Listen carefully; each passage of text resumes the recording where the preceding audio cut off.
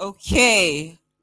All right. Welcome once again to the Respectech Conference. Today we are kicking off, and we're kicking off really strong. In the house today, we have the LeaderCom finalists to hand for themselves.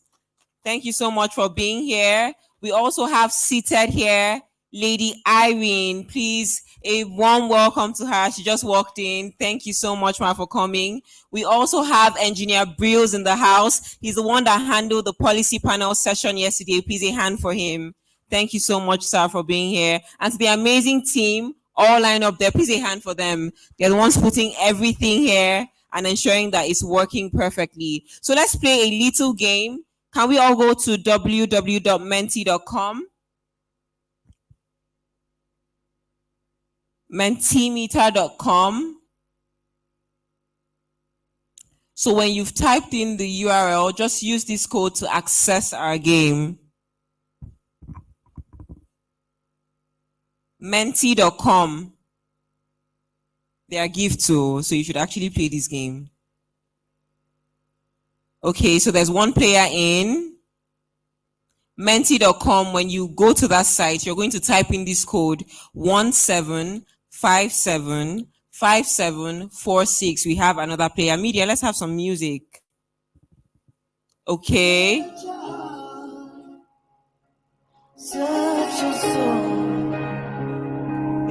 Okay. All right. We have 6 players in. 7 players in. The code is 17575746. Okay, 14 players in, 16, 17, okay. 1 more minute and we'll start. 18, 19, 21. Keep joining. 22. Are we ready? If you're ready, say yes, I'm ready. We're not ready. If you're ready, say yes, I'm ready. Only 2 people are saying yes, they're ready. If you're ready, say yes, I'm ready. That's the energy. Okay. All right. Is that everyone? Are we still trying to log in? Okay. So I'll give you 1 more minute. Media, let's have some music, some actual music. 30 players are ready. Okay, that's good. 31. We have up to 50 slots.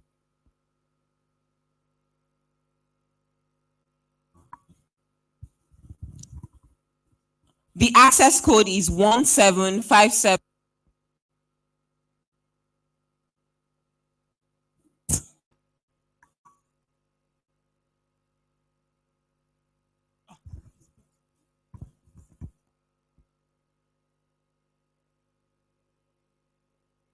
All right, we have 38 players in and we're going to start. All right. Okay.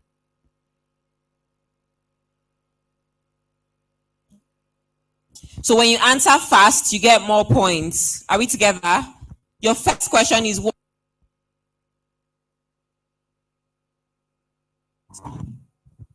is the name of the first African country to launch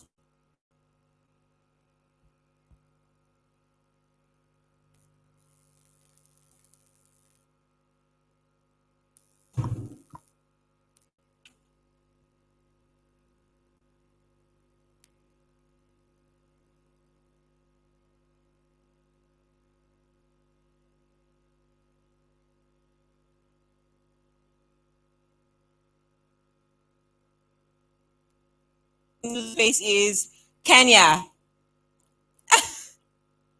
All right, next question, please. Nigeria, we just changed national anthem. Okay, are we ready?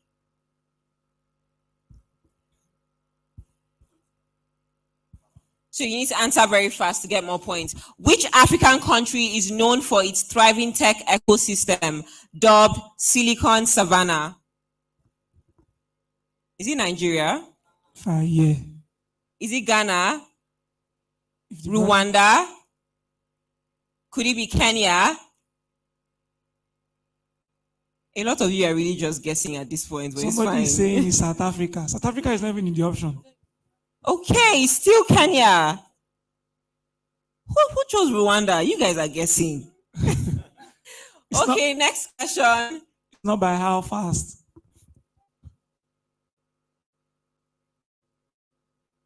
Seems we have more players now. So let's go. What is the estimated number of tech hubs in Africa as of 2022? This one is interesting. Could it be 600? I think there are a lot of tech hubs actually in Africa, right? I mean, you have the likes of the Respectech HR Campus. You have some other hubs, Innovate hubs in Africa. So I guess it's quite a lot. Could it be 500? I'm guessing 500. So it's one thing to have a hub, it's another thing to know if people know the hub. Okay, 600. That's quite a lot. Yes, I was expecting such. All right, let's go. Are we learning? A lot of you are not getting it right, so you cannot respond. But it's fine.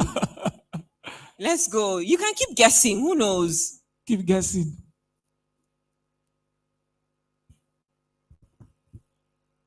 Look at your Which fingers. African city Which hosts African city hosts the annual Africom, one of the largest tech events on the continent? Is it Lagos, Accra, Nairobi, or Cape Town? Okay, people are saying South Africa. Yeah, I think so too. It should be South Africa, yeah? Oh, it's actually South Africa. Interesting. Cape Town. Pamela, stop giving people this answer now. No. I'm related. No, Haba. Next.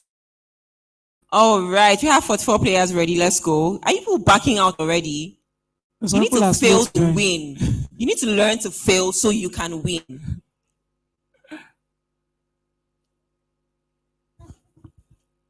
According to recent, youths are considered digitally skilled. Okay. I'm aware of 5,600 from Respectech. I don't know about you. So is it 20%? Could it be 30%? Could it be 40% or 50%? My wild guess, 40. I might be wrong. Don't choose 40. You might be wrong too. 50. Who got that right? Who got that right? It's only 12 people. So how many hands are up? She's celebrating like she has won. Okay. Let's go. So we have 4 more questions to go and then we'll pick our winners. So bear in mind that these winners get a free scholarship to attend the Respectech campus and learn a digital skill. So which Nigerian city is often referred to as the Silicon Valley of Nigeria due to its vibrant tech ecosystem? Ilorin, Kwara State. Could it be Abuja, Lagos? Wild guess, Lagos, yeah? Port Harcourt or Anambra? I think Anambra. Anambra, yeah. Definitely Anambra. Definitely, yeah. They have lights now. Somebody, you guys, if you got it right, let me see your hand. That was just a wild guess. Okay.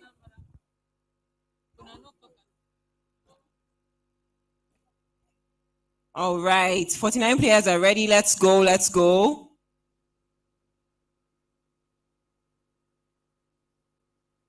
What is the name of the Nigerian company that launched Nigeria's first indigenous smartphone brand? This is a steal. This one is a steal. Is it Techno? No. BlackBerry? No. Johnny? Sony Ericsson. Or iPhone? Okay, let's see our answers now. Techno. Did you know that? Did you get it right? Interesting. Okay, let's go. Let's keep it going. This BlackBerry is from which Nigerian state? Okay. More players. So our next question is, of course, you need to answer fast to get more points. Which annual tech event in Lagos is one of the largest gatherings of tech enthusiasts and industry leaders in Nigeria? Is it the Lagos Startup Week? Is it the Lagos Tech Expo? Is it the Teen Tech Expo? Or is it the African Tech Expo? Wild guess.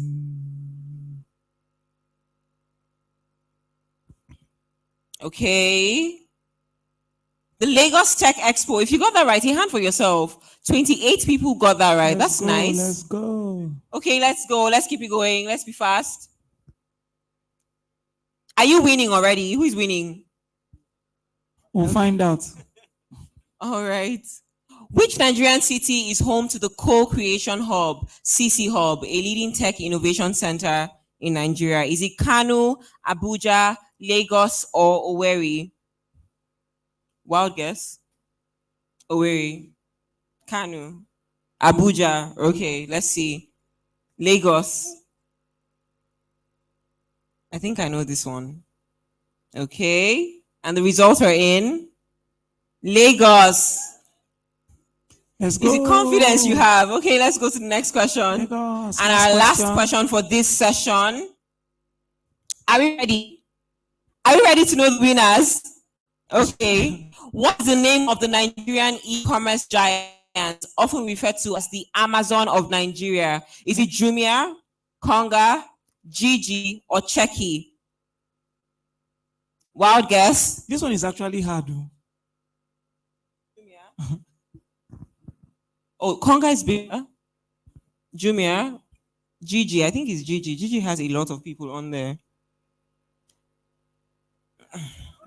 Okay, well done. Please say hand for yourselves. Jumia. All right, so let's see who our winners are. Drum rolls, please. Okay, so Greg is coming in. Oh, okay. Oh, wow, interesting. Umar with 5,130 points. Can you come forward, please? Where is Umar? A hand for Umar. Let's go. Is Umar a bot? But Umar, that's amazing. Please a hand for him. Fine. Come up. Okay, and we have Greg. Greg should come up, please, quickly. Greg, second position. Round of applause for Greg. Finalist, interesting. And we have Adobe. Adobe. Where's round she? Of applause for Adobe. She's on her way. Definitely a techie. You're welcome. Oh. And we have Beyonce. Who is Beyonce? Who is Beyonce? She should please come out to Jay-Z. Beyonce, please come up. Beyonce. Come out to Jay-Z, please. Where is Beyonce? I want to meet Beyonce. Where's Beyonce? It's a guy. No, who is Beyonce? You've won a free scholarship to the Respectech Campus. You need to come out. Beyonce is shy. And last but not least, who is Clippy? Who is what? Clippy. What? Clippy. The fourth person. You don't fear? Go outside now. Oh, okay, please a hand for Clippy. He's coming out. Nachi, Einstein, Jadida, Vroom, and Princess, please meet Paul for your flash drives. Please come up stage. Just celebrate our winners. I don't know where Beyonce is, but wherever you are, join us. Thank you so much for playing our game. You have won yourself scholarships to the Respectech Campus. A round of applause for them. Don't forget to meet Paul. Which Paul? Drives. Thank you so much. Please let's do a picture with them.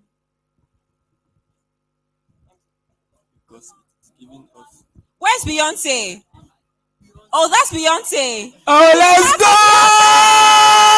go! Wow. Is your name actually Beyonce? No.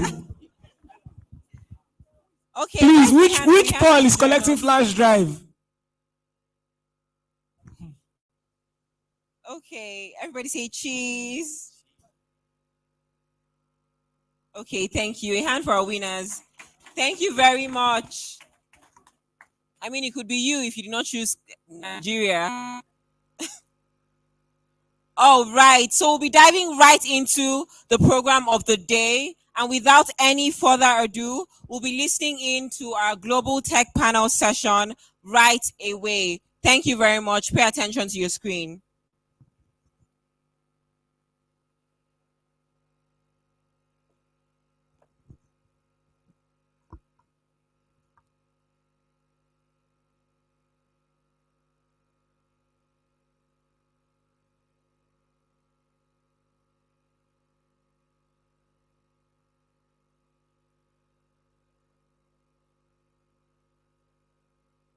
Okay, are we ready? All right. So while we're waiting for our global tech panel to join us, I would like to get some feedback from what you learned yesterday. I got some earlier, but I see that we're more in the hall now. So if you want to share what you learned yesterday, please a hand. Anybody? Okay, let's go. Please clap for him. Second year of these courses, and we will have more Good next morning. year. My name So, is yes, Ahmad Usman. once again, I I'm think from University of Abuja. networks, So I was present here partnerships, yesterday for the and Respectech. knowledge, So experience we sharing. learned yesterday that firstly, we learned about tech generally. We learned phases of techs. Then we learned about like we studied the vulnerability about the human resources using tech to our advantages. Then we also learn about women in tech. So what are the role women plays in tech? So and then yeah, I think that's all. Okay, thank you. Anyone else? Good morning. My name is Tolu. I learned quite a lot yesterday, but one of the striking things was technology is a secondary market that must exist on the primary economy. So we really need to build up the primary economy. Thank you, Tolu. Thank you, everyone. So please let's pay attention to our screen as our global panel will make a joins difference us. to promote innovation in African countries. Thank you so much, Marika, and thank you for inviting universities and organizations to participate in the projects you already deliver. I would like to also ask Lita to share maybe your insights from the academia and maybe your examples of what can be done to foster the Africans' human resources into tech and innovation. Sure, thank you very much. So just listening to Marco and Gayatri, there were, some really interesting insights, right? So Gayatri, you talked about, the relationship between, Nigeria and India and their history with Britain, and anybody who has encountered me in terms of a class. I'm a big fan of Professor Amartya Sen, who wrote the book Development is Freedom, which won the Nobel Prize, who's Indian, and who won the Nobel Prize in 1998. And he has this notion of the capabilities framework, the idea that the purpose of development should be to enhance the life of an individual so that they live a life that have reason to value. And that value is really, really important, particularly when it comes to technology. And so in my course this semester, where I was teaching year 3 undergraduates, at the School of Informatics at the University of Edinburgh, I had 60 students in a course called the Entrepreneurship and Innovation Project, and they were in 14 different teams, and their challenge was using the capabilities framework by Amartya Sen. They needed to use a holographic device. They needed to develop and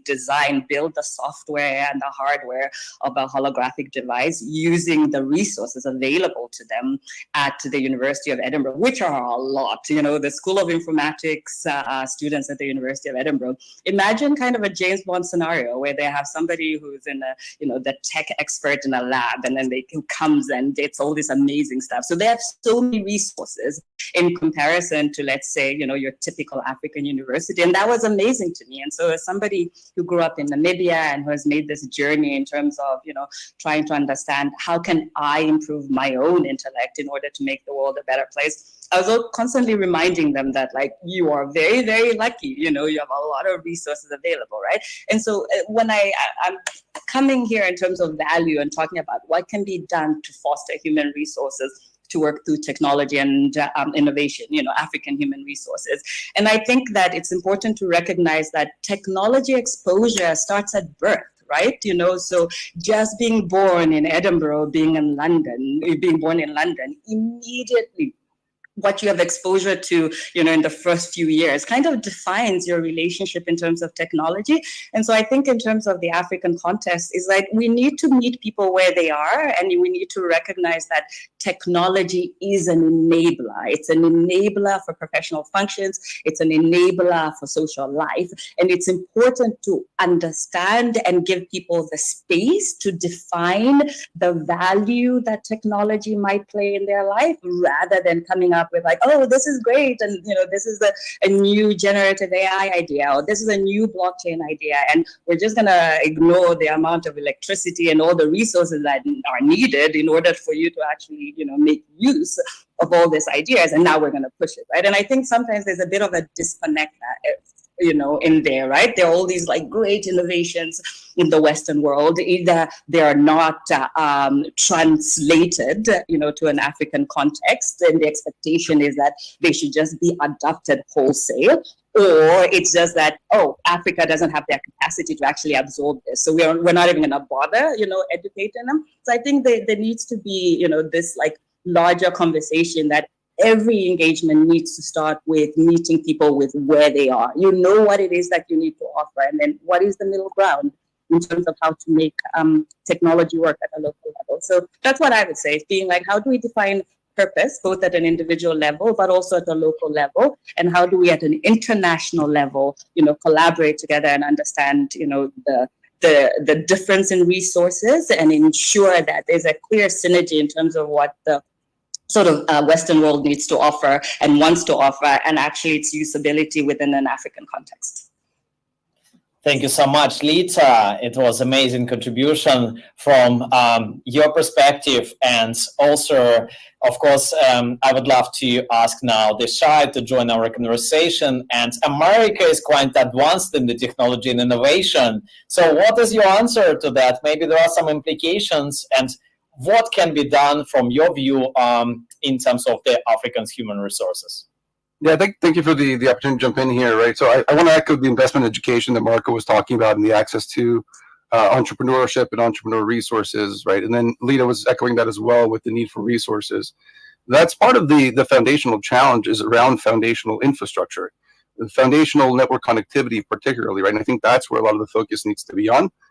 It's something that in the US, some of the challenges I'm hearing around connectivity are things that I faced in 1996. So we've resolved these and started to address these things here for 25 years, yet they're still showing up and just starting in those countries. And so I think we're seeing even more stressing of those foundational infrastructures because of the innovation hubs that we're seeing.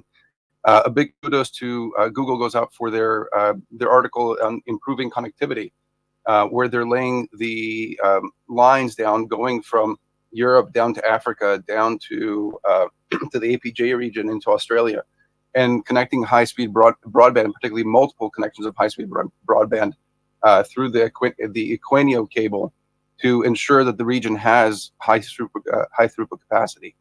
Because of that high throughput capacity, what we're also seeing in the area of passion that I have is around blockchain. We're also seeing the decentralization of data centers and the ability for local providers in the area to reuse hardware, reuse equipment, and really redefine the data center architecture.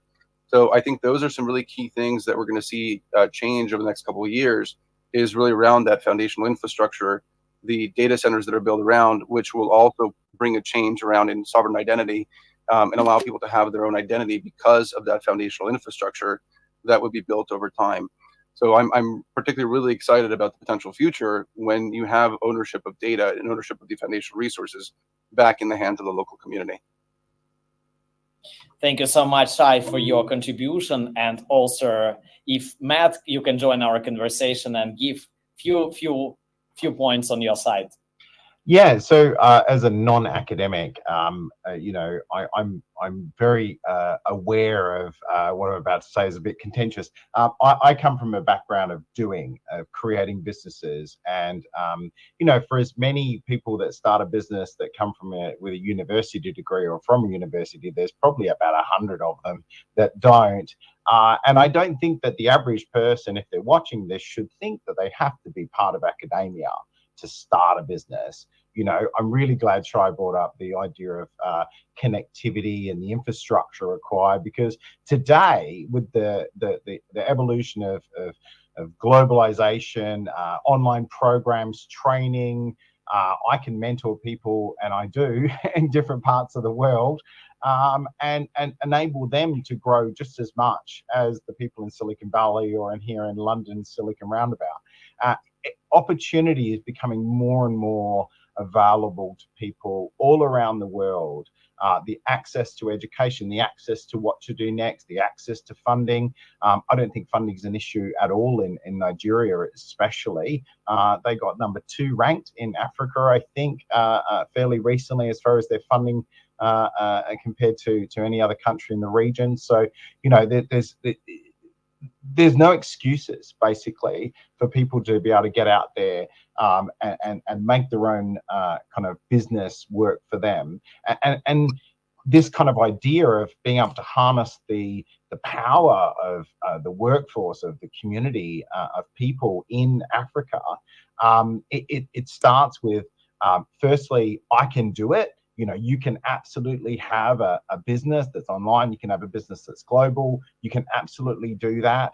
And instead of maybe very high level university programs, we need more fairly practical, fundamental programs for people to get more online education, more basic skills.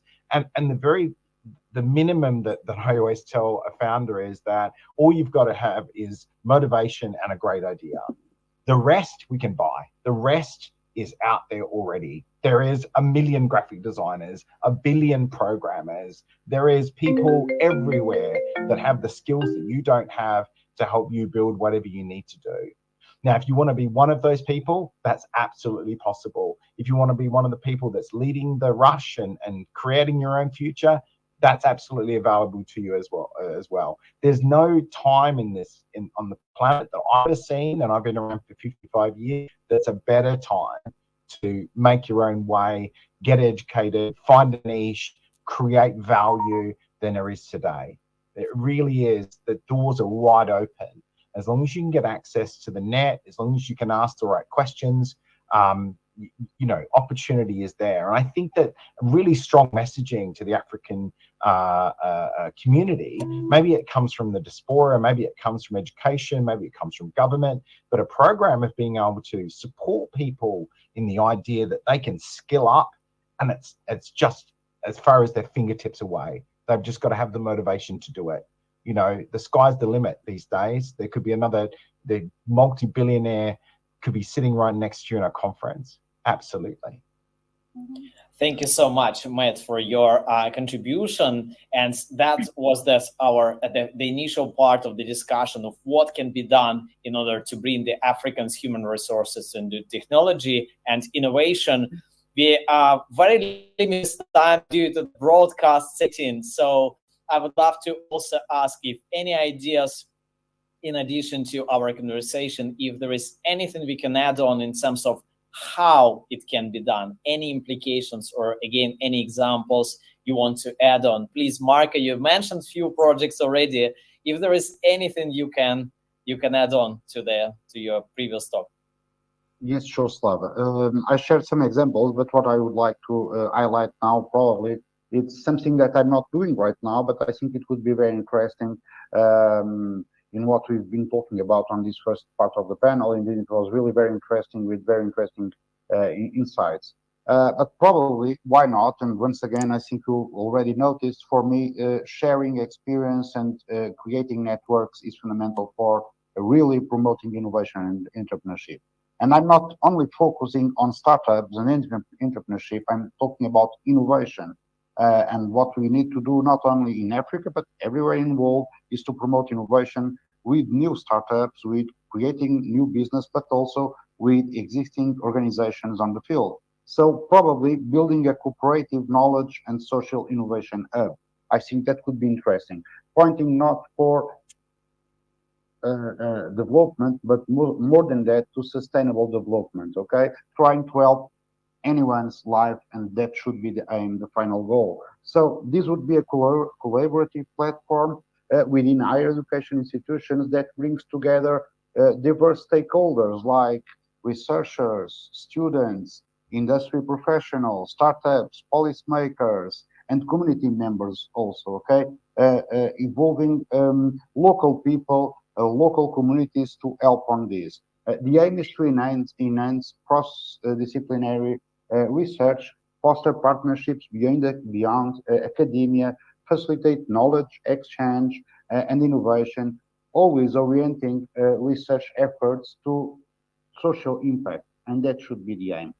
Work to a sustainable development.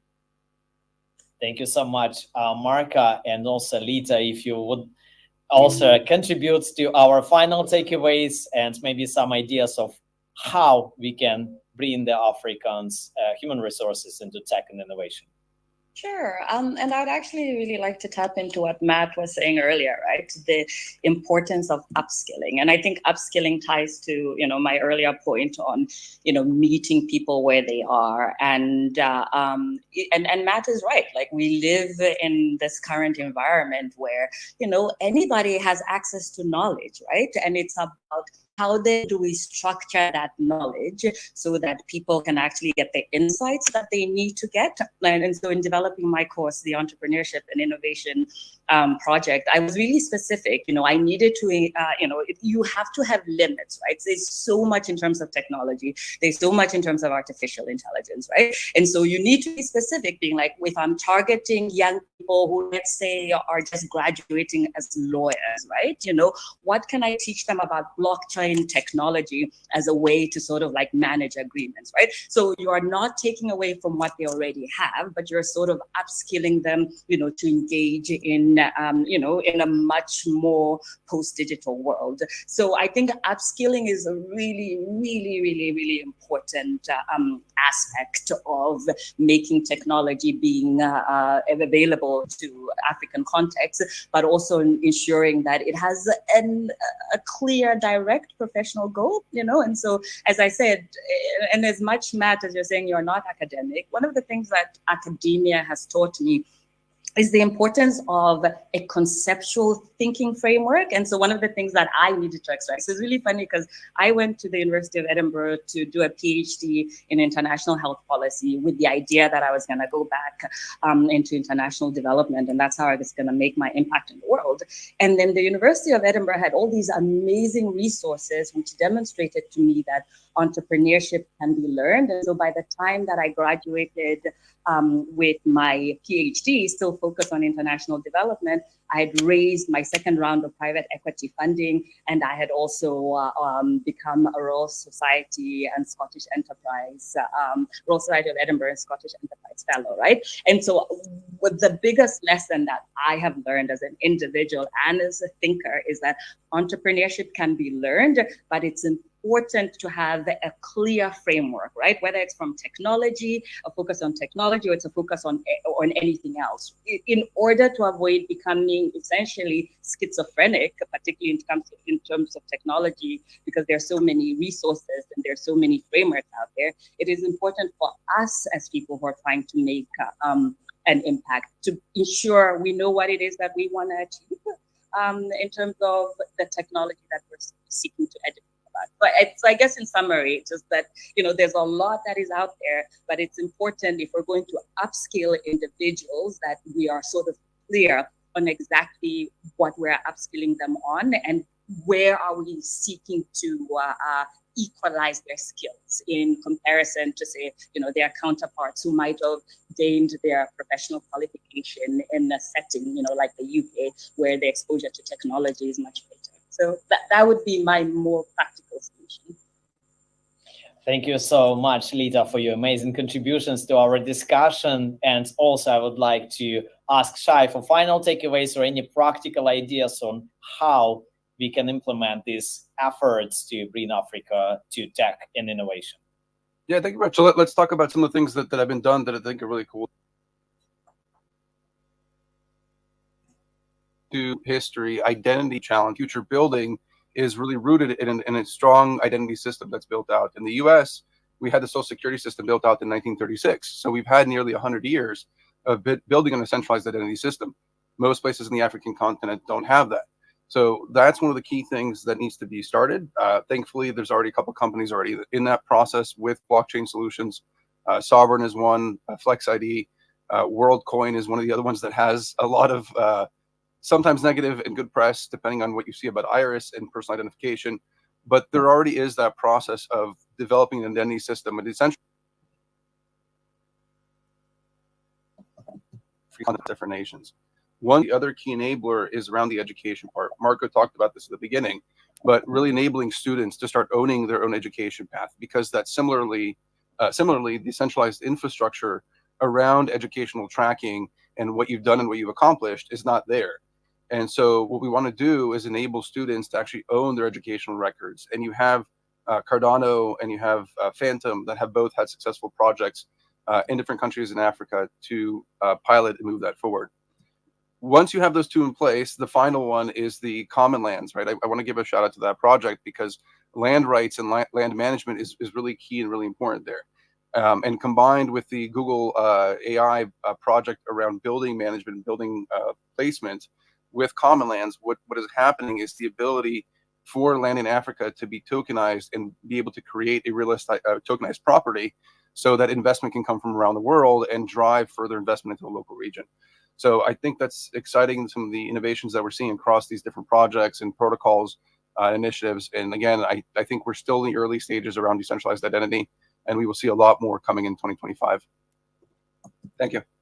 Thank you so much, Shai. And also, Matt, if you also can have very final takeaways and contributions to our discussion. So I'll be quick. So I did say I'm quite a practical person. So to help, it was starting in Nigeria with a partner, Respectech HR, and a few other partners in the area.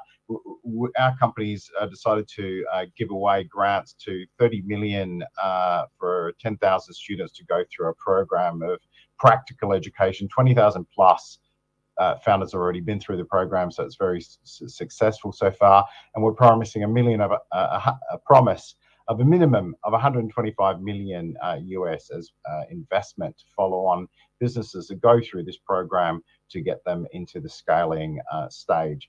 I'm very close to to brokering a deal which guarantees investment for anybody who completes the program, though it's not been confirmed yet.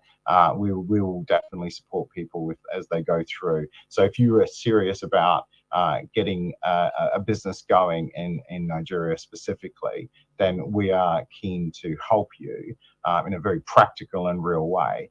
And other regions, other countries around the area, we're really keen for it to hear from partners. The only thing stopping us from investing further is having practical partners to help people in those areas. So there's your offer. You want to get out in the global market. You want to build something incredible. People around the world are willing and able to help you to do that. Thank you so much, Matt. Amazing comments and final points from your side. So Gayatri, if you also maybe give some final takeaways of what Africa can learn from some international markets and maybe Indian market as well in terms of human resources in tech and innovation. Yeah. So the first point I want to say is removing the connotation of this negativity with this immigration or like immigrated talent, because there is a huge negativity in Nigeria or maybe African markets, because they see this as a brain is kind of a loss for them. While in India, as I said, we see like if a talent is in developed country, they're learning some new technology, they're bringing money back, they're investing back in India, they're helping India to grow.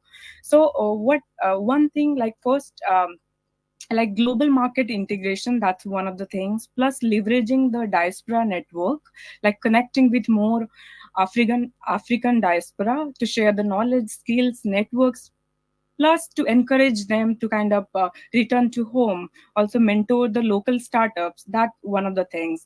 Plus African countries like Nigeria can learn from one of the, I would like to highlight one of the best practices in India, which is the Startup India campaign, where we are prioritizing the tech startups and encouraging startups to get the resources, access to funding, innovation hubs, and we are providing a blueprint which is similar for the African initiatives.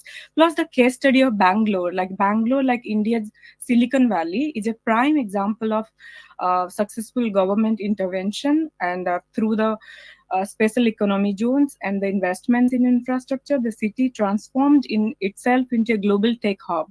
So replicating this model in key African cities like, let's say, Lagos in Nigeria could create similar success stories. Thank you. Thank you so much, Gayatri. And I'm extremely pleased to have such a discussion for our Respectech Conference, which is the broadcast panel discussion we had just now. And please do connect with our special experts who joined the panel. We have the QR codes, so you're more than welcome to connect.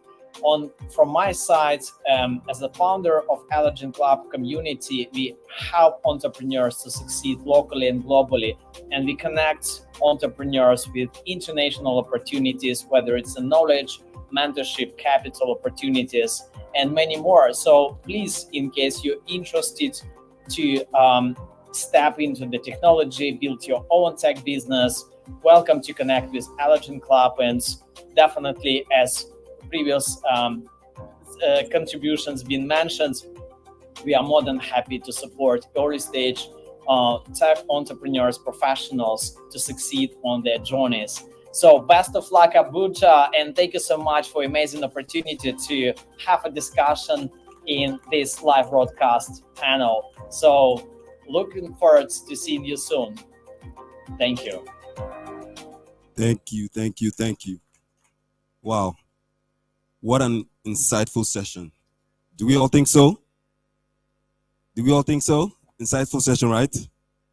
So, good morning, everybody. Welcome again to the Respectech Conference, Day 2. We've already gotten up to a very good start, really excited. As always, I like to give my own insight of what I heard. I heard some really interesting things.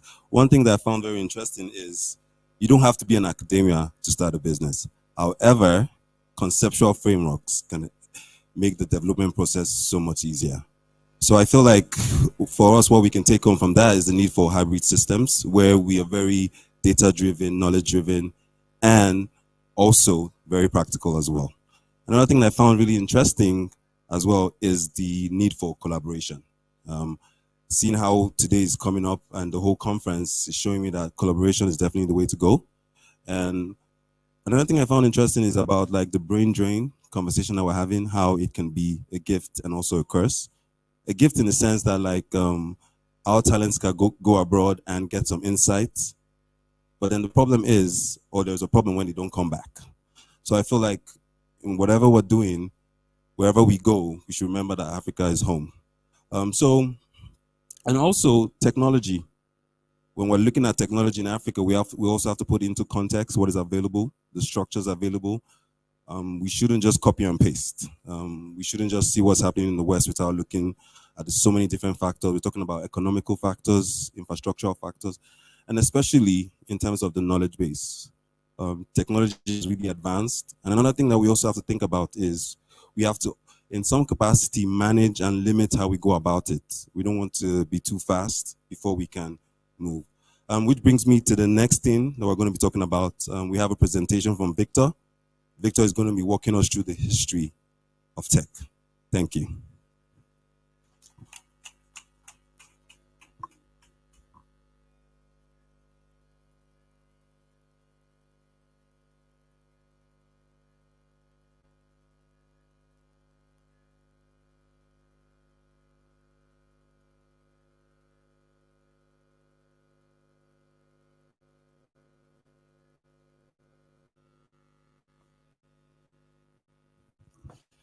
Good morning.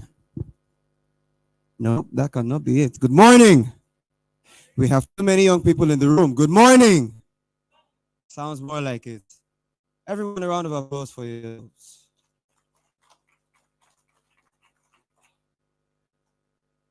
All right. Now, I'm sure we've all seen this before. I'm sure we've all seen this before. This is 2024, Everyone has used a computer here at least enough times to have seen this before. Prove that you are not a robot. If you haven't seen it, raise your hand. If you've never seen it before, raise your hand. Great. So I need you to turn to the person next to you and prove that you're not a robot.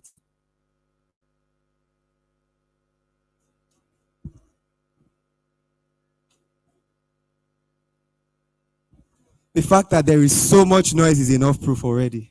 Yes? Yes. We're going to take a few minutes to get into the future of tech and AI. And it's a very interesting conversation that spills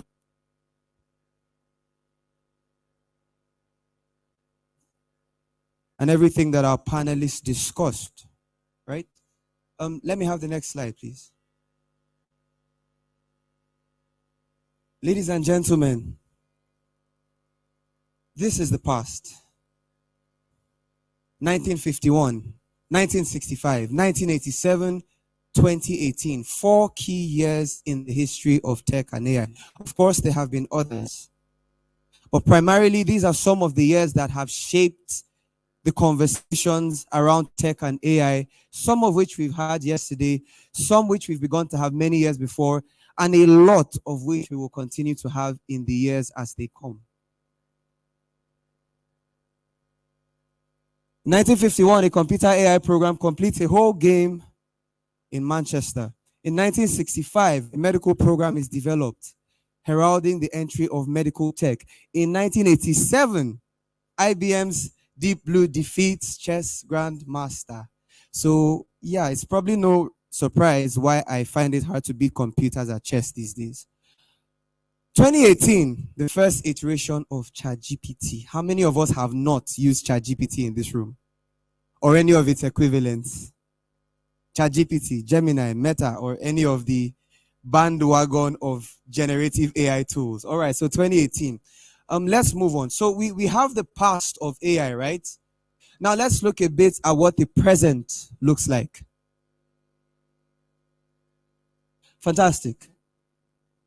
I'm going to step away from the screen because I need us to look carefully and understand what we're seeing. At the top, at the bottom, at the top, yes, we have some of the very positive developments, but at the bottom, we have key issues arising. And both show us what the future of tech and AI looks like today. Because, of course, there's all of the positives, right? The big tech companies acquiring all sorts of tech and AI startups, right? The investment in software and in generative AI, right? And then, of course, the spending from Africa to the Middle East. But alongside that are the key issues that we must all be aware of and we must all be prepared to contribute to tackling. So unemployment, what happens after the end of jobs? We've all heard that AI is set to take over our jobs, right? Although yesterday, I think we had a bit of consolation. Mr. Raphael of Graysoft told us that AI, and generative software, they require human inputs largely because they depend on data.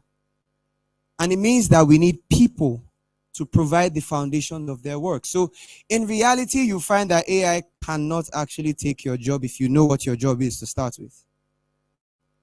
Does that make sense? Exactly. AI only takes because, in the end, AI did not invent itself, did it? Fantastic.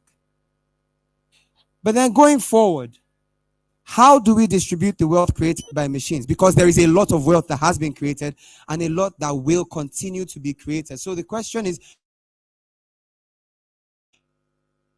do we have a wider inequality gap where Europe and the Western nations continue to get richer, or do we find Africa rising to the challenge and taking its own share of the economic pie?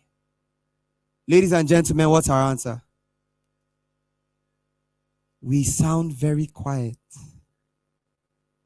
Ladies and gentlemen, what's our answer? Does Africa sit back and watch as the rest of the world takes advantage? Or do we step up and get in on it? What do we do? Thank you. Humanity. How do machines affect our behavior and interactions? Prove that you are not a robot? Do we get so used now to generative AI and content creation tools that we forget how to actually sit over a table or sit next to each other and talk? How do machines affect our intellectual property and the ability to genuinely sit down and think and create? How do machines affect our ability not just to speak, but fundamentally to be human? Finally, how do we protect ourselves? Because generative AI and a lot of other tech software, there is the challenge about data privacy, which of course our panelists covered yesterday. In the end, if you give your information away, it no longer stays private. How do we deal with those issues? How do we deal with somebody taking my image and putting it up somewhere as an endorsement of something I have no idea about? I'm not here to provide the answers. I'm here to get us to think. Because really, that's what we're going to have to do if we're going to become part of the next generation of change drivers and creators of global relevance. Prove that you are not a robot. Finally, the future.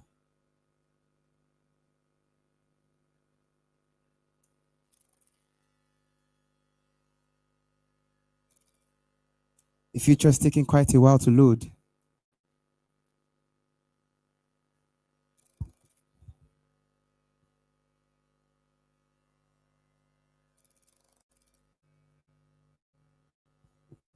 Awkward moment, awkward moment, awkward moment.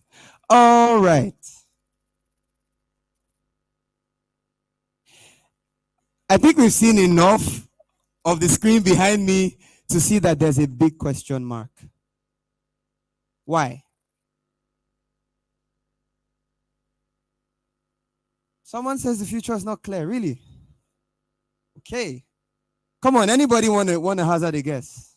Why is there a huge question mark behind me?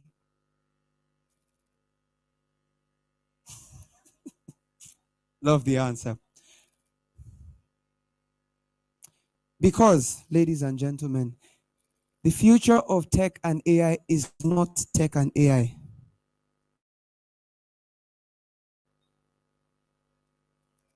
Aha. I'll say again. The future of tech and AI is not tech and AI. What comes in between F and T? Come on, man. Help me out. Good. What comes in between T and R? So between the finance, the technology, the revolutions, and the economics, the future of tech and AI is you.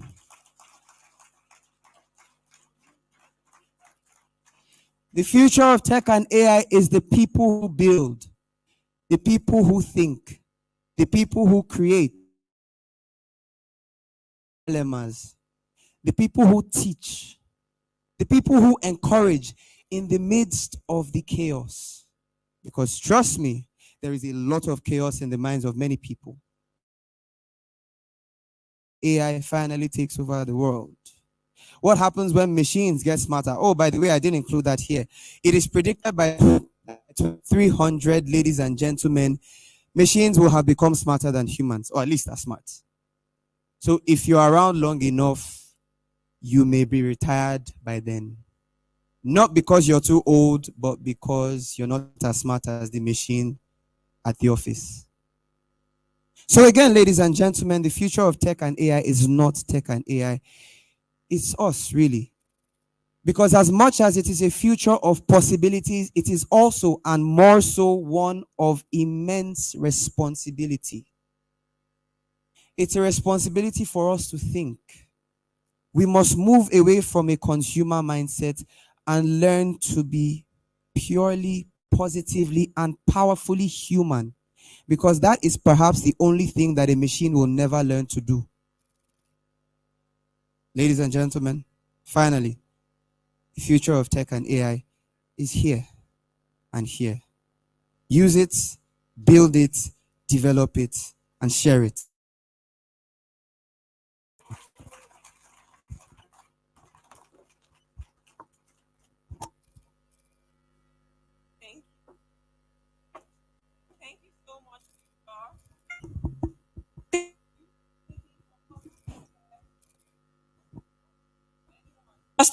echo it. The future is who? The future is who? Exactly. F and T, the future is you. So I want us to embrace who we are and make the best of it in this world of tech and AI. We are solution providers, not only seekers. So as the future is you, you need. Oh, right. If you're excited, please a hand for yourselves. Okay, thank you very much. So up next, we'll be having an amazing speaker join us on stage, and I would like to read a short profile of him. He's a thoroughbred IT professional with an impressive resume in public and private sector IT development, policy formulation, and IT governance. He graduated with a bachelor's degree in computer science from Abubakar Tafawa Balewa University. He holds various executive certificates from top-notch universities such as Harvard University, University of Cambridge, London Business School, and Oxford University, UK. Abdullahi is also an alumnus of the prestigious IMD Business School in Switzerland and is a trained strategist from the world-famous Institute of Technology, MIT. He equally holds many professional certifications in telecommunications, service, management, networking, and solution design. Inua, being the first Cisco certified internetwork expert in Nigeria's public sector, has bagged nearly 2 decades of experience in the public and private IT space. Does he need an introduction? Please join me as I welcome the representative for the Director General of the National Information Technology Development Agency, NITDA, Dr. Kashifu. Dr. Aristotle Onumuwo. He's the Director of Corporate Planning. Aristotle, thank you very much. Don't stop clapping till he gets here. You're welcome, sir. I love his work. Don't stop clapping till he gets here. Thank you for joining us, sir. You're highly welcome.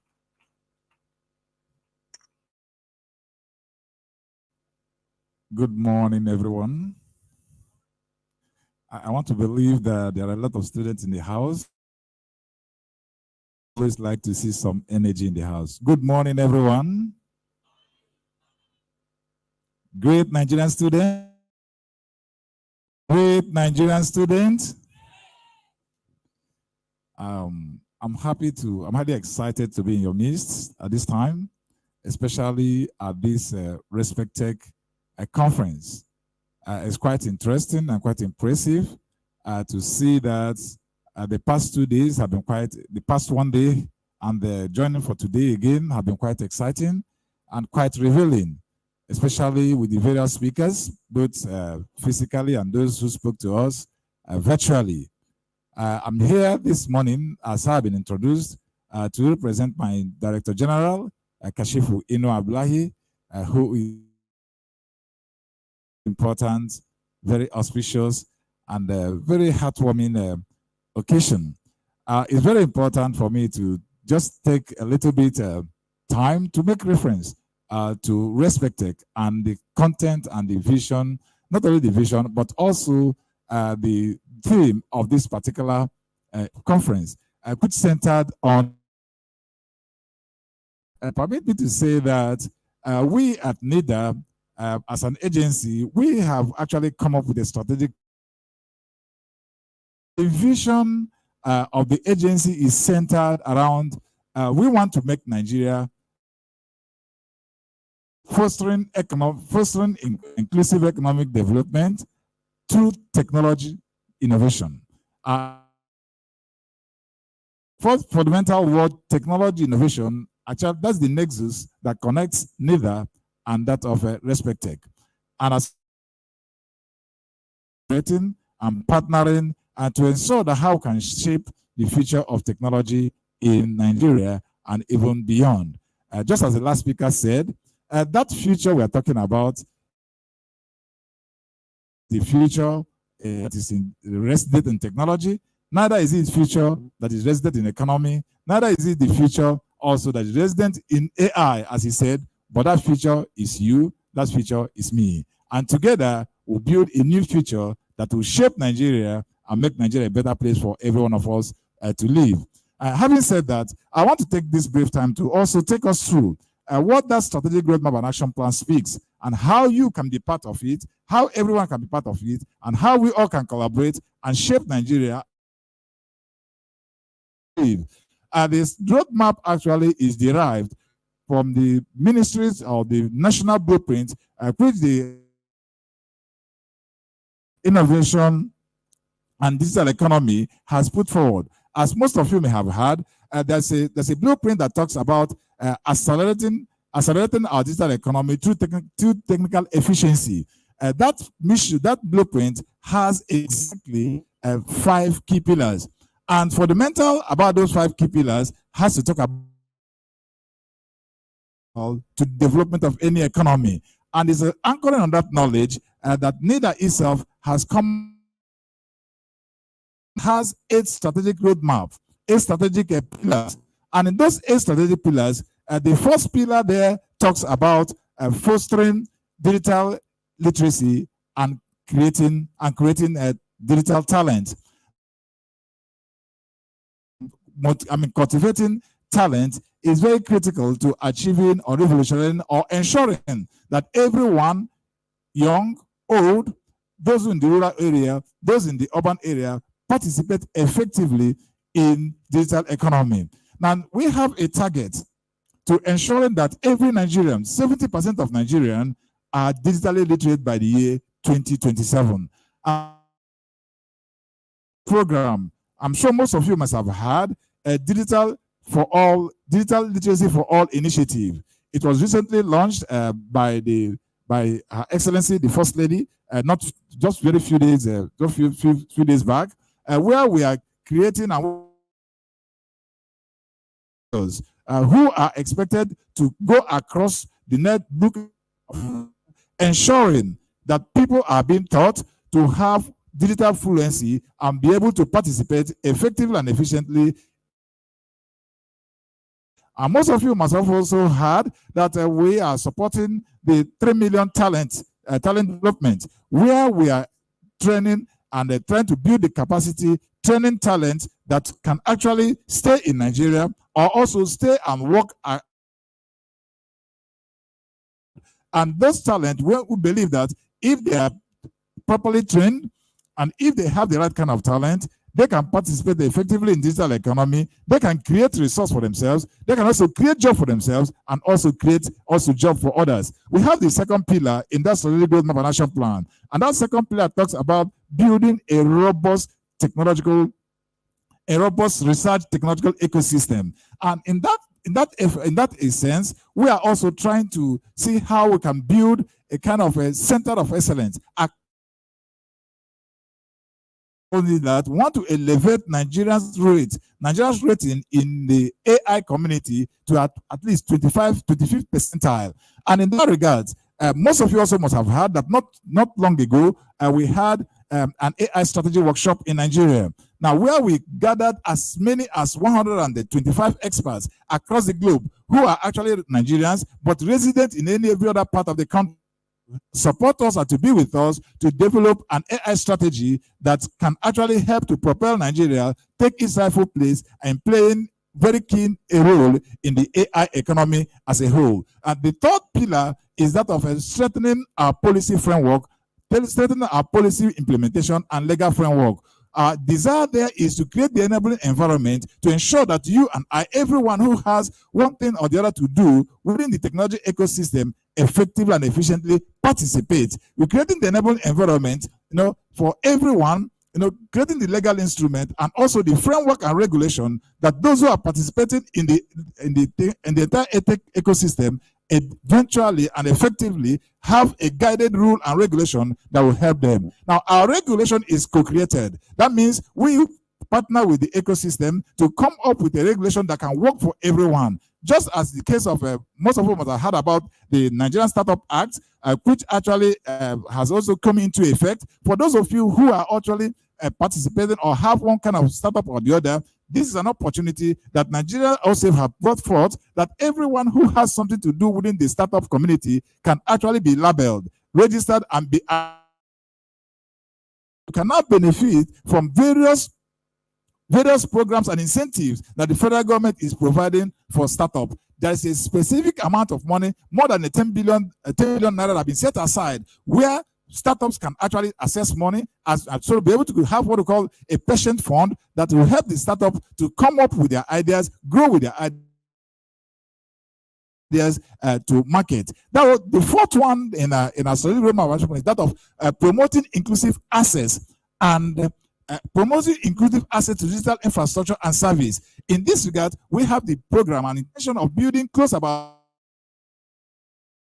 across the entire federation, where people can have access, where people can go and learn, and where people can also have access to various digital services. Not only that, we have specific program to ensure that 40% of women are included in every the program that we are doing as an agency. That is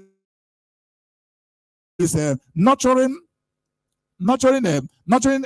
ecosystem, and that of nurturing an ecosystem that are very, very inclusive, that also can help, to build a kind of a society where the young people can have access to do whatever they want to do, and build an ecosystem that can be thriving, that can also be a net exporter of even foreign exchange, even in Nigeria. Now we have the fifth one, which is enhancing cybersecurity and digital trust. We are also hoping that we are going to create a platform or create an environment where you that is participating in digital ecosystem will have confidence, and you could be identified by being who you said you are within the entire digital ecosystem. That means we are helping to build a robust public key infrastructure which will help us to be able to manage the security environment within the digital ecosystem itself. Now we have the seventh one, which is very, very critical, and that's one of the reasons why we are here, which is strengthening a strategic partnership and collaboration. It is very key imperative of achieving a strategic roadmap and action plan, strategic roadmap and collaboration. We have the desire or the plan to ensure that we collaborate with as many as possible, both individual and that of organizations who share similar vision with us. Just as that I talked about Respectech, who has a fundamental key of technology innovation in why we are partnering with such an organization. And as many who have such interest, we are welcome such people to partner with us. Now, the last one is building a very organizational culture, and that of having to build the right kind of capacity, will build the right kind of competence internally. We'll be able to improve in our processes of providing services to the public, and with that, we'll be able to expectation. That is the fundamental 8 pillars for which our strategic roadmap and action plan are anchored. So on that note, I want to welcome every one of us to join hands together, to come and join us as an agency, to be part of, so that together we can build a future. Together we can build Nigeria. Together we can create a digital future for a digital Nigeria. On that note, I want to say thank you for listening. Thank you very much, sir. We can create a digital future for all of us in Nigeria. Thank you. All right. Please a hand for yourselves for being here yesterday and for being here today. It is evident that you want a change in your life. And just like Victor said, the change begins with you. So amazing what NITSA is trying to do for Nigerians. I really. So one of the things I'm happy about is how this government is open to collaborating with us Nigerians. And I like the fact that we have people in the private sector and the development space that showing capacity. I think we talk about the government all the time and we complain, but what role are we playing? So it's nice to see Respectech and the rest of the tech community doing amazing things. Thank you. Talking about building organizational culture, a culture based on competence, a culture based on shared knowledge and understanding, which I feel is important. It's very important for us within this space to be able to share, absolutely, share and just share and engage so that we can move at the same pace. So, Yeah. Pamela, I was talking to you outside. Have you ever been in an emergency and you're stuck? A lot of times. I mean, earlier this morning, I needed something so badly and I didn't know who to reach out to. So I made a couple calls and then I got it. I was really excited. Really excited. So, like, I'm sure all of us here have been in one emergency or the other where we're stuck, we're stranded, and we need help, and we don't know who to turn to. I think, Pamela, do we have a solution for that? Yes, I think we do. To that end, please join me as I welcome Tochi Dioka to present her solution called Zera. A hand. Thank you. Thank you.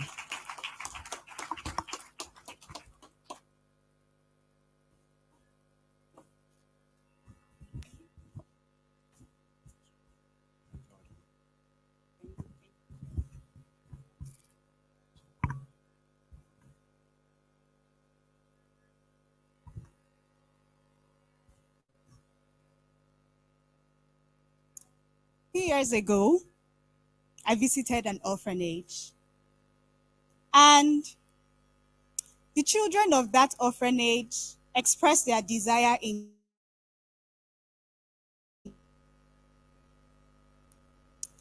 and one of the things that caught my attention was that I know some families that usually burn their books whenever their children or whenever their kids, move to a next class or they grow up, they get to burn the books. And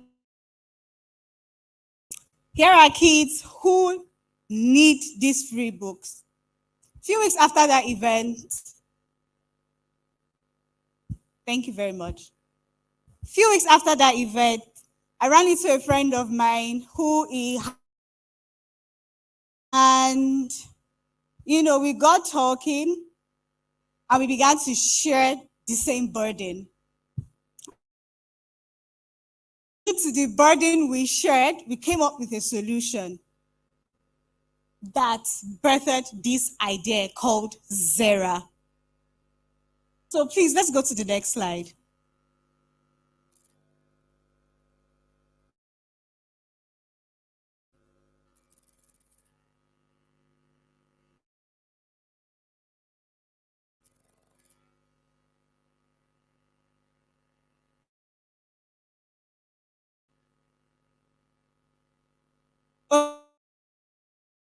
Basically, what we do is that we help individuals and giving free and easy for everyone so that, please, can we go to the next slide?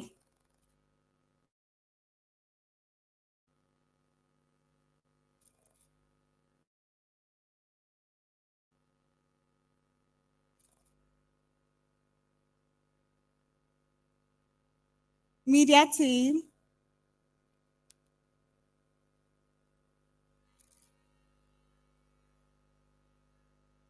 Okay, great. So according to the National Bureau of Statistics, 63% of Nigerians are multidimensionally poor.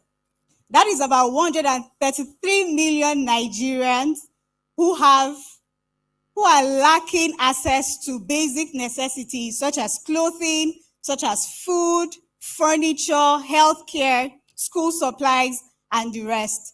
And you know how the rising cost. Oh, thank you. And you know how things are right now in the country. There's a high rise of things in terms of the cost. From the data here, okay, we can't see, but from the data, we have inflation rates going up to about 47% as of February 2024. One of the problems we're trying to solve at Zera is to help people through this process so that people can survive and also get access to their basic necessities.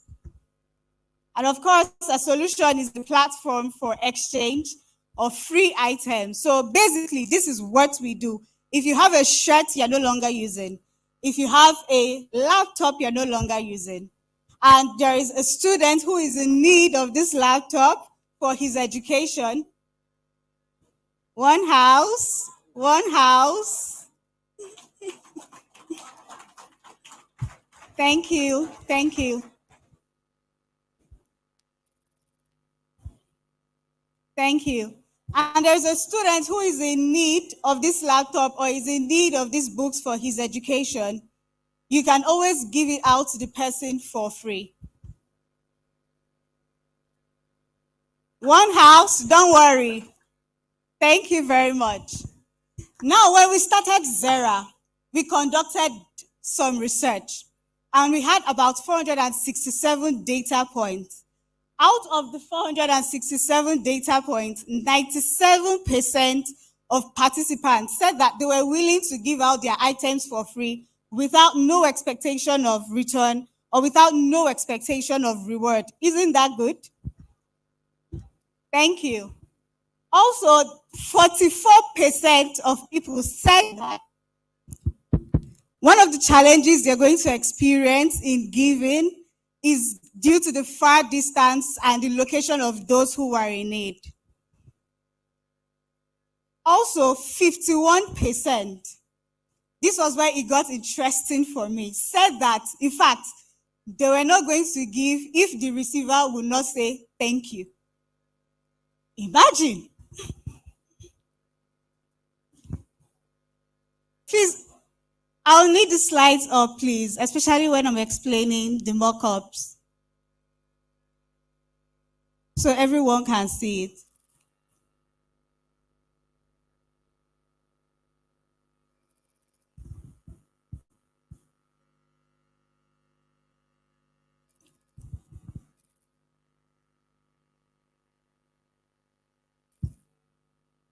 Okay, so at Zera, Zera is absolutely free. You have the freedom to receive an item and you have the freedom to give an item at no cost. It is zero cost. And personally, I believe that everyone here in this room should be able to give something for free. And everyone should also be worthy of receiving something for free. Whether you are poor, or you're rich, or you're blind, or you're deaf, or you're an orphan, or you're motherless, or you're fatherless, everyone should be worthy of receiving something for free.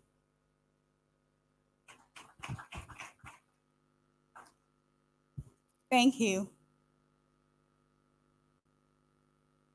Please, can we scroll down? Thank you. Now, Zera is the first social giving platform we have in Africa, which is focused on Africans. And there are about, thank you, there are about 1.2 billion Africans currently.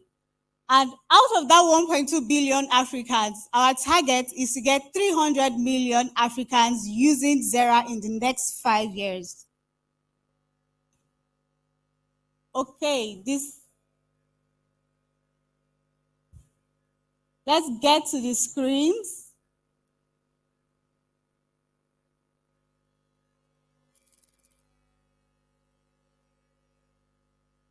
Okay. Can you see this first screen? Can you see the first screen? Okay, so can you see a laptop on the first screen? Exactly. So this is the home page, right? And this is Emeka Prince. He wants to receive a laptop. Emeka is a student of University of Gwagwalada who is in need of a laptop. Okay. Emeka is a student in a university who needs a laptop, right? Exactly. So someone comes on Zera and then he clicks the button, the give button, that he has a free laptop. He wants to give Emeka for free to help his studies. So this is the second screen where, if I'm a giver, I'm going to write a personalized message to Emeka to tell him that, I don't have MacBook Air you're requesting for, but I have HP. Would you receive the HP laptop? Hold on, hold on. And then the giver would also impute his pickup location. If you are interested in receiving the HP laptop, you can get it from this pickup location by this time. The next screen literally depicts it. Can you see this, please? A bit? Okay, great. So the next screen is explaining that Emeka, who is the receiver, will get a notification from this giver. He sees the notes from the giver, he sees the pickup location, and then he agrees that, oh, okay, yes, I would want the HP laptop. On the final screen, I need the screen to show, please. On the final screen, it is a 10-planet ranking system. So remember when I said that Zera is free, right? Exactly. So when you give in Zera, you gain 10 coins. And then when you get, you lose 5 coins. So guess what? We're encouraging you to give and to help those around you in your community. But when you give, you gain 10 points. When you receive, you lose 5 points. And the more you give, the more you gain 10 coins. And the more you gain 10 coins, the more you rise in planet ranking. So when you start on Zera, you could be on planet Pluto. But when you keep giving and giving and giving, you are going to the sun.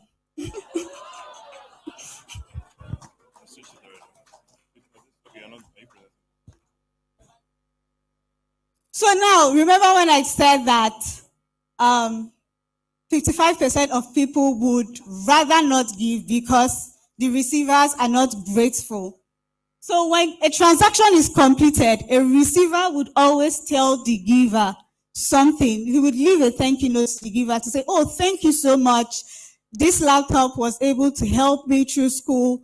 Thank you so much. The diapers you gave me, it helped my baby through this period. Thank you so much. So it gives you a list of all the impacts you have made in people's lives. On this screen here is the trend section. The trend section shows different trending categories. So different things could trend. You could trend as a user based on your giving, how frequently you give, or a category such as baby or worse could also trend. So when you're trending, when you click on any category, it shows you this next screen. This next screen has give and get. So you have on this next screen, exactly, thank you very much. You can see baby is trending, right? You have access to see what is available on Zera. What are the baby items that is available on Zera that people want to give out? And what are the available items that people want to receive on Zera on this trending section?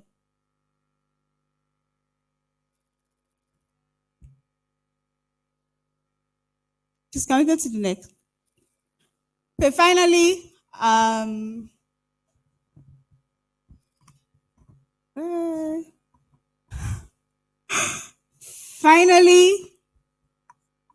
these are the team in Zera. We are 4 in a team. Please, can we go to the next slide?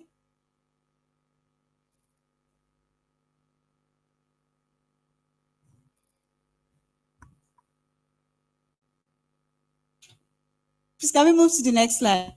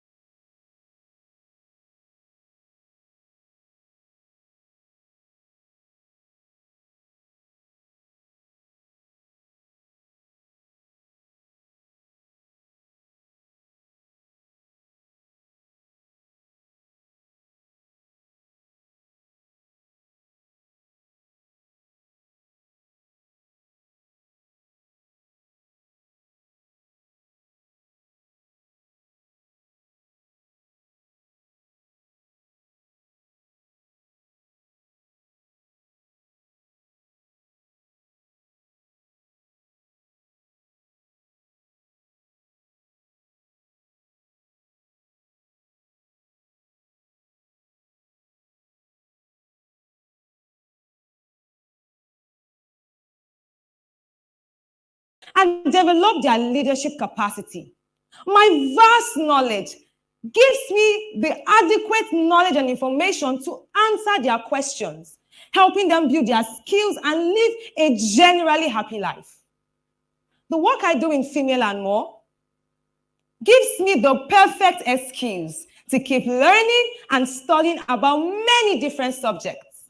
And the confidence that the women in my community repose in me helps me stay grounded and focused in ensuring that I raise a community of women who are skilled and strong enough to demand the best out of life. My name is Faith, and I have a great faith. Thank you.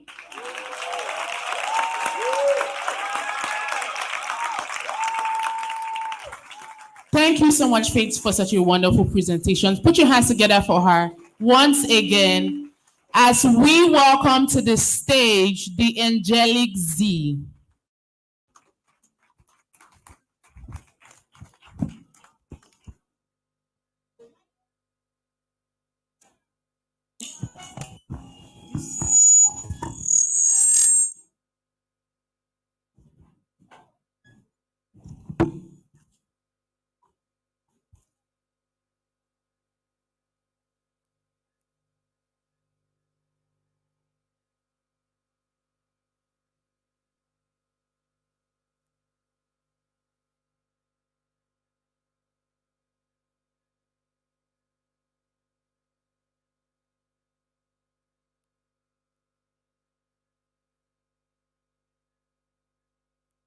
Okay.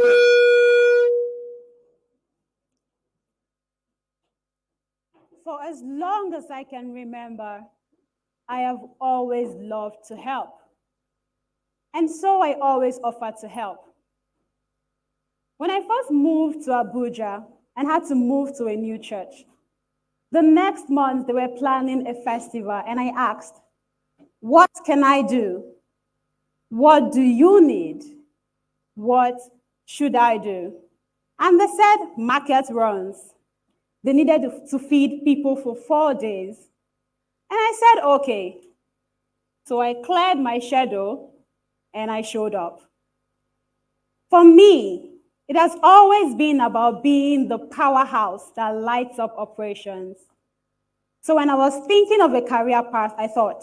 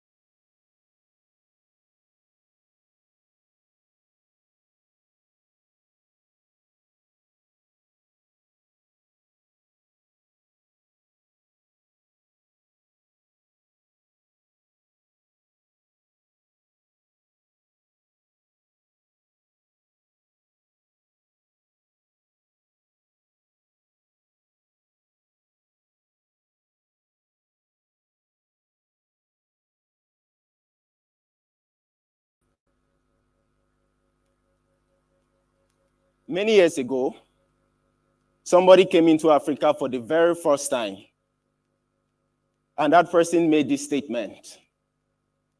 The person said, Africa is so blessed with resources that you can literally pick money on the streets, but Africans are so blind that they can't see it. The seeing here this person was talking about is not the seeing with your optical eyes, but the seeing with your mind, the ability to recognize opportunities. 84 million hectares of land, 120 million hungry Nigerians. Over 1.5 billion people on the African country, over 800 million hungry Africans. Bad roads, dilapidated bridges, abandoned warehouses, poorest yield per hectare in the world, poorly implemented interventions, and poor people all over the streets. We have a youthful population of averagely over 60%, very productive population, but annually we import averagely $7.4 billion worth of agricultural produce into Africa. Africans, what is wrong with us? We have a very rich cultural heritage of land. Foreigners see the opportunity here and they come in buying up our lands to produce, not for us, but for themselves. Young people in their hundreds of thousands migrating from rural areas to urban areas annually in search for greener pastures because they no longer see the opportunities in the rural areas. This and more led me to co-founding an organization called Co-Farms, an agri-tech startup that works with smallholder farmers. We provide capacity building to smallholder farmers. Now, the smallholder farmers do not have access to modern knowledge, modern information, researches to improve their yield. So the harder they work, the less output they have. So over the years, we've been able to provide these services to them. We've been able to provide market access to these smallholder farmers, having their products go to the US, the Europe, and the Middle East. We also, through regenerative agricultural practices, we go through communities reviving dead lands. As a result of continuous usage of synthetic fertilizers and chemicals, farmers have been killing their lands over the years. So we go around reviving these dead lands, and through our climate smart technologies, we are able to provide weather information to farmers and make sure farmers have access to the nutrients level in their soils directly from the cloud. In the past 5 years, we've been able to work with over 100,000 farmers in collaborations with different partners, including USAID and the likes. We've been able to collaboratively implement projects with 20,000 farmers, created about 7,000 direct and indirect jobs, improved farmers' income by averagely 40%, and you could see the joy in the face of a farmer in Kaduna State in a village, Jama, who knows his products or her products is in Europe. We have successfully made the local farmer international. I am Greg Ikwe. At the core of what I do is to solve painful problems. We are positioning Nigeria to be a food basket of Africa and positioning Africa to feed the world. Thank you.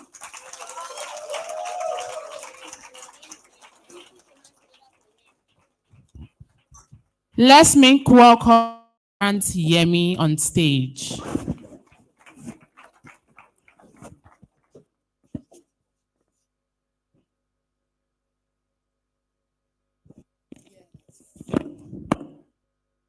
Annoyed, distraught, lazy. These were all I felt when my mom told me to resume at her shop on a beautiful Monday morning after my secondary education. Why do I have to do that? I thought to myself. But the African child in me was wise enough to know not to direct that question to my very African mom. I just wanted to relax and be taken care of. But here I was about to resume work without any pay. I resumed grudgingly on that day. And I went the next day. And the next. There I noticed that every single day, at least once, a group of kids would pass by the front of my mom's shop, loud, unsupervised, dirty, seeking handouts from shopkeepers, seeking money or food. Being an intensely curious person, my favorite question is, why? It has always been my favorite word. Why? It is written boldly on the frame of my heart. Why? Over the years, I got into the university, studied accounting, not my favorite thing in the world, but useful nonetheless. And then I began to research more and more on why the kids that passed by my mom's shop lived the way they did. And then I came to a realization that economic policies formulated globally, continentally, and nationally directly or indirectly affect the lives of those kids. This is not to bore you with a lecture on economic policies, but quick question. By a show of hands, how many of us have tried to purchase something recently and were shocked by the hike in price, only to be met with the phrase, "Na dollar kosamo"? This is simply a result of an economic policy on exchange rates that produce a reverse of the intended result. And we can all agree that this has further widened the gap between the rich and the poor. Now, according to the National Bureau of Statistics, 133 million Nigerians are living below poverty line.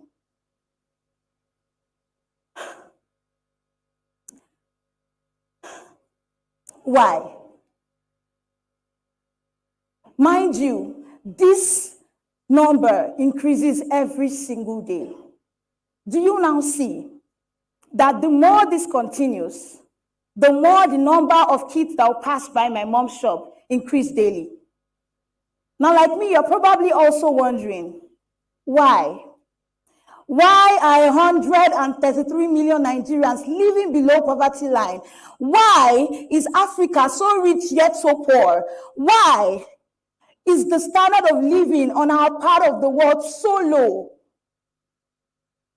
When I was pondering on the effects of these policies on every single one of us, a voice said to me, why don't you do something about it? I gave myself a million excuses why I could not. I mean, I did not have the right academic background. I didn't think there was anything I could do that no one has tried. I mean, this is Africa. Does anything ever change?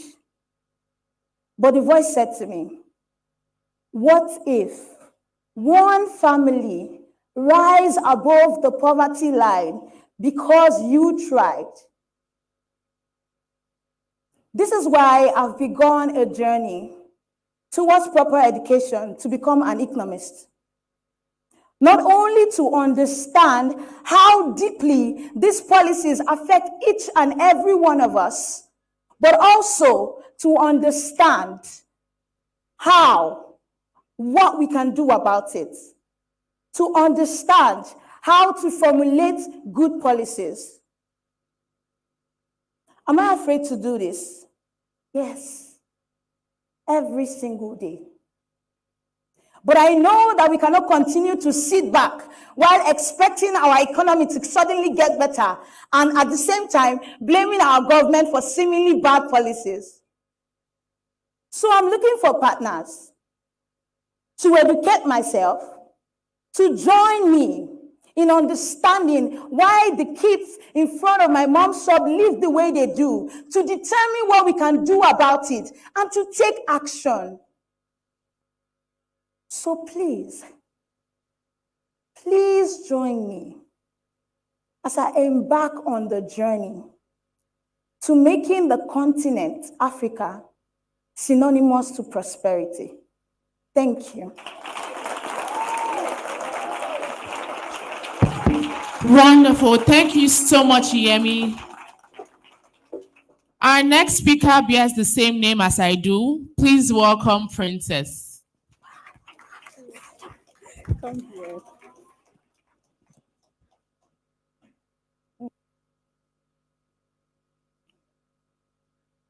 My name is Princess, and I am a problem solver. Christmas, they say, brings love, joy, happiness. But Christmas brought pain and agony to me. In her bid to make a quick meal upon our arrival, my aunt blew the firewood so hard that it choked her. Before we could rush her to the hospital, she died right before me. Christmas became a definition of pain and agony to me. Growing up, I observed two women. Here is Mother Earth, who nurtures her children, providing crops for food, trees for shade, and flowers for love. And here is the African woman, just like my late aunt, who wakes up early in the morning, traveling 4 to 8 hours distance into the forest, rips off trees from Mother Earth for firewood so she could cook for her loved ones too. Smokes from this firewood exposes her to poisonous gases like carbon monoxide, nitrous oxide, PM 2.5, causing eyes irritation, lung diseases, and even miscarriage. WHO reported that in Nigeria, and on an annual basis, that 77,000 deaths are linked to indoor air pollution and PM 2.5, of which 52,000 are women. But little does their family know that while they cook with firewood, their lives are cut short by half every single day. I recall during my marriage ceremony, my parents advised me that the way to a man's heart is his stomach. Who can relate? Determined not to end up like my aunt, I discovered a choice and I developed a solution called CookBlue. CookBlue is a software application that delivers cooking gas as a service in a recyclable plastic canister. CookBlue is affordable, it is smoke-free, it is safe, it's reliable. CookBlue supports the African woman to make productive use of her time and energy in an efficient and a healthy way. With support from development partners like AFDB, UNDP, and UNIDO, CookBlue is set to impact 1.5 million beneficiaries in 1 year, just for a start. Leveraging carbon financing, CookBlue has developed a rebate program for the African woman that while she cooks, and the more she cooks, the more she earns. CookBlue also supports Mother Earth by planting trees to replenish her forests.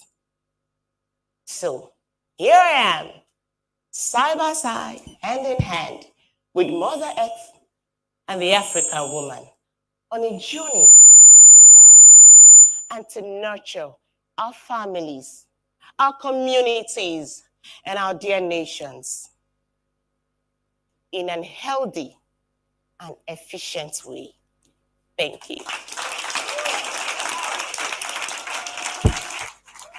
Thank you so much for that, Princess.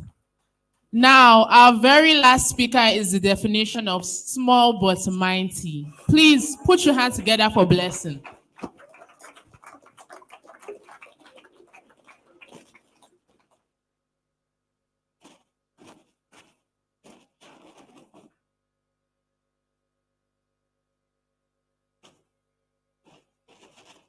If you've heard the statement before, help me complete it.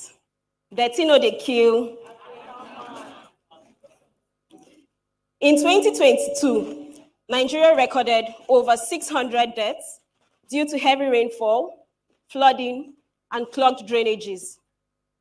Malaria still remains the most common illness in Nigeria. It not only thrives in a temperate region, but also in a dirty environment. You may think to yourselves that your plan to Japa has been finalized. Hold that thought, because I'm going to tell you this for free. Climate change, it's a global crisis. We began the year 2024 with the earthquake in Japan. We've also seen the wildfire in Mexico, flooding in Brazil, and even Dubai, the beautiful country that hosted COP28. April 2024 has been recorded as the hottest April yet. We are losing our vast landscapes and the heritage it embodies very fast, and we seem not to care. If the earth had a voice, it would literally cry out for help. I stand before you today as that voice to tell you that we need to save planet Earth. We need to save its vast landscapes and the heritage it embodies.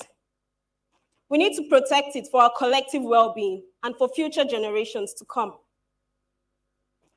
In 2019, I had just finished my youth service and I returned back to Abuja. I had 2 job opportunities. One was to work with a real estate firm here in town and not too far from my home.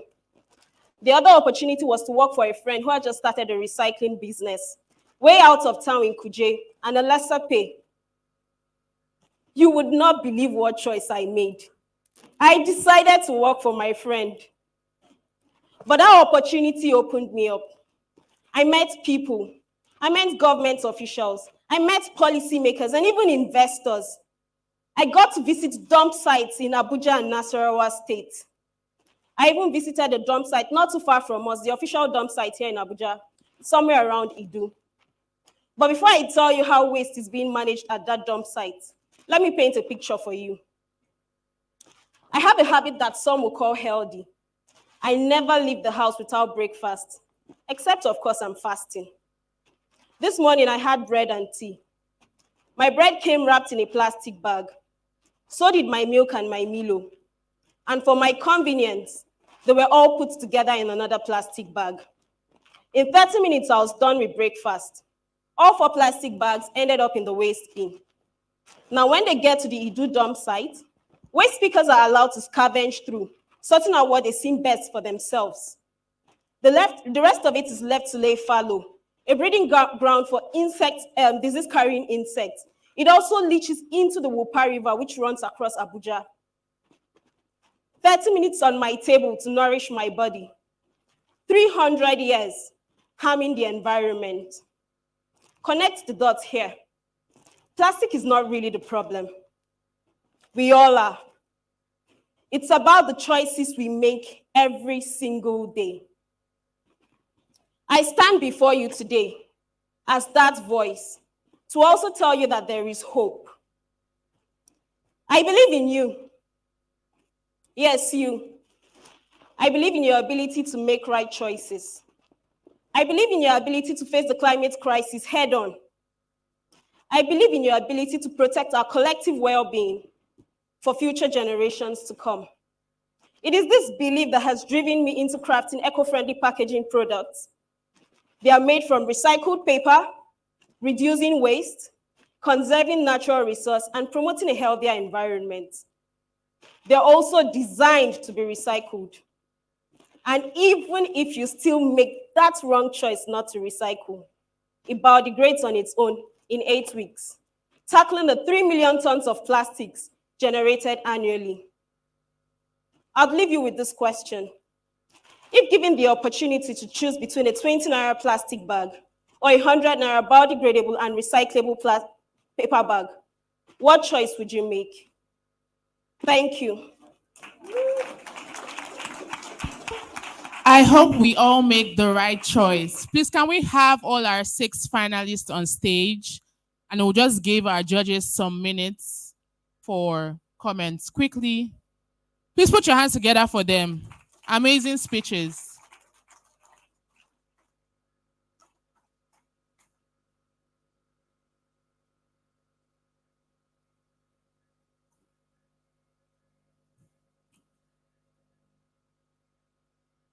Thank you. So we'll just have each judge give 2 comments. Yes, starting from the Raven. So, first comment is for Princess. I met her backstage, and her energy was infectious, and on stage as well.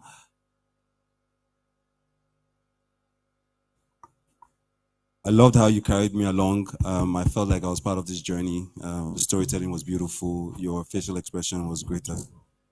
So I really enjoyed it. My second comment is for Angelic Z. I'm correct. You were pretty good. You were pretty good, but I felt like I was a bit distracted by your outfit.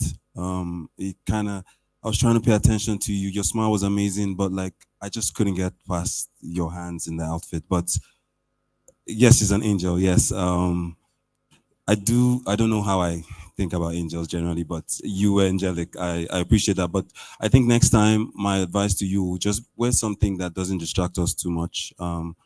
Then Yemi, your energy was great. Your energy was great. Also, the polymer. Like I love how you made me feel like I was part of your childhood, and that was pretty good as well. Greg, you painted the picture very well. You made me think about Africa so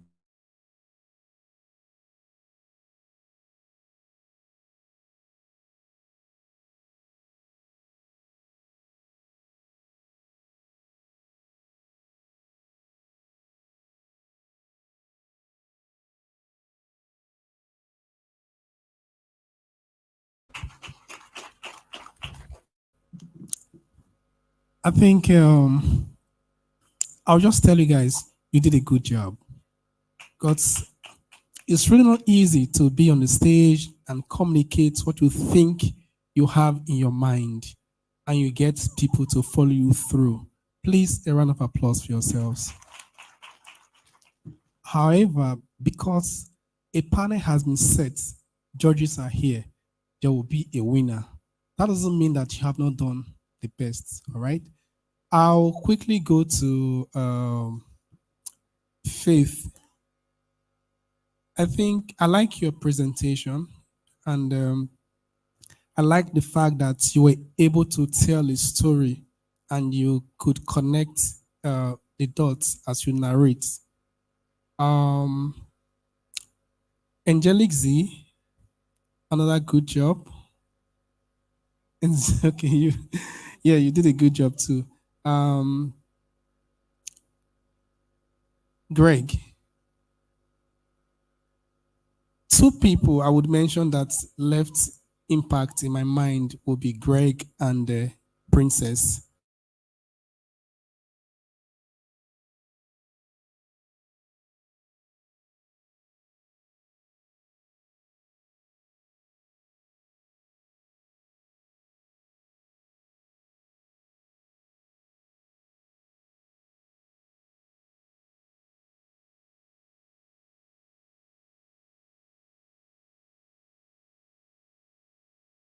Do. And that's how you can even get partnership and foster a great connection. Blessing, climate change, great work. Thank you.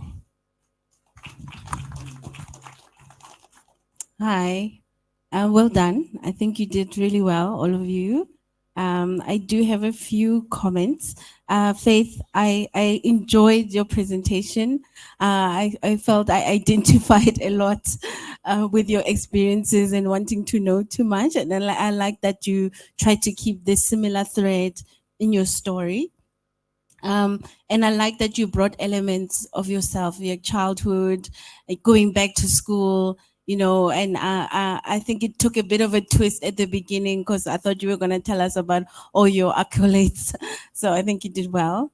Angelic Z, I think that you were a little bit slow on the start in terms of getting to your theme of the story, but I got it in the end that everything was around you being able to help others.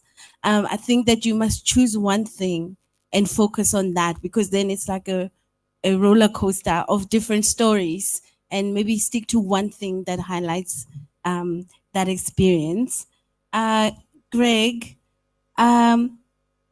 so I thought at the beginning it was a bit political, so I'm waiting for some like political story. And then you're talking about agriculture and farming, and it's such a critical thing for our continent. I mean, I think you weaved it at the end, but it's so critical that I think you should have started with something around, the lack of access for subsistence farmers, and how you're helping them, and how that's creating opportunity.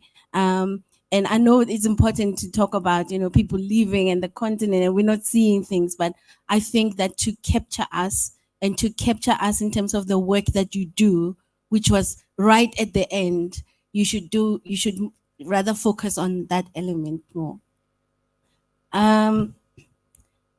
Yemi, I really, really liked your story. I was very hooked on the kids. And I kept thinking, you're coming up with the solution around the kids, and somewhere in the middle I missed it, but you came back to it in the end. So I think also just try to refine that a little bit more to carry us. If you're going to focus on how you want to change those kids' life, then carry us through. Like, don't miss us somewhere in the middle. Princess, I think you should be a poet, because wow, it was really great. I think the emotion, I just couldn't stop looking at you, and I think I will try to recite your poetic speech again. But it's a call to action, and you already provided a solution to that, and I think you really captured us very well. Blessing, the same for you.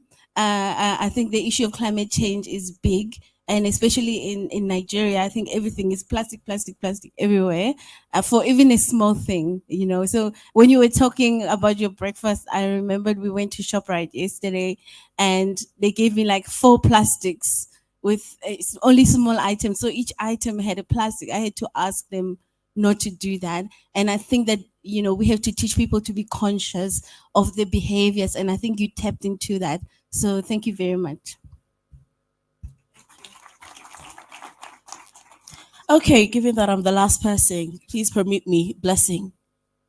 Well done, everyone. And this just really reminds me of my time in Toastmasters. And to the convener of the LeadCom, I must say thank you so much.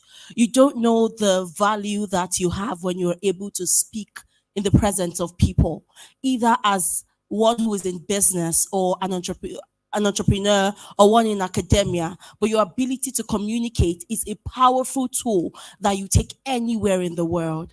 And I would say that I could connect with each and every one of you's story, from the doer to one who wants to really work on economic policies, to the polymath, given that I could be anything I want to be at any point in time, to the entrepreneur, the agri guy who, I also plant rice, so I totally agree with you when it comes to farming and its impact, to the clean cook woman, we're currently doing something on clean cooking, and then to climate change. I think you all should give yourselves a round of applause, And so I wrote brief notes, for everyone.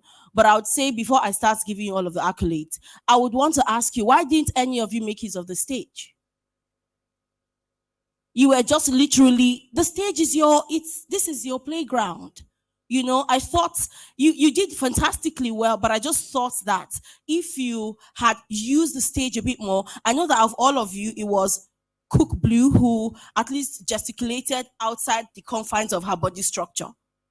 And I think we can do better with the stage. I'm not saying you should be facing from, left to right, but just creatively make use of the stage. You'll be good. So to Faith, well done. You were confident, you were articulate, you didn't use filler words, same with everybody else. I think it was just one person I had one filler word, being used. I already mentioned that we should all make use of the stage better. Then Angelic Z. I loved that phrase that you incorporated where you said the powerhouse that lights up operation. I just thought that was very brilliant. Your smile, which you still maintain here, I think I loved that. Your hand gesticulation, I think that was good as well. Then you being a doer and helping us remember that you're a doer, I thought that was also very good. Then also the confidence in your voice. I think you can project more, because when you're speaking to an audience, you should be able to take everybody along. Whatever they are doing, if somebody was pressing his phone or just with a friend, the moment you start to speak, people should leave what they're doing. Oh my God, who's that person speaking? I think I felt that with a couple other people, but I just thought it's something you can improve upon. For Greg, well done. I'm also very passionate about my country, Nigeria, and Africa. Very captivating introduction where you said Africa is so rich, you can pick money on the streets. However, the people, are, so poor. So I just thought that was also good. I wish, however, that with your speech, rather than dress like an Englishman, I would have assumed that you would come dressed in a more African attire. My personal opinion, I don't know, it could be different with other people. And I also loved the way you introduced your business to your introduction. I thought that was very brilliant. And also a detailed explanation of your business is not so easy within the short period of time that you were given. I thought you did that really well as well. Then Yemi, your use of the stage can also be, improved upon. Very important economic issue. I'm a business economy policy lady, so I totally agree with you on how the impact of policies can impact on the lowest, strata of people. From top to bottom. People may not know that, but it's very important. Then where your ending where you said, let's make Africa synonymous to prosperity. I thought that was also very brilliant. Princess. Cook Blue. I'm sure I wouldn't forget your business. You're a problem solver. We could see that. I could also see that you're very passionate about what it is you do. You have very good humor while you were talking about very serious work. My auntie's daughter died because she was trying to light up the wood thing. So what you're doing is really very important. But I like that you were also able to talk about serious stuff, but with a lot of humor, gesticulation, drama. I think you do well in drama as well. And I've also not heard anybody talk about clean cook stove so attractively. So I would say that you did a very good job with that. Then finally, the breakfast lady, the climate change lady.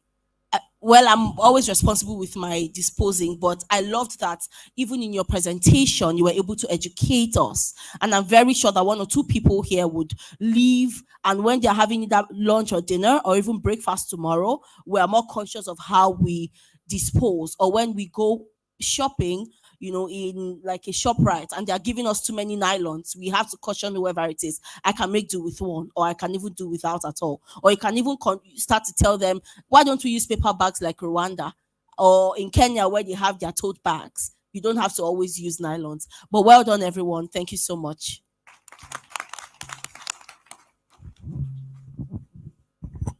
Amazing. Thank you to the 6 finalists and judges. Judges, I'm sure we have our scores ready, your top 3. Okay, you need a minute to collate. Okay, so quickly, I will just go to the audience. Let me know your highlights. Let me start with the LeaderCon participants. Please put your hands together for them. How proud are you of your 6 finalists? I don't have to stand up. Good afternoon, everyone. Okay, I'm very proud of everyone. The 6 finalists, I don't really know what to say, but I'm just so proud of them. Amazing, yes. Okay, good morning, everyone. All I would say is, based on what we've seen here, just watch out for them, and also watch out for the exploits that will come out of this product. Thank you. I love that. One more comment. Hi, good afternoon, everyone. My name is Alistair. Mr. Oliver made us do an exercise where we had to choose ourselves our own top five. And interestingly, 5 people here were my top 5. So you can see that we're all represented and they did us well. Well done. Thank you so much. So I'll take one from the audience. Who wants to comment? I was hearing a lot of yes, yes. Okay, yes, great. Who was your favorite speaker? You had a lot. That's fine. Okay. Good afternoon, everyone. Name is Hamza. I think the lady on red is my favorite speaker. So one more thing. Whatever you do, I don't know what you do, but whatever it is you do, try as much as possible to learn public speaking. It is a game changer. It is a game changer. Please put your hands together for everyone. Public speaking is very, very important. Judges, are we set? Do we have our top 3? I believe we do.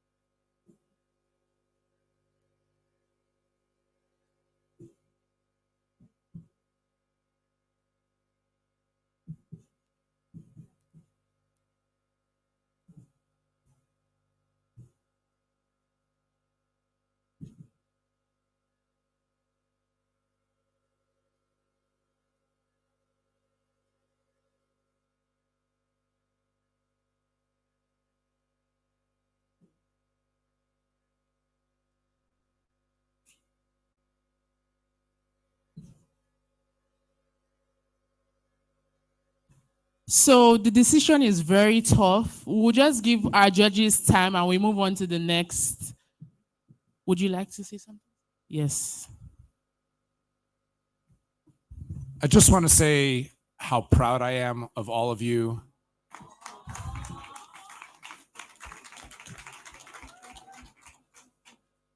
I was sitting here and I was wishing that my grandparents were still alive and they could be here to see what I've ended up doing myself. It's taken me a long time to figure out my why, you know, and I did give you a sample of my why speech, and it's all about providing opportunity for other people. And this is exactly why I do what I do. And I just hope that whatever the comments were, they were meant to help you. They came from love. And to all my other LeaderCon participants, raise your hand. You were all worthy. You were all worthy. Thank you for the time that you put into it. You know, what we talk about, and you'll say it with me, you can say anything, but you must say it with truth, force, feeling, and life. You could say anything and have an impact. If you say it with truth, force, feeling, and life, you might just change the world. So any of you can do this. I encourage them to develop a habit of watching at least one TED Talk every day. That's what we're inspired by. So if you want to develop a new healthy habit, I would encourage you. YouTube has an amazing TED Talk channel.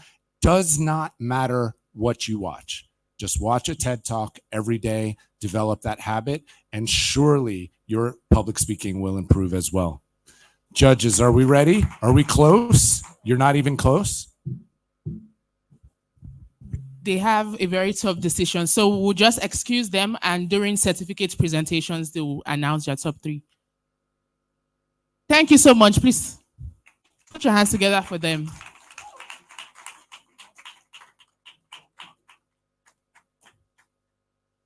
You can do better, please. That was amazing.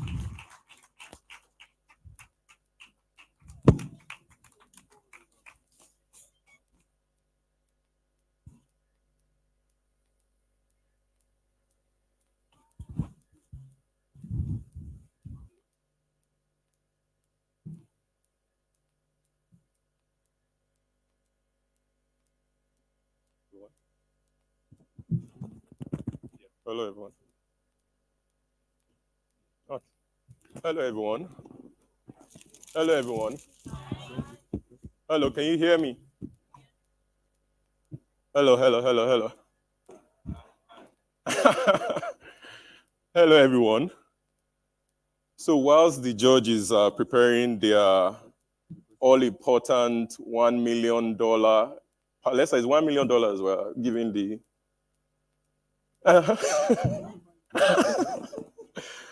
But whilst they are preparing their final and they are trying to conclude on who is going to be the winner of this year's LeaderCom, usually we don't say this, but I will say it. We always give like a small gift to the winner. We don't say it at the beginning of the program because we basically feel it's not important. It's the program in itself, right, is the gift to you. But we have some gift, or we have a gift for the finalist. I can see the way Palesa is really tapping the table. But whilst we are waiting for them, I'll just read out something that I wrote about the LeaderCom, which is also important. Yes. And I hope this sounds like a LeaderCom speech. If it doesn't, then you guys can all judge me because you guys are all LeaderCom finalists now.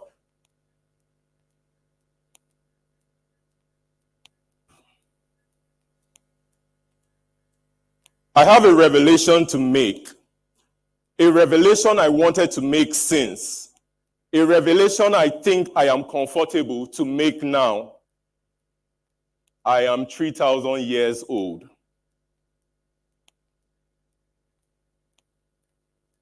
With my white beards and cranky back, I am 3,000 years old. With my shaky tone and low baritone voice, I am 3,000 years old. With my slow speech and dim eyes, I am 3,000 years old.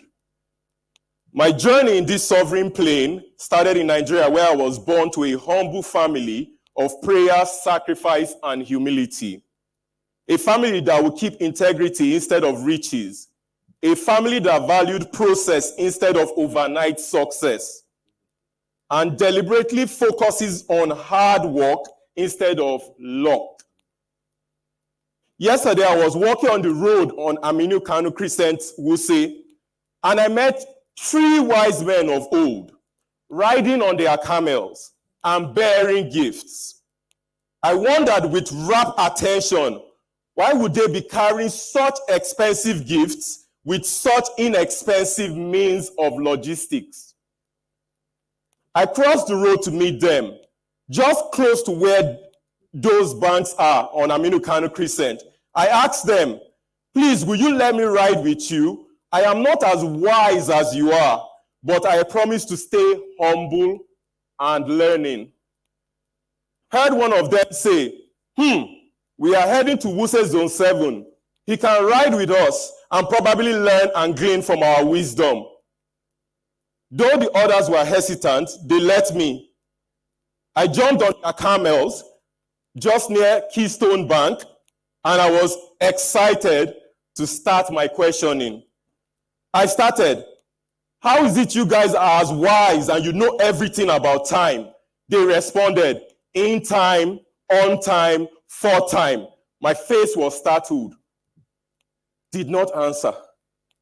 I asked again, what must I do to be a success in life and have riches and gold like you guys? They responded, in time, on time, for time. I was quite confused. I then asked again, what must I do to be as great as you guys and be all-knowing, all-wise? They responded, in time, on time, for time. I was disappointed by their answer and literally just shut up. As we rode on the camel past the Central Business District in Abuja, I just quietly watched them. Every time they saw a beggar or someone that was in need, they would stop and help, or if nothing else, give a hug, a prayer, and a word of encouragement. Every time we got to the traffic lights, they would pause and wait till the lights turned green before they moved. I noticed VIO, road safety, bowed to them. Anytime people brought tons of money, praises, and oblation their way, they would turn and return it back to them and say, thank you. When we got to the Respectech Center at Bambari Crescent, they could see my disappointment as I hopped off their camel. I looked at them with tears in my eyes, tears from disappointment, from not knowing, not understanding, and not having answers. As they prepared to ride away, I whispered softly, teach me, for I want to know what to do with time. They all paused, all synchronously got off their camels, turned their faces to me. The first man said, in time, we realize that all we do must be for the betterment of others. We must always realize that whether it's our philanthropic work, our business work, or our policy actions, anything we do must benefit others. For humans are precious and deserve to be treated well. In time, we realize that mankind is only mankind because men have been kind to each other. The second man jumped in on time. You must show up regularly, be consistent, hardworking. Do not compare yourself to others. Some are born with a silver spoon. Some will dig the ground, find silver, refine it, and make a silver spoon. When they find theirs, they will be the gateway to others that deserve a silver spoon. The third man said, for time. It's alchemy, a seemingly magical process of transformation, creation, and combination. He said, once your heart is transformed, you will change your world. He then whispered, now the dream has become the deed. I suddenly woke up from my dream, gasping for air and pondering fast at all I had learned. Today, I want us, all of us in this hall, to stand.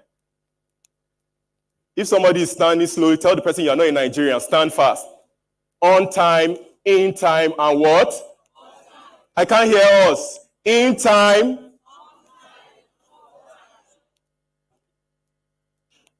Ask yourself, are you going to start working tirelessly to make improvements in your life, in time, on time, and for time? I want you to take a moment to ask yourself. Now, I want you to take a moment to ask yourself, what is that one thing? And I want you to reflect internally as this conference comes to a close. What is that one thing in your life that you need to change to be a better person? I want you to think about it now and hold that thought. If you have that one thing that you would love to change, I want you to pick your phone and write it down now, in time. Write it down now. You have a book, you have a phone, please write it down now.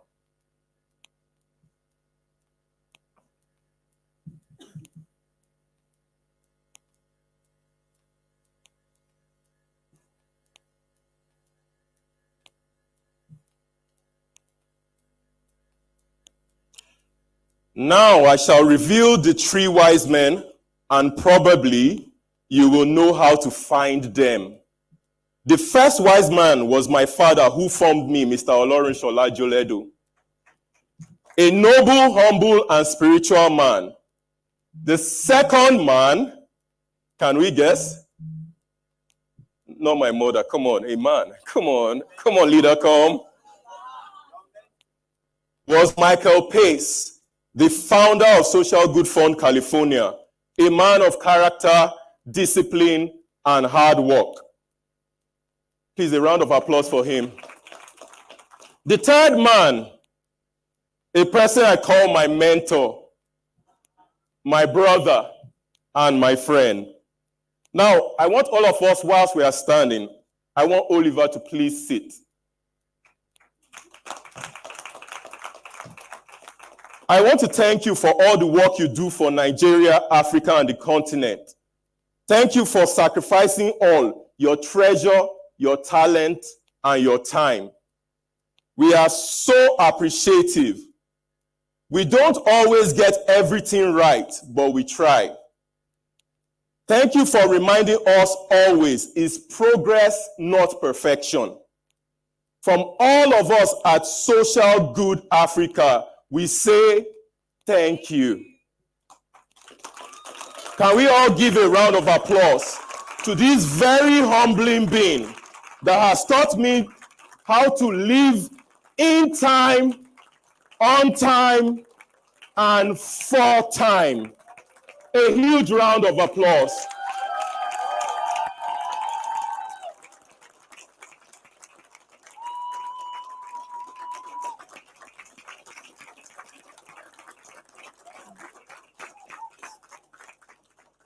Oliver will never want me to do this for him on stage or put him on his spot or give him such praises. If he knew what was going to happen, he would say no to it with a humble heart. Oliver, I say thank you from the depth of my heart to the 10,000s of Africans you have given hope through the work that we do on this continent.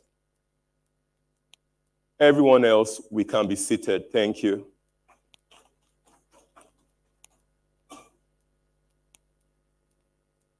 Thank you, Serve Lead Global. Thank you, Social Good Africa.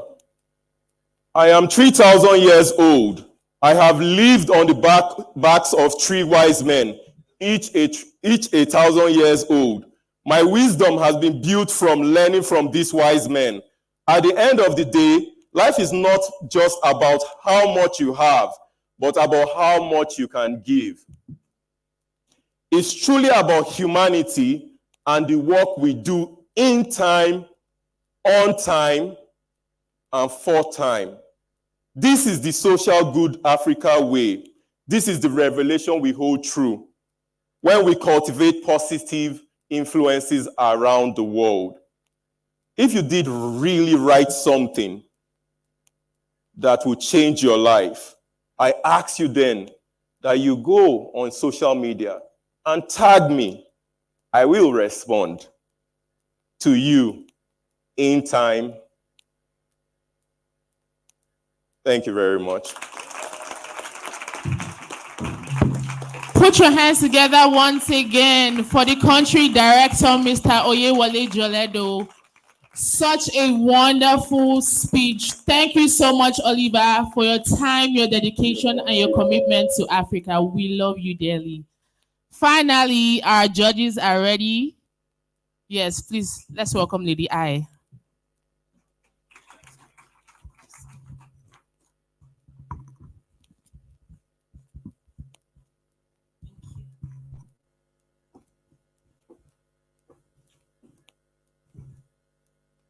Good afternoon.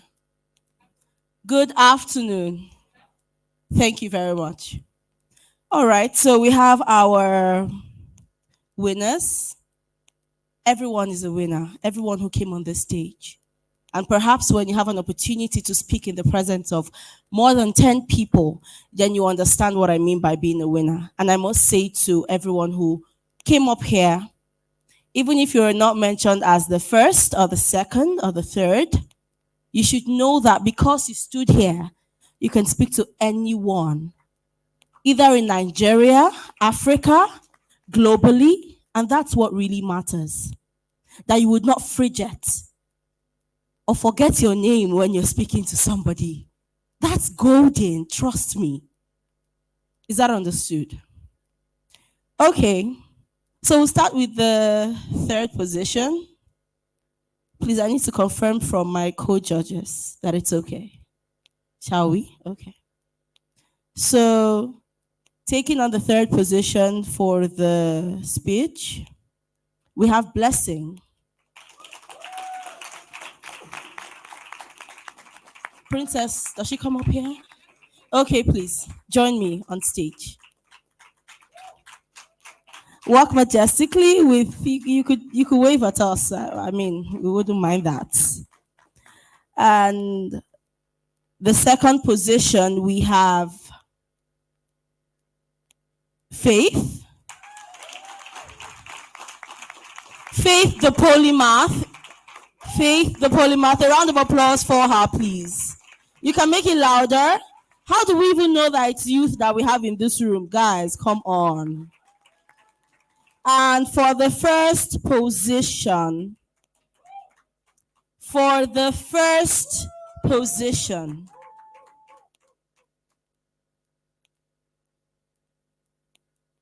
did I hear somebody's name?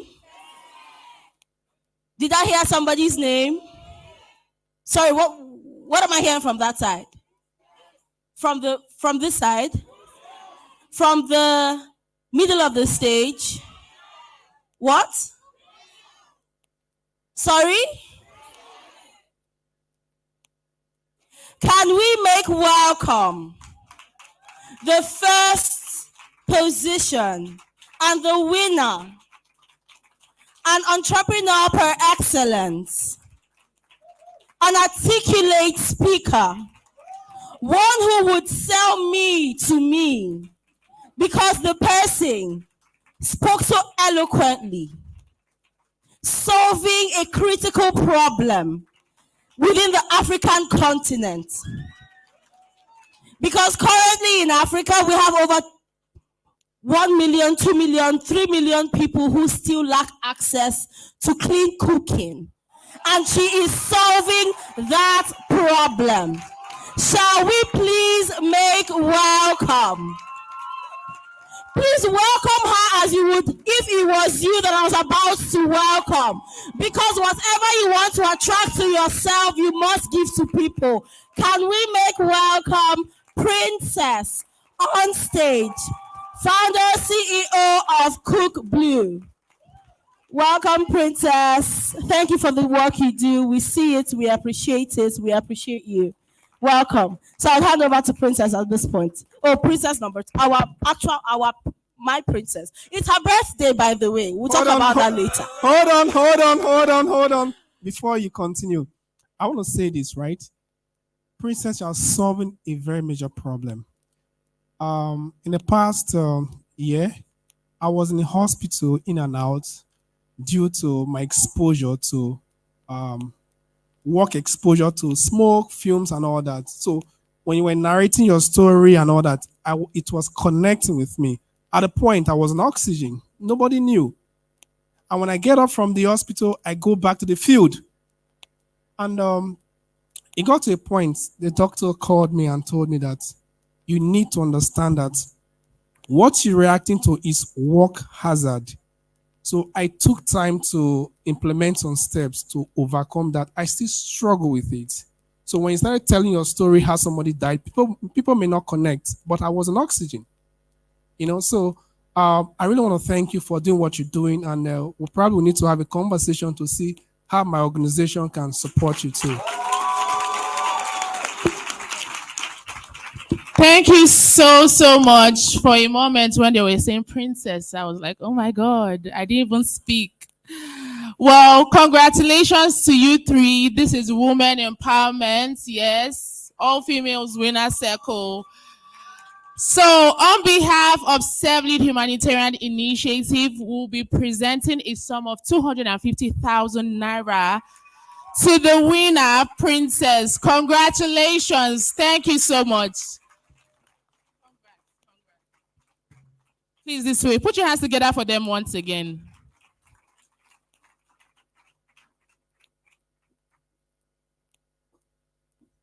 Amazing. Congratulations, Princess. Can we all say congratulations, Princess? So, yeah, it could be you. It could be you. You have the potential. You have the talent. The only limiting factor that you have is you. So pick yourself up, speak loud, and let people know the dream you have. I mean, you could hear that somebody wants to partner with her to move it forward. So it's just amazing. Congratulations again. I am so proud of you, and the sky is your starting point. Thank you.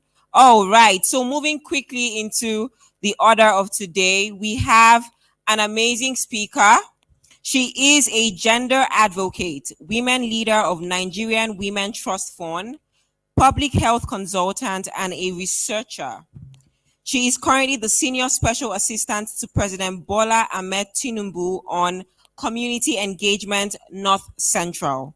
She was a special advisor to the Honorable Chairman of Abuja Municipal Area Council on ICT and civil societies and donor agencies. She is a young female politician who contested for the position of a councillor of Orozo Ward, Abuja Municipal Area Council in Abuja under the All Progressive Congress APC. She is a passionate community leader with 7 years experience in project management, community development, and leadership. She is involved in identifying development gaps in the society and ways of bridging the gaps. Ladies and gentlemen, with a standing ovation, please make welcome Mrs. Abiodun Esiet. Thank you. Don't stop clapping till she gets here. You're highly welcome, Ma. Thank you for joining us at the Respectech Conference.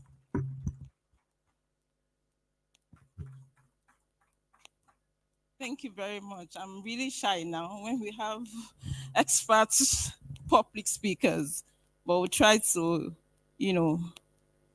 share what we're here to do. First, let me thank the organizers for inviting me. I'm really honored to be here and also to participate in everything going on here, and also for Respectech and Servleads for their sponsorship and partnership with my office. Congratulations to the winner. I'll also be adding 100,000 to your gifts from my office. You're doing such a good thing. While I was in Abuja Municipal Area Council, we started a waste management project about waste basa, seeing how we can restructure the informal sectors, the waste speakers, structure them using technology and as well, and also helping to change the behavioral chain of people by encouraging them to sort out their waste from source. People should, learn to know why we have different colors of dustbin and why we need to sort out our waste from source to make things easier for the people picking and also recycling. So thank you for what you're doing. And we're also open up to partnership because the Ministry of Women Affairs is also very key on what you're doing. We're sharing a number of gases. I think last week we shared about 1,000 cylinders to women in the rural community. So thank you for what you're doing. So distinguished guests and ladies and gentlemen, I'm honored to be here at this conference. Africa is at a unique crossroad with over 1.3 billion people and also a growing youth population that is eager to embrace technology.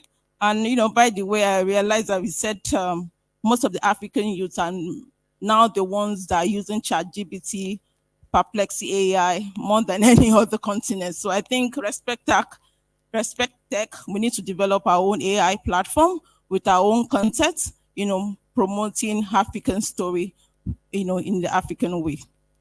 That was just by the way. The convergence of these challenges and opportunities makes the perfect moment to harness the problem of technology for community development. I'm sure all of you know about what we've been doing. I'm sure some of the speakers also talked about what they're doing using technology to promote agricultural development. One of the significant challenges such as poverty and inadequate infrastructure and limited access to quality education and healthcare On the other hand, we stand at the brink of technological renovation and holds a promise to transform our society profoundly. Somebody was speaking about AI, and he said the African continent is not making enough investment in AI development. I think we should challenge ourselves, because the next continent, the next future is all about AI, and we as Africa should make enough investment to make sure that we are also embracing AI development. Okay, the introduction of a mobile money and financial services like Money Point, OPay, PalmPay in Nigeria has really provided 1 million individuals. So, technology has helped to bridge the gap of many development gaps in Africa. Mobile technology for million mobile phone users. We have over 500 million mobile phone users in Africa, and it has helped, it has been a very important tool. First in banking, during COVID-19, we all realized the importance of digital technology. Everybody knew the gap we're facing, be it in health, be it in banking, in healthcare, and even in religious gathering. People started having church gatherings on Zoom, and a lot of people started changing their habits and embracing digital technology. And also for e-commerce, we've seen from also the speaker how people in the rural community can produce and also sell to other people across the continent because of e-commerce and digital innovation. So in the area of education as well, we've seen many parts of Africa, access to quality education is limited by factor of inadequate infrastructure, shortage of teachers, training, and financial barriers. However, the technology is breaking grounds in this, breaking down these barriers. E-learning platform has also been set up. We also realized that during COVID-19, some of our children were actually on school through Zoom as well. And also we are embracing that to further the education as well. So in Kenya, they offered virtual class through basic mobile phones, reaching over 4 million students in rural and undeserved areas in Kenya. In healthcare as well, we had something like telemedicine. Healthcare remains one of the most pressing challenges in Africa. Many communities lack access to basic medical services, resulting in preventable diseases and high mortality rate. However, the telemedicine and mobile health are beginning to make difference. For example, there were drones that were delivered in Rwanda. I'm sure we all know about that. And it's an essential medicine in remote area. Additionally, mobile help like Bilbly in Rwanda and Hello Doctor in Nigeria and South Africa are providing medical advice and consultation to save the lives of people who might otherwise go without care. In agriculture as well, which is the backbone of many African countries, yet often characterized by low productivity and inefficiency, technology can transform the sector, increasing food security and livelihood, which uses data analysis to optimize farming practice. One of the speakers talked about how he was using technology as well to improve farming. Women and youths are also at the critical stage of development of any community, yet they often face significant barrier, but technology can play a vital role in empowering women and youth. Mobile platforms are also enabling women entrepreneurs to access markets and financial services, and also training were previously out of the reach. Initiative like She Leads Africa, I don't know if anyone knows about it. They are really into that. They are helping to leverage social media and also online courses to support female entrepreneurs across the continent. For the youth, tech hubs are innovations labs like where we are, Respectech are providing the resources and mentorship needed to turn their ideas into valuable businesses. In conclusion, to fully harness the potential of technology for community development, private sectors, stakeholders is essential for government. Private sectors, NGO, international organization must work together to create an enabling environment. To achieve this, we must invest in digital infrastructure, expand internet access, improve connectivity and reliable internet access, and develop data center. Foster innovation ecosystem, encourage entrepreneurship, funding and mentorship, support startups, develop relevant content, and create digital solutions to address Africa challenges.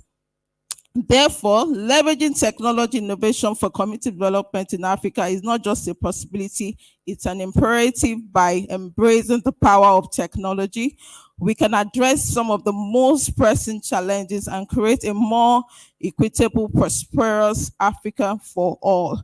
Thank you so much for the opportunity. We look forward to see how we can use our ideas and innovation to change Nigeria. And, we're open for partnership, for also to collaborate with anyone that has a solution for the country to see how we can invest in your ideas, because it's all about co-creation. You as a private sector, we as a government, working together to address the issues that we're facing in Nigeria. Thank you.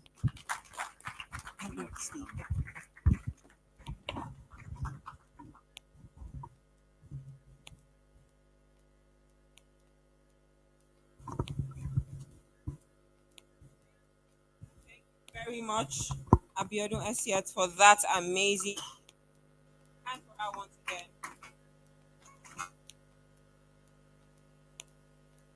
Excited to keep going. Are we?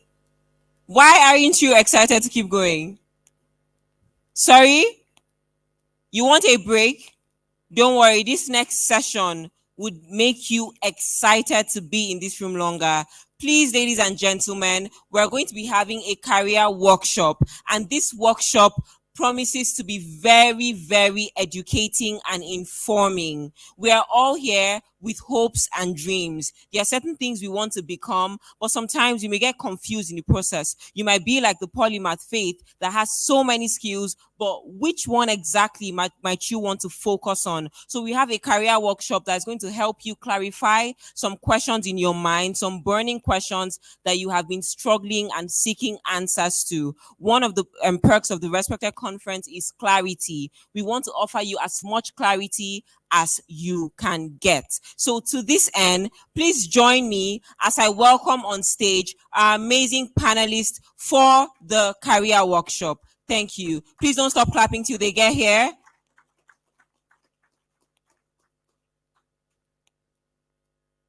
Please feel free to ask questions in this session. It's going to be very, very, very interactive. So we're going to be listening to your questions and we're going to be giving you on-the-spot feedback and answers. Please, can the panelists for the career workshop come up stage? Thank you very much.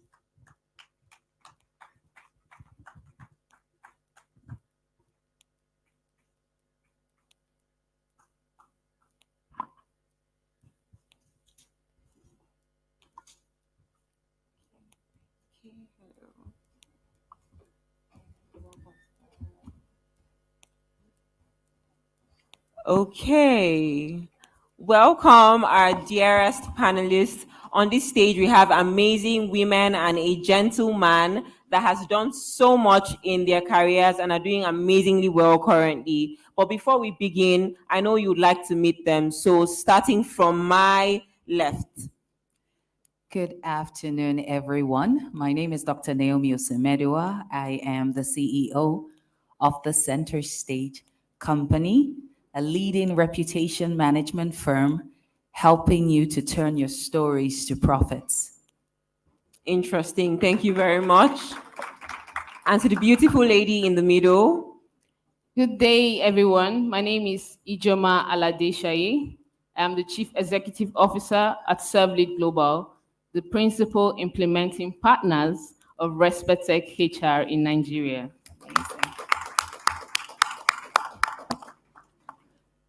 Good day, everyone. My name is Sheon Ogulano. It's difficult to define what I do, but I can just tell you I create jobs. That's the simplest way to say what I do. Okay. All right. Interesting. Good afternoon, everyone. I'm Dr. Nehemiah Latola from the Nelson Mandela University in South Africa. I'm here to share some opportunities with you, and I work in partnerships, so I work in friendships. Thank you. All right. Thank you very much, my dear panelists. It is amazing to have you all on here. And my name is Pamela Williams. I'm the creative director at ADOS Creations, a digital and creative media agency, and I'll be your host for this panel session. Thank you. All right, so let's go right in. I know a lot of people here have questions as regards their careers and what they really want to do and become in life, and I hope we're here with the answers. So I'll be beginning with Dr. Naomi, right? So a burning question that a lot of people have is, must you follow your passion as a career path? That's a very interesting question. While I agree that passion plays a major role in the career path that you choose, because it's important that you enjoy the work you're doing, our work forms such a big part of our life, our ecosystem, that if you're doing something you're not passionate about, chances are very high that you will burn out very quickly. Everything will irritate you. Even when there is room for you to improve, the slightest caution on your work performance can lead to the kind of outburst that you don't want, just because your heart is not there. So for me, I strongly believe, yes, passion is great, but is it really enough? I don't think so. I think there must be a balance with also being skilled in that which you intend to do. Those are my thoughts. Amazing. Thank you very much. Okay, and my next question goes to Mrs. Ijeoma, and it is, what are the key skills and qualifications needed for a career in any industry? What are those key skills that people need to have, regardless of the industry they find themselves? Okay, for a start, you must have skills that are needed in that industry. Now, this is very open, but if you want to be a medical doctor and you've not gone to medical school, you can't grow a career as a medical doctor, right? A successful one at that. So first of all, identify that industry you want to play in, then find out what skills are relevant that will touch lives and give you money. Because some of us who, when they were growing up, loved to dance, knew how to dance, and thought they would be dancers. Just wave at me. Yeah, we are here. We are all here. Myself inclusive, you understand? But when she was talking about passion, I was just thinking like, okay, if I had followed passion, I probably would have been a dancer by now, right? Would I have had enough money to take care of myself and my family? I don't know yet. So yes, as you were saying, you develop the passion on it. So when you find out that industry, the skills that are needed in that industry, then you begin to build those skills and develop the passion for it as well. But whatever you do, whatever industry you choose to play in, make sure you have workplace skills. The soft skills that are cross-sectional, the soft skills that help you everywhere, both on career and off career. I'm talking leadership, communication, public speaking, sales, even of self, just critical thinking and problem solving, emotional intelligence. Such skills are cross-sectional, and that's why hubs like Respectech HR do not play with them. You need them in every industry. You need them everywhere. So as you build the hard skills for your industry, remember to build soft skills as well. One thing with soft skills, hard skills, I could teach you how to fix a computer button now, and you remember it tomorrow. But soft skills, you need to keep practicing them. When you learn them, continue to seek opportunities to practice them. That way you imbibe them and you grow in them, and later you can teach others. Once they are learned and you're practicing them, they don't leave you, and they're useful everywhere. That's what I'll say. Beautiful. Thank you very much, Mrs. Ijeoma. That was very profound. So to Mr. Shion, I would like to know, how can I transition into a new career or industry? So for some of us here, we're not techies and we've never been in tech. But there are some people seated in this hall that actually want to go into tech, and they're finding that transition process a bit difficult, maybe because of all the jargons and all the things they need to learn. So what is that process? Like, how can they do it so seamlessly that when they get into that particular industry that they want to be in, they find it easy? Okay, thanks for that question. So I'll just give you a personal example. I don't know how to code to save my life. But funny enough, all the places I've worked, the tech team reports to me, the HR department reports to me, the procurement department reports to me. Why? Because I'm a very curious person. I like to understand things. So the easiest way for you to transition is try to even understand what that industry is all about. So this is how I understood tech. I understand that tech is just about logic. So if you know logic and the principles that guides logic, you would understand tech, that's all. So you don't really need to know how to code. Go and understand logic. Now, guess what you'll be able to do? You'll be able to translate the tech language to an average human. Because if you find out in any organization, there's always a challenge between the CEO and the tech guys. Has anyone ever worked in a tech organization before? There's always this fight between the marketing team, the business team, and the tech team. True or false?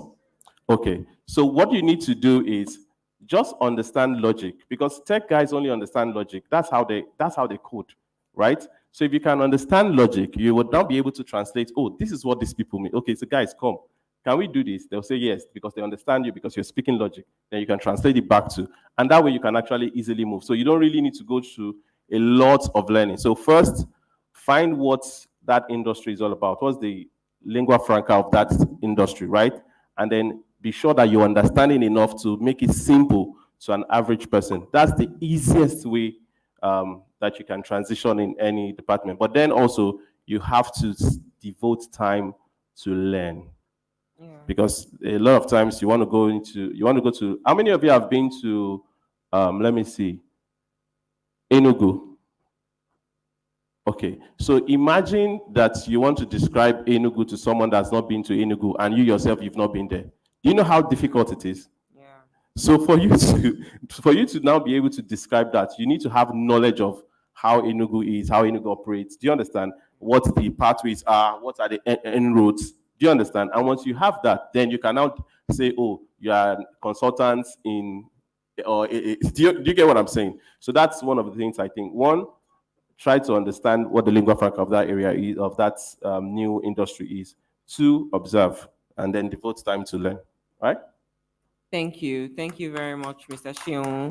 All right. And then to my last panelist, so a lot of people say that work-life balance is a fluke, right? But I think the real question is, how can we maintain our well-being in work? Like, how can we ensure that we are fine mentally and physically while trying to give our best to the people we work with or to the jobs we do?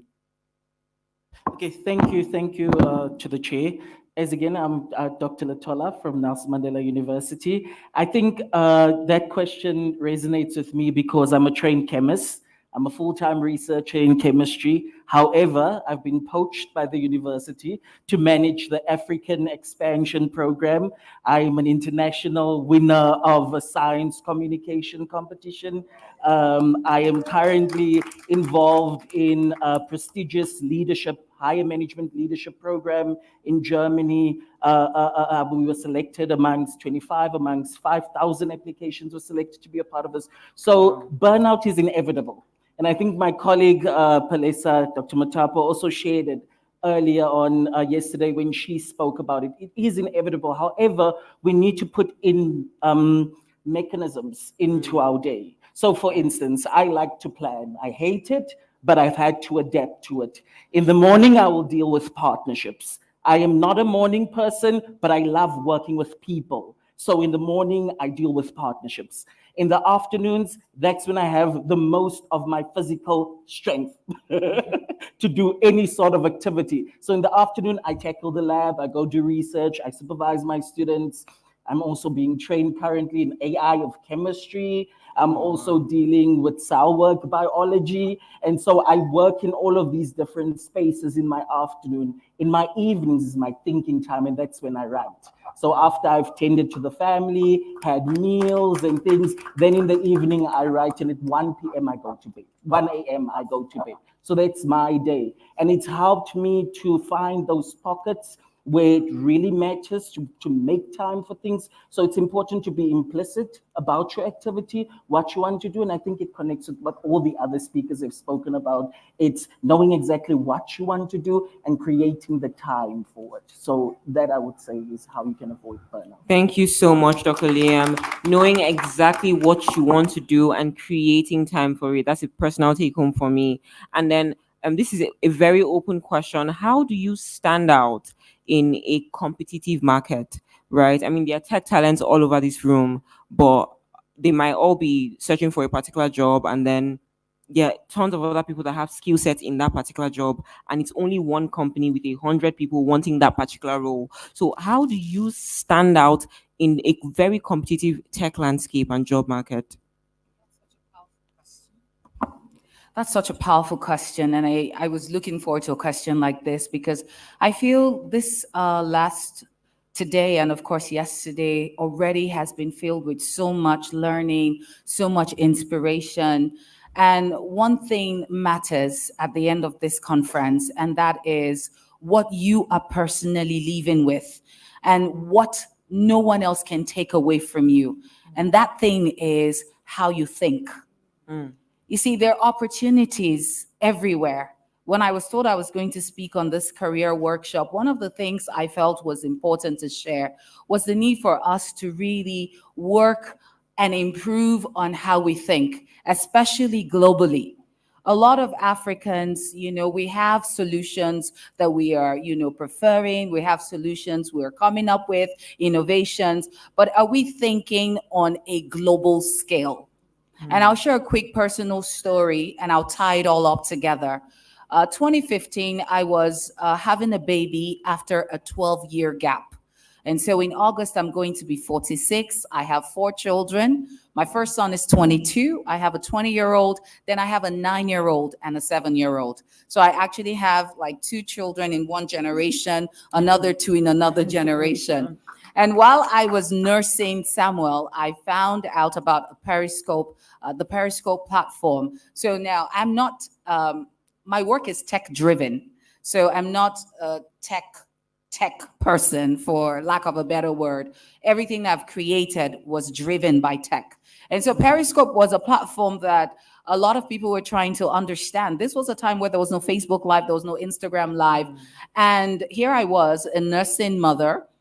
Then I was about 37, and I was not particularly Gen Z, if you know what I mean. So tech was not even a familiar terrain, but I had a very unique way of thinking where I felt, you know what, as long as there are people there, as long as there's room there, then I'm getting in. And that's important for you to understand, because it's not every time the doors will open and you will walk right in. Sometimes you need to think your way through the door. And so I started live streaming. I was scared, no doubt about it. October 11th, 2015, the first time I went live, I didn't know who was going to show up. And we had what we call trolls. I'm telling you, the trolls you see on Facebook and Instagram, they are learning compared to the Periscope trolls. I mean, they would come into the broadcast, use the N word, F word, B word, and people just got scared. A lot of people I know never went live because while they were fascinated about the platform, they could not really, cope with the pressure of all of that negativity. But I stayed on. And within 6 months of showing up live, learning from those who had gone ahead of me, my channel trended and I became the first African woman to trend on the Periscope app. Wow. Thank you. I wrote a book that became an Amazon bestseller. I got invited to speak at my first TEDx event. The world practically opened up. Over the last 7 years, I've spoken on stages across 4 continents. Wow. And many rooms I've been in, I happen to be the only Nigerian and sometimes the only African. I shared all of this to let you know what was the difference. What was the difference maker? It was really just my thinking pattern, knowing that this is what I want, this is what I'm going for, and I'm going to get it. So if you are building a career in tech and you have your eyes set at an organization, and yes, it's competitive, I want you to believe that you are capable of going into that room. But beyond the belief, I also want you to build capacity. I want you to build capacity that when the opportunity comes, you are ready for it. I hope that helps you. Amazing, amazing. Thank you so much. This is what I want, and I'm going to go for it. Can we all say that? This is what I want, and I'm going to go for it. Thank you so much. And to my last and final question before we take questions from all of you, and that's to Mrs. Ijoma. I know Mrs. Ijoma is skilled when it comes to poking holes. She knows how to find out what is not working and what is not right and how to correct it. Like, I call her the answer machine. She has all the answers. And for some of the students at the campus, I see how she corrects them and shows them the way to do things, from their presentation to how their resumes should look like, to even how they write and introduce their cover letters. She is that person. So Mrs. Ijoma, I would like to ask, and I know a lot of people would also like to know, how do I sell myself from my cover letter? How do you sell yourself from your cover letter? I would like to answer that question from another angle. Cover letters are good, CVs are good, writing is good, but there's something I've learned in the last 6 years. Relationship is better. Wow.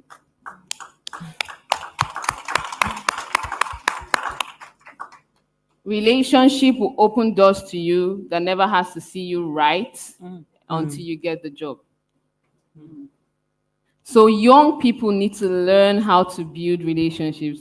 Oliver Hack, our grand mentor, as his mentor to our mentor at Servly Global, has been saying something for the past 2 months, and I would like to start from there. He's been saying a lot of Nigerians have been trying to connect with him on LinkedIn. And you know what we do now? You go to LinkedIn, you see this person's profile, you like it, and you just say, connect. Then you go and wait for the person to connect. And you say, today is my LinkedIn day. So you go and check, read all the profiles, then connect. Then you go to sleep and you're wondering why they didn't connect. Well, because you didn't introduce yourself. You didn't bring any value to the table. They don't know who you are, what you do. You could be a scammer. You could be trying to get to know them, to get information to do something bad to them. And we do that a lot. So the connect button is there for you to connect. However, there is a way to connect. When you want to do something like that, you introduce yourself. Who are you? What do you do? Why are you reaching out? Do you understand? Because the other person needs to see value in connecting with you as well. Now, that's just a LinkedIn example. Right here in this room, many of us have been here since yesterday. Who have you connected with? Right. Some of us are still walking around with this, I'm shy, I don't know what to say mindset. In Nigeria, we say, Peleo. You don't do that anymore. We're no longer there. Do you understand? And in the last 6 years, what I've learned is, hey, you can either relationship your way into what you want, or make yourself fall in the pool of people that people now have to be selecting from. Should it be her? Should it not be her? And I don't like that. I have not submitted my CV anywhere. I've not gone to say, drop CV, please interview me. No. Everything is by relationship. It works faster. So the first way to sell yourself is to learn how to connect via relationships. And don't belittle anybody. Meet people, introduce yourselves, get to know each other. My friends who are in the room know that many of us connected over just saying hi somewhere that we met, and we're all here doing things together already. You understand? Now, when it comes to cover letter, I may not go into the specifics, but one thing I would like to say, which I had to learn and still learning over time is, like Naomi said, is a global stage. You're talking to the world, no longer to yourself or to your primary school teacher. Use Grammarly. Right. Use Grammarly. Don't even stretch. When we're younger, we used to cram how to spell words. Spelling bees, right, was rampant. I know how to spell words. Now nobody cares. Just use Grammarly and make these things, better. Learn, continue to practice. It doesn't come at once, but if you keep practicing to make your write-up readable first, then that helps you. Then don't talk too much. Don't talk too much. My staff must have heard this one over time. Don't talk too much. There's no need to tell long stories on the cover letter. Go straight to the point. Who are you? What have you done? Why are you writing to us? Some may say use the STAR method. If it works for the person you're writing to, you can use the situation, task, activity, and results. So you can tell a story.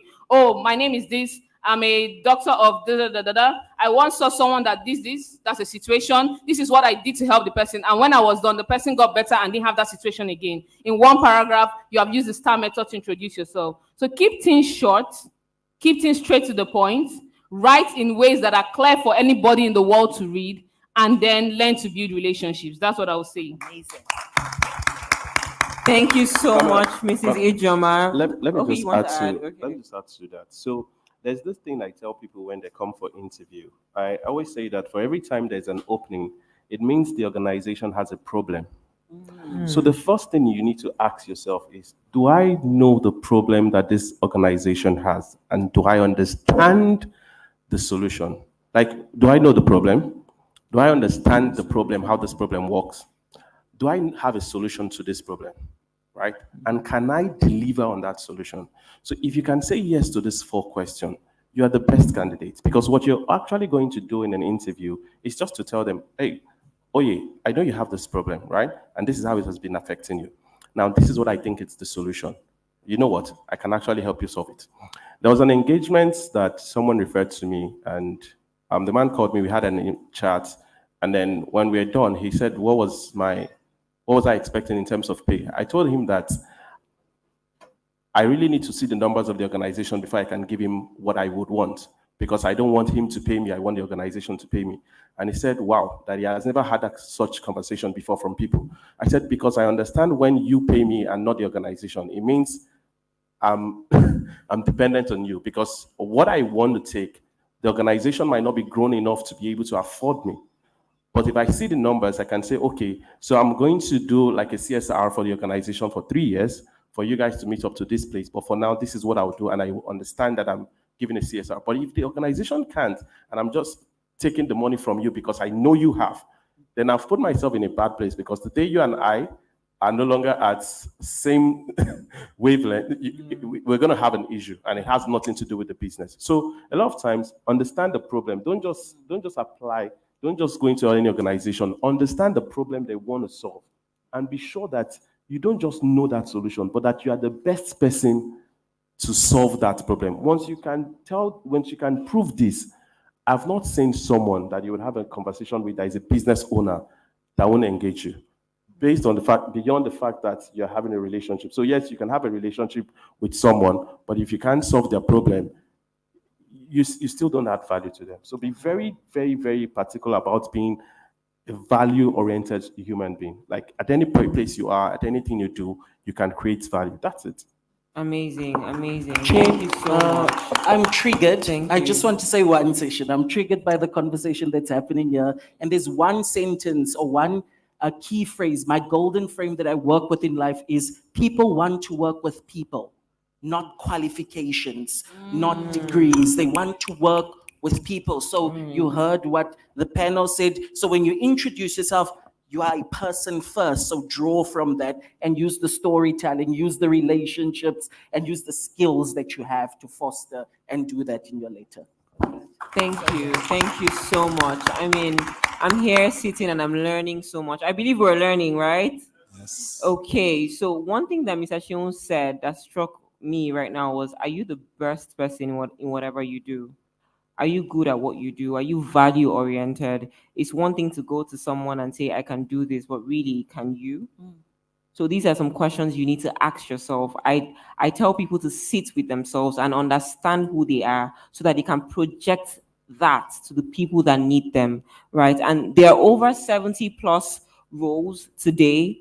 There are people that are going to be interviewed today, and I would like us to tell them one thing that they should go into those interview rooms with, right? Because there are tons of people that want to get jobs. There are tons of people that need jobs. So yes, you need a job, but like Mr. Sean said, are you solving a problem? So what is that one advice you would like to give them? And let's wrap it up. Yeah, so there's a famous quote, and a lot of us might be familiar with it. Whether you think you can or you think you can't, either way, you are correct. And so while you prepare for that moment, think first that you can. And I sure do hope that you're ready, because that's where opportunity meets preparation. You need to be ready, but it might be too late to be ready now. But this is an advice you can take even from this conference. Prepare, prepare, prepare. There are lots of young people who are spending so much time, and I thank God for our mentor. He's now our mentor. You get that, our mentor, who talked about watching one TED Talk per day. This is something so powerful. It might look like a small thing, but ask yourself how much airtime you use, maybe scrolling on the feeds of Instagram and Facebook. So prepare so that when that moment comes, you're ready. But think you can, and I pray you get the job. Thank you. Thank you. All right. So I'm going to take 4 questions from the audience as we have 4 panelists. Okay, I see a hand there. Isidore, give that guy a mic and this guy. Okay, someone else. There's a lady here. There's a lady where? I can't see because of the light. Yeah. Oh, yeah. Oh, there are Okay. multiple hands. Okay. So keep your questions straight to the point. No beating around the bush so we leave here on time. Let's go. Okay, good afternoon, everyone. My name is Annette Yakubu, and I'm a student from University of Abuja. My question, you asked already, but okay, I'm a medical student, and yes, I have a flair for the things in tech. And I think something that has been an issue is, yes, transiting or transitioning into the tech space and then still having to balance my medical life, I would say, with this. And then also, I love the fact that this conference is holding, and because it's been so impactful. And I want to also advocate for more of things like this, moving deeply into the campuses, because we have a lot of people who are still very dark with the whole digital thing. You still speak to people and engage with them, and you're surprised that they're not even aware about the revolutions in the digital space. So, and with that, what direct mentorship platforms are open to people who really want to transition and are really looking for that space where they can be mentored effectively? Yeah, that's it. Okay, so who is your question to? So I can give your question a try. So in terms of the platform, you already have the platform. Respectech is here for you. So like that's the simplest direct feedback that I can give to you. Now, let me give you a mindset about tech. Tech is not a destination. So when you tell me that you're in the medical field and you're thinking of transitioning, no, that's not how tech works. It's what are the challenges you're currently facing? Then how do you solve them, leveraging on technology? And this is one of the first mindset move you need to have, right? So this is how I'm even saying what you're saying. So when you tell me you're in the medical field and you want to transition to tech, I'm like, what challenges are you having within that your field that you're having, your friends are having, your colleagues are having, your classmates are having, that with the introduction of technology, the problem could be solved for all of you. Then begin to think like that. When you begin to think like that, guess what? You can now get a developer and co-create that solution. Now, because you understand the pain point, you are the best person to actually lead the revolution in the technological field in that area that you are in. So that's really how tech works. So it's not like you go, it's that you bring it in to solve what you're currently going through. And you'll be surprised that in 6 months, if you try this, you would have started a startup, right? That you're solving problems, not just for people within the campus, but also globally. Do you understand? Because you have version 1, version 2, version 3. Like you sell it to the market, they give you feedback, you improve on it, version 4. Before you know it, in 10 years' time, you would come back here and then you'll be giving lectures like, oh, I started this tech company based on the question a question I asked, and then you are doing $100 million in a year. Like, that's how it works. So you need to just, do you understand what I'm saying? All right. Thank you. All right, amazing. Thank you so much. Amazing response. Okay, more questions.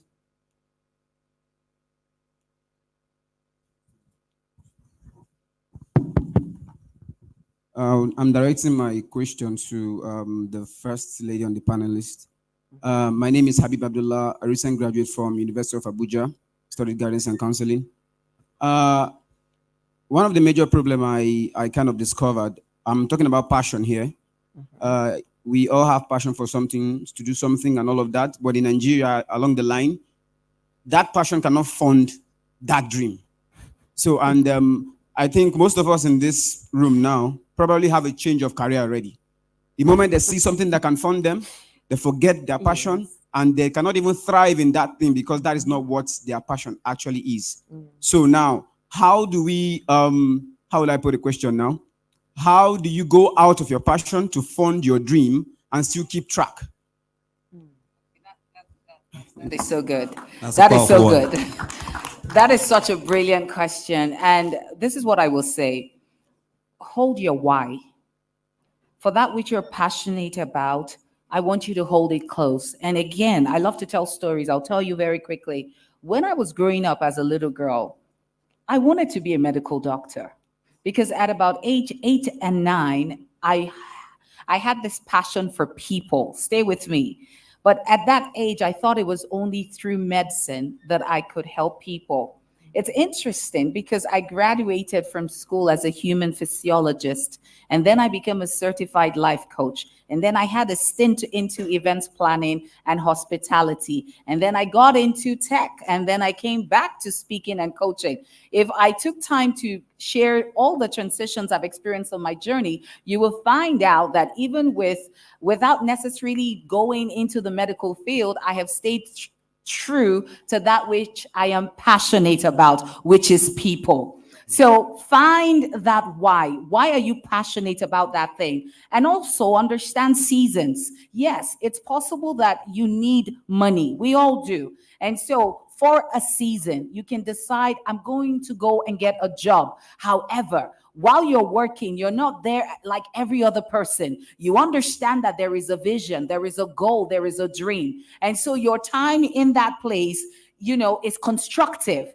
And you can work for a season and decide, okay, now it's time. Sometimes, even in that place of working and where you think you're just trying to earn, you find that you meet with your passion. And then boom, it comes alive.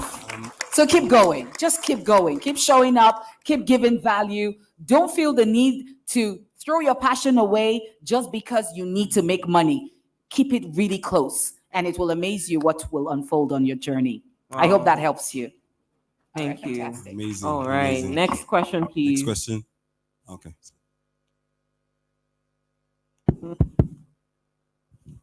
Okay, good afternoon, everyone. Simon Marty is my name. And I am passionate about, I'm particular about reputation.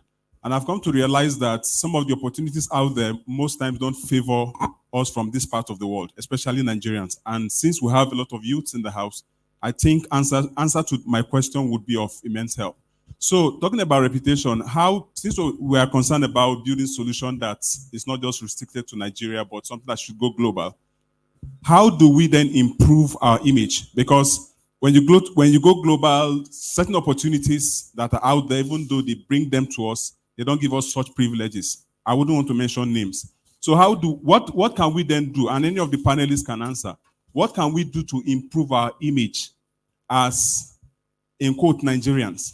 Because I believe that no matter how good you are, if the image that your country has is not a good one on the global stage, your chances are very slim. So what can we do to improve our image in order for our chances to be improved? Thank you very much. You want to go first? Can I go first? Yes, The outsider. No, go first. Because I almost feel it's inappropriate for me to answer this question. So let the outsider go, and then the Nigerian can give the proper answer. But what I've learned is because I have a lot of Nigerian very close friends. Matter of fact, one of them, I'm helping him apply for a prestigious a fellowship to go study abroad currently now. And I think the key is you are not Nigeria alone. Nigeria is a mess of people who are acting, who are interacting with the world, and you have no control whatsoever over that. But what do you have control over? You have control over yourself. So it's building a positive image of yourself. And through that, you will influence others around you, but without going to the influence of the others around you, just sticking to yourself. It's that creating relationships. Where do you want to go in the world? What relationships do you need to get there? It is creating the correct context with people where you showcase your good ethics, your good values, and by that, you are able to alleviate yourself and go and tell a different story about Nigeria than the bad story currently that permeates, you know?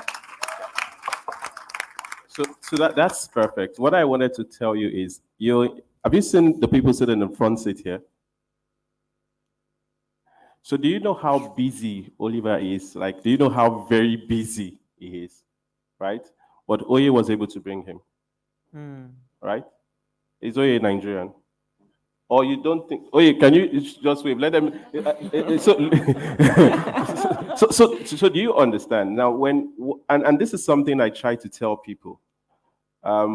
There is a general saying about tribes that will tell you Igbos like money. True? You are so saying true. Okay. But is that what defines an Igbo man? Is that? No. But there's a general saying. So there's a general saying about a class of people. But the uniqueness of your being is what stands you out. Guess what people are going to say when they meet you? They're going to say that you are a different Nigerian. And guess what? If you are able to influence, should I tell you one funny thing? There are people that Oye will call to this meeting. As busy as we are, we will show up. I'm the last person that I expect to be in this program. I was here yesterday. I was having an archery competition throughout last week. I went to set up a rage in Ibadan. I just came back. We had a competition. And then I had to be asking him. I was telling him, like, bro, I'm using my last strength to be here. Why? Because it's Oye. It's not because it's because it's Oye. And Oye is a Nigerian. So you need to be that person, that change. You know, they used to tell us, be the change you want. You don't understand it. But in the global scale, every experience you bring out would confirm if, yes, we are Nigerians like that, or if they met the wrong set of people. Now, also look at it. We are about 200 million people. If 10% of us is bad, that's 20 million people. That's a lot of people. So we might have 180 million good people, but it won't matter because 20 million people, and those 20 million people are actually now everywhere in the world.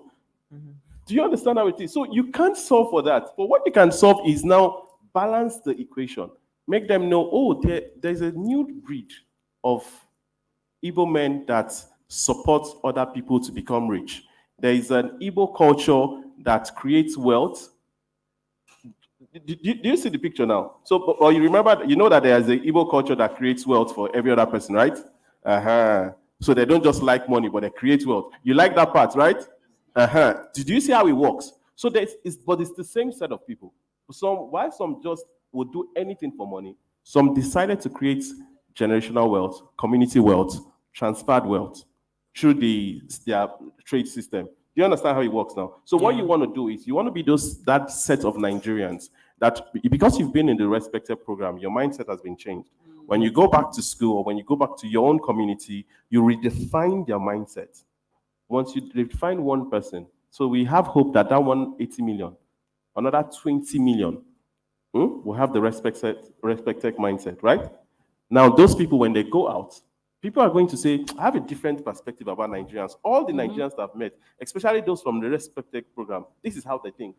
This is how creative they are. That's what you want to focus on. You don't want to focus on what it currently is, because what it currently is will pass. Do you understand? But if you don't improve on yourself and change the narrative, we'll still have the 20 million defining who we are as a people. So true. Thank you. Thank you so much.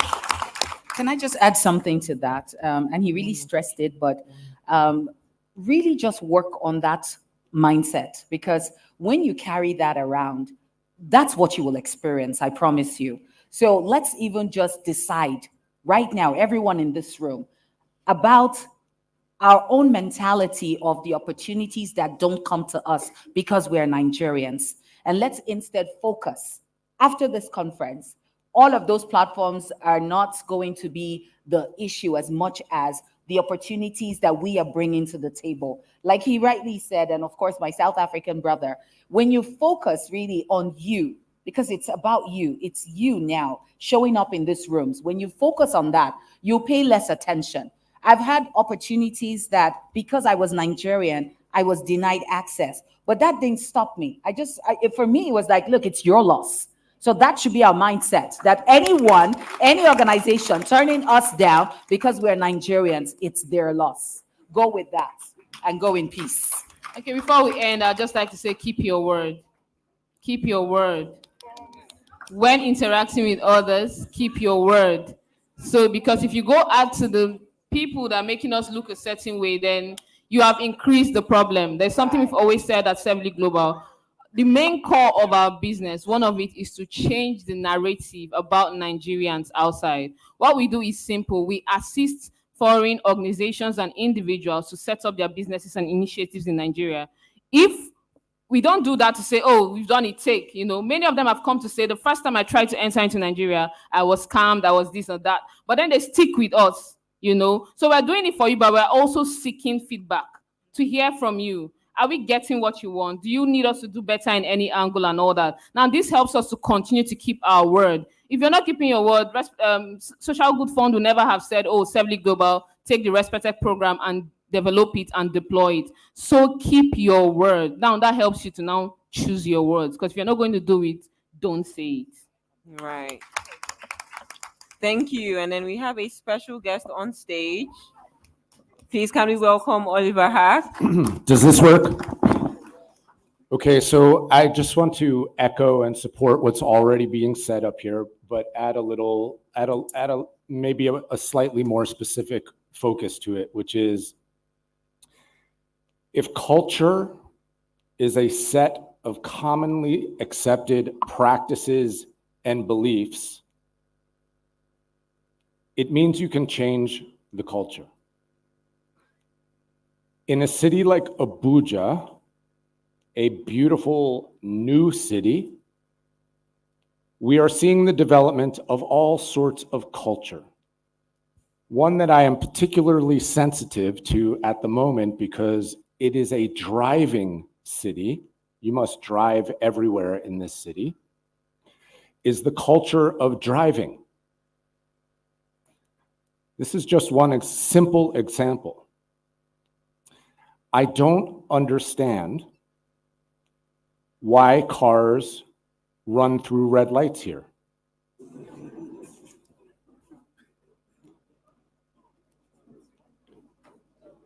You notice that I'm not laughing,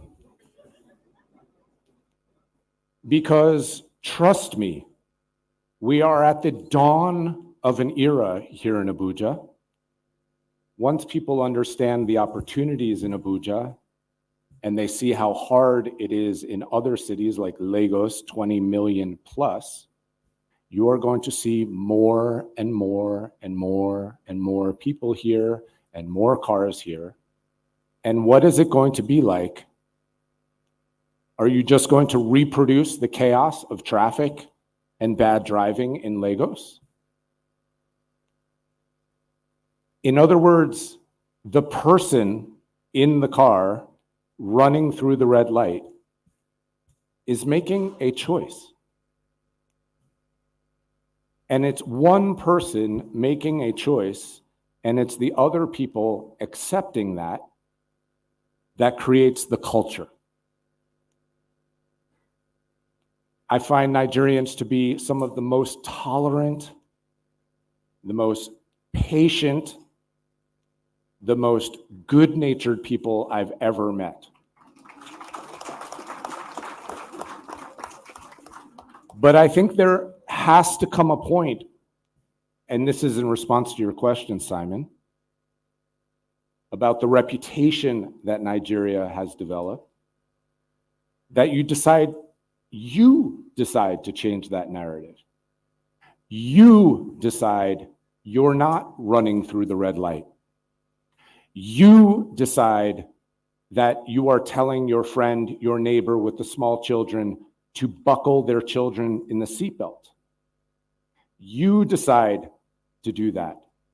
You convince the next person convinces the next person. But if we sit quietly, tolerantly, patiently, and expecting it to change, it will not change. They say the definition of insanity is doing the same thing over and over again and expecting a different result. I challenge you to get out in the world and do it differently. You change the narrative.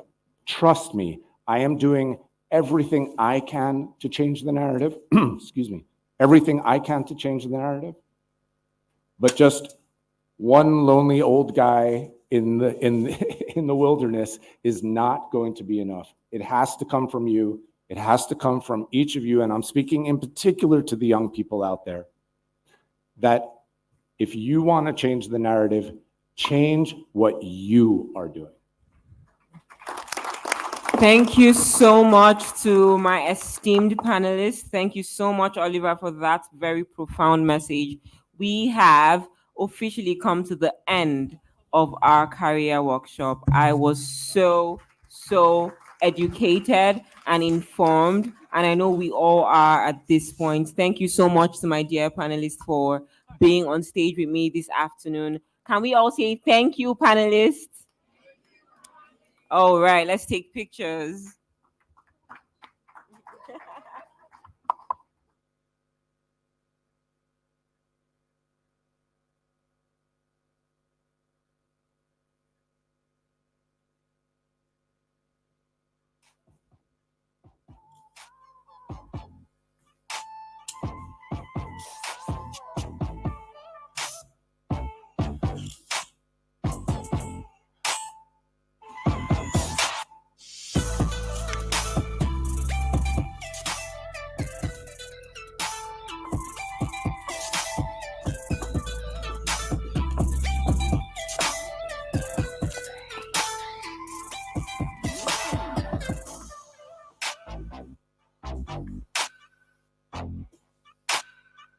Hello, everyone. How are we doing? How are we feeling? Are we feeling impacted? It's been an amazing session so far.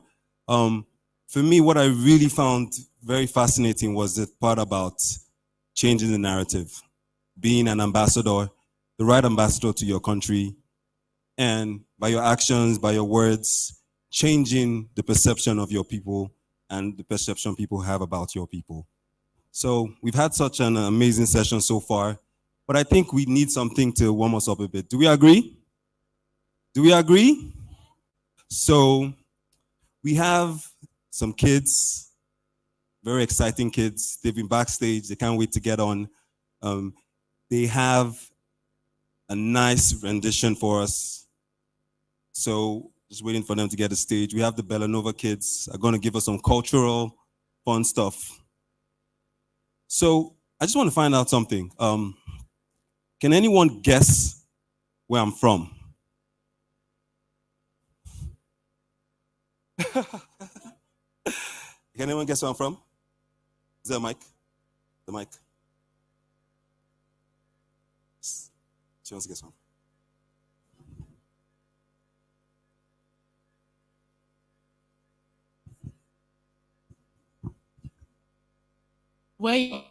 Yeah, where I'm from, in Nigeria.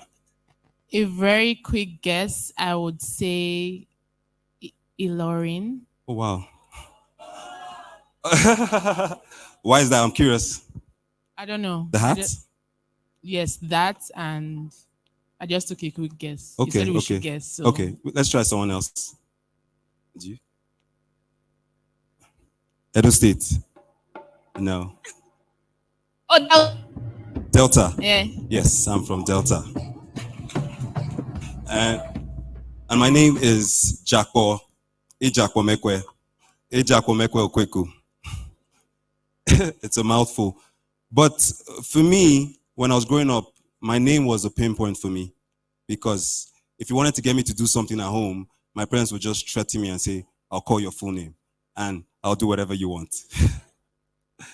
Because it's a mouthful. Ejakwomekwe. What kid wants to be called Ejakwomekwe in public? But And then they'll tell you, okay, if you're not too bad, we'll just shorten it to Mekwe. I was like, oh shit. But what I quickly understood about it is our names have power. And what we say about ourselves, what we say about the world, shapes how we see the world.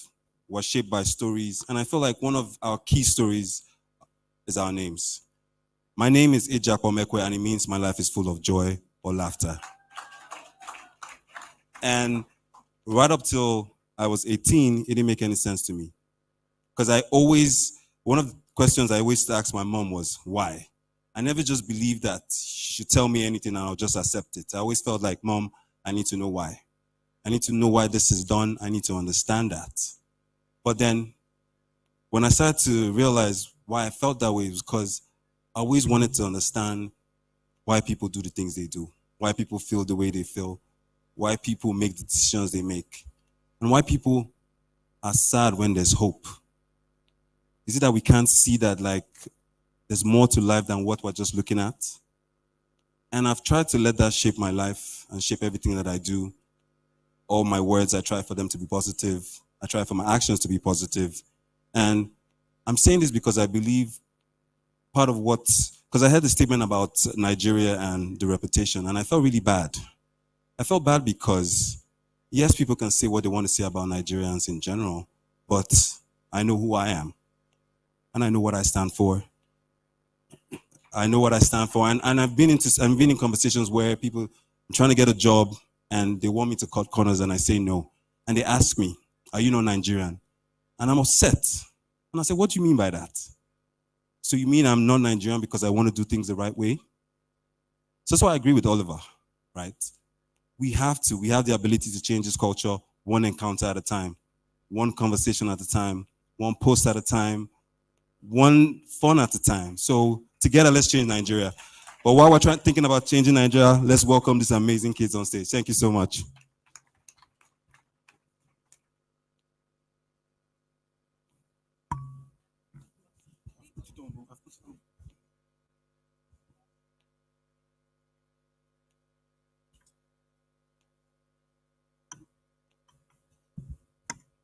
Let's clap for this amazing young man. Good afternoon, distinguished guests, leaders, and members of the Respectech community.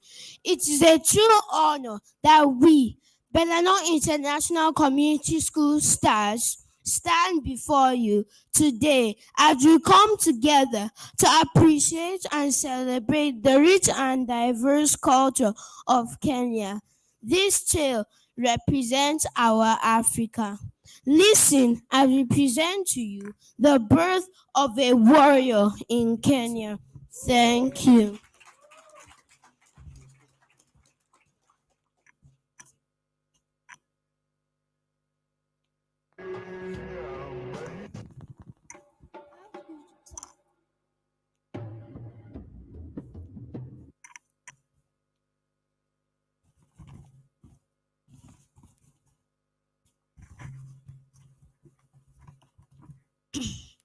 Long time ago, there was a prophecy that a warrior would be born in Africa.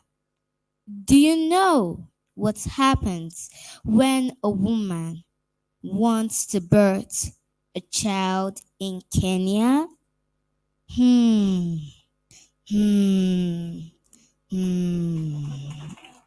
Traditionally, the ritual of birth begins long before the child is born.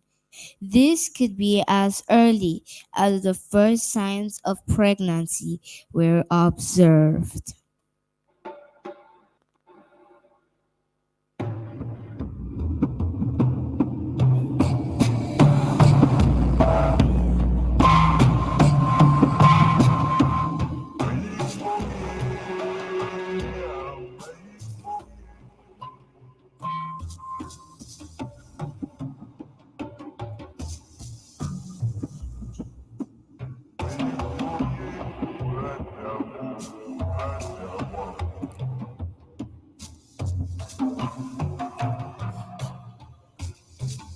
Herbs, magical powers, a variety of protective measures were used to protect the pregnant woman. This root to cocoa was traditionally kept beside the bed of the pregnant woman to prevent miscarriage.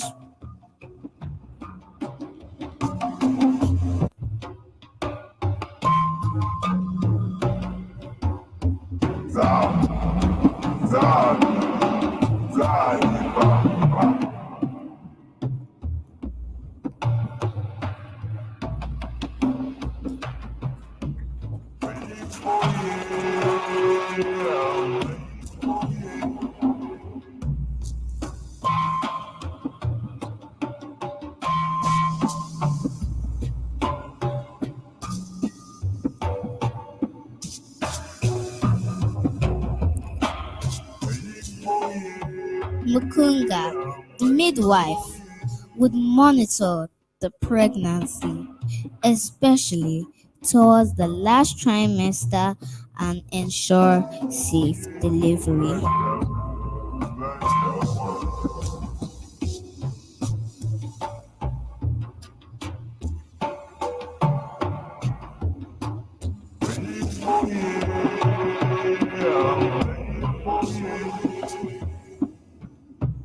When the woman is in labor, I repeat, when the woman is in labor,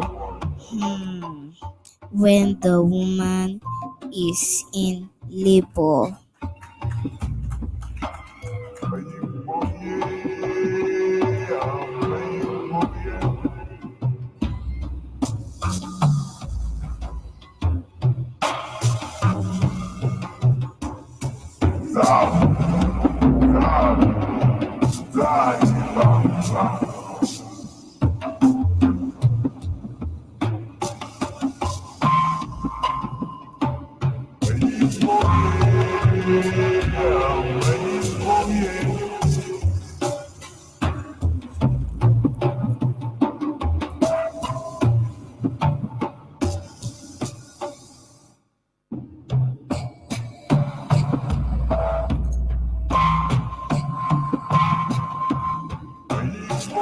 On the day of delivery, people in various states of ritual showing uncleanness were generally not allowed into the delivery room for the reason that the child would be unwilling to be born, leading to a difficult delivery.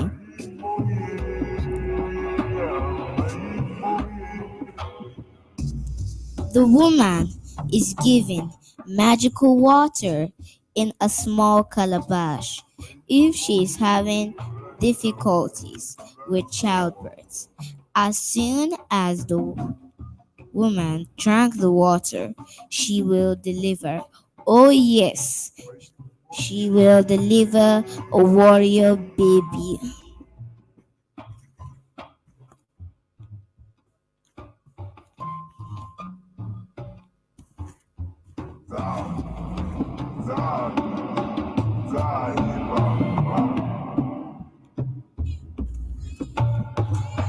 When this baby is born, the woman in the room would announce the gender to those waiting outside, and there will be a celebration.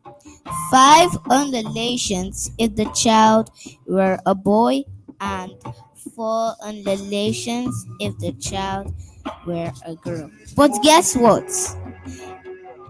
This baby, born from ancient prophecy, is one that will change the hands of time in Africa.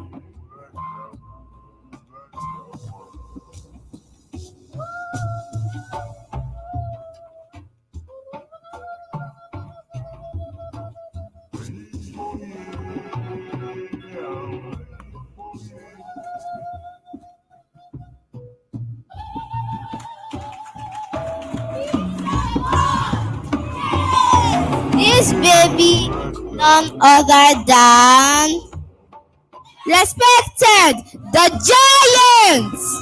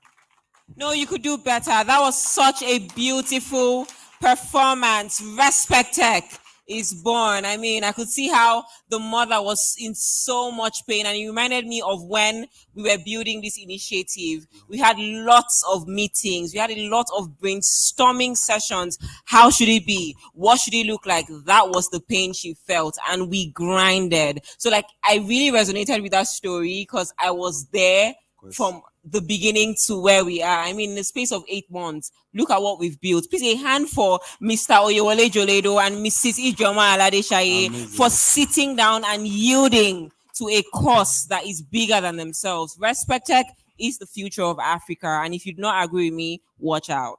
No, but do you know what? I was asking what Respectech means. Oh, so interesting. Like I've been thinking about it. Respectech. What does it mean? Respect technology. Respect technology. Bet you Get didn't think it? that. Really thoughtful. And that's one of the things that I really appreciate about everything that's going on today. The thoughtfulness. You can see from the various sessions, they've been very, very thoughtful. They've thought about what the needs are of the Nigerian public, what we need to hear, what we need to know, what mindset shift we need. And another thing that was interesting about the thought process behind it is Respectech was born out of the need to give back. Yeah. Like technology companies and different companies in general just come to Nigeria and they take our people, they take our resources, and they don't give us anything back. So I think Respectech was designed to address that. To understand that, like, from where you reap, you must sow. And I believe that today, like, a lot of positive seeds have been sown in your lives. And I believe that from today onward, we'll all be brand ambassadors of this great initiative. Are you a brand ambassador of Respectech? Are you? If you are, please a hand for yourself. Thank you so much. So we are gliding into the end of our conference session today. But before we do that, if you know you applied to be interviewed, please move to the job decks outside and get your tags now. If you applied to be interviewed, please move to the job decks outside and get your tags now, as the interview session would commence shortly. But before then, please join me as I welcome Mr. Chiedu Nwokolo from UNDP for the Nigeria Jubilee Fellowship program. A hand for him as he makes his way to the stage. Don't stop clapping till he gets here. He has an amazing, amazing opportunity for employers in the house. He's still coming. Please clap. Keep encouraging him. He's doing amazing work. Amazing work. God bless you for all the work you're doing.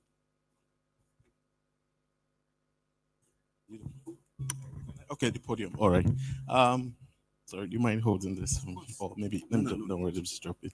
Hello. Okay, I can just put it here. Good afternoon. Yeah, my name is Chedu Nwokolo, and I work with UN, most especially UN agency UNDP. I'm here to talk about the Jubilees Fellows Program. I don't know, any of us, do we know the Jubilees Fellows Program? All right, I know there's so many mixed feelings about it, but it's fine. All right, so the UNDP, joint collaboration with the EU, is currently implementing a program, the Jubilees Fellows Program. Now, the idea behind it is to create opportunities for young people to gain employability skill. Now, one of the fundamental things we've been able to discover over time is the fact that young people do not have opportunity to be employed. And of course, they don't have the employability skill. Now, the idea of the Jubilees Fellows Program is to create that opportunity for young persons for a period of 1 year. They get opportunity to grow in the industry and also to improve their skills. So this program is across the country. At the moment, we have been able to place more than 6,000 fellows across the country. We even have an alumni of over 2,500 fellows in the Alumni Talent Hub at the moment. So this is a call to the employers that are seated here. We are seated in the booths over there. We want you to apply. We want you to use your organization as a placement for these fellows. And also, of course, you will be providing mentorship for these young people for a period of 1 year. Now, one of the questions you will ask is, am I going to pay? No, you are not.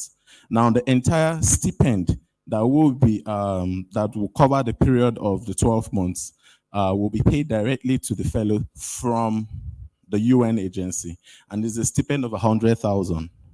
Stipend of 100,000. So again, when you're looking at the overhead cost and all of that, you don't really have to worry about that because your organization taking in those fellows, the stipends are already covered. So no worries about that. Now, again, you might ask, what is in for the organization? Now, you also, from time to time, you would get to connect with other host organizations that are in network, the community. And again, you can share ideas and, lots of fascinating things that you can participate. So again, this is a call for us. Like we said, we're seated in the booths, I think second to the last. Come over, any other burning questions that you might have, please come around, ask us questions, and we will be willing to respond to those questions as soon as possible. A very huge thank you to ServeLive Global. Oye has been a wonderful person for a couple of years now. We even have our fellows placed within the Respectech and ServeLead organization. So a huge thank you to ServeLead Global. They're doing an amazing job. And of course, to everyone that is seated here, thank you so much for coming around, and do have a wonderful day. Yeah. Okay, so do we have what's yeah, I'm done. Okay. All right.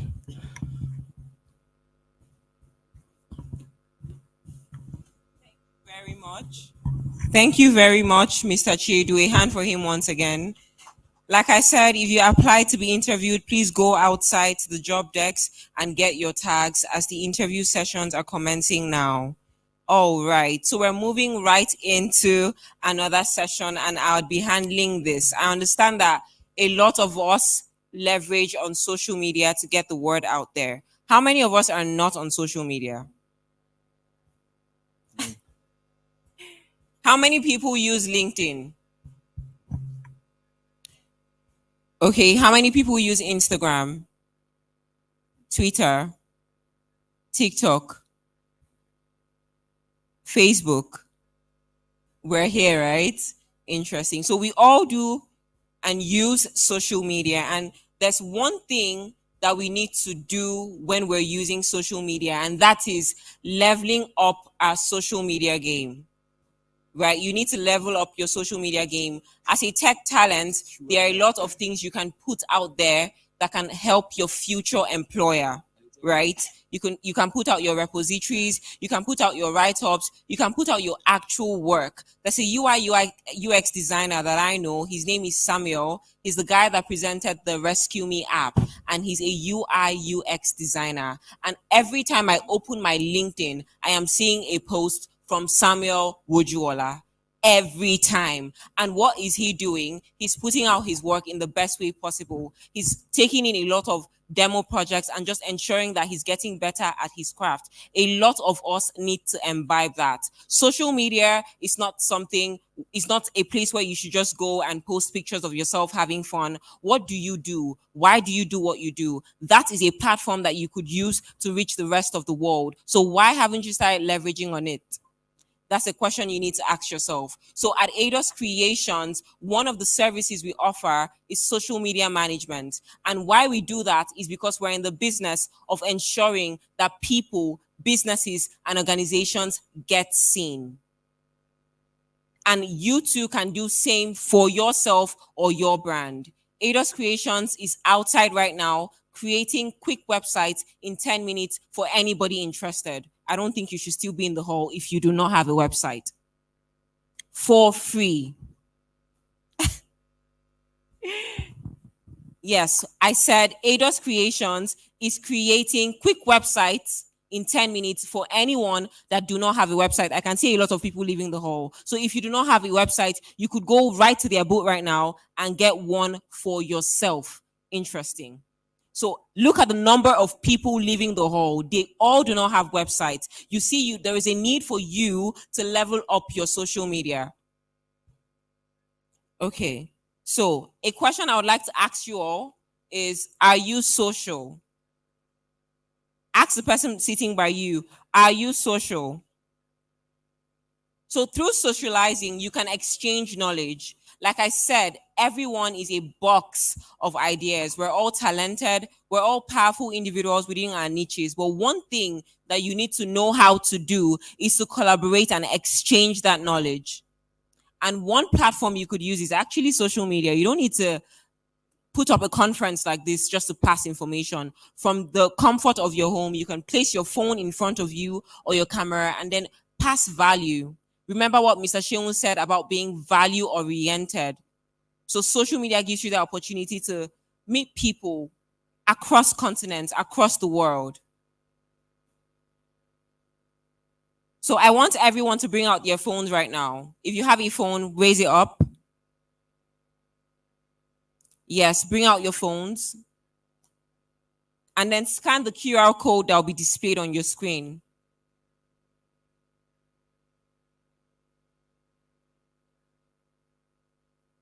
Bring out your phone, everyone, and scan the code that will be displayed on your screen.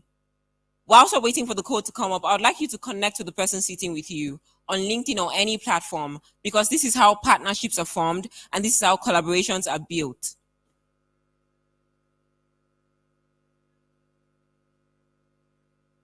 So before I run away, I would like to leave you with this. There are 4 very effective content types that you need to put out as a business or as a personal brand.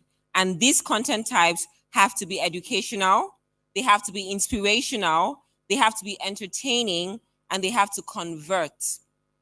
So conversion really is not about making money most times. Conversion is about buying people in. So once you're able to ensure that the content you put out is good enough to buy people in, that is, get people to be a part of your vision or join you in building whatever you're building, you have converted. So for business owners, conversion will be making money off social media. But for you, if you have a personal brand, it's by getting people more involved in your story, more involved in your community, getting more people on your channel on Instagram or YouTube. That in itself is conversion. So your educational content can cut across being step-by-step processes, how to do this. It could be you listing tools and resources. It could be you sharing processes, how you went from point A to point B. These are different content types that are educational and value-driven, and people can quickly cue into them. Your content can also be inspirational, right? You can inspire us to follow our interest. Maybe you're a thought leader in your space. Why are you quiet on social media? There are tons of people looking to learn from you. And if you have what to say, pick up that phone and get typing, right? You also can inspire people to step outside their comfort zone. You can also start a new routine, hobby, or lifestyle and share it with the world. You see how people are going on weight loss programs and they're telling you, oh, this is how I was in January and this is how I am in December. And they're now teaching you how they went through that process. So your content can also be inspirational. Your content can be entertaining. We have tons of content creators in the space, and what do? They let us into their world, their daily activities, the events they go to. You can also do that. Your content needs to be relatable. You need to be relatable.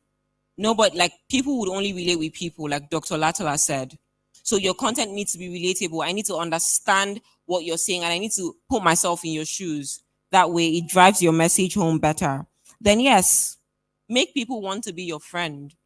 I mean, not by living a lie, but by sharing your truth. Make them want to connect with you. Everybody here has a unique story. I was telling Hamida backstage that you have a beautiful story and you're a beautiful person. Let the world see it. You don't need to be anything else but yourself on social media. So don't live a lie.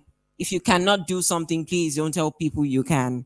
So another thing you can do with social media for your business or your personal brand is share client testimonials. People that you've worked with, work you have done, put it out there. Tell people what you have done. Also, you can tell us how to get started with you and what you do. Some people actually would patronize you.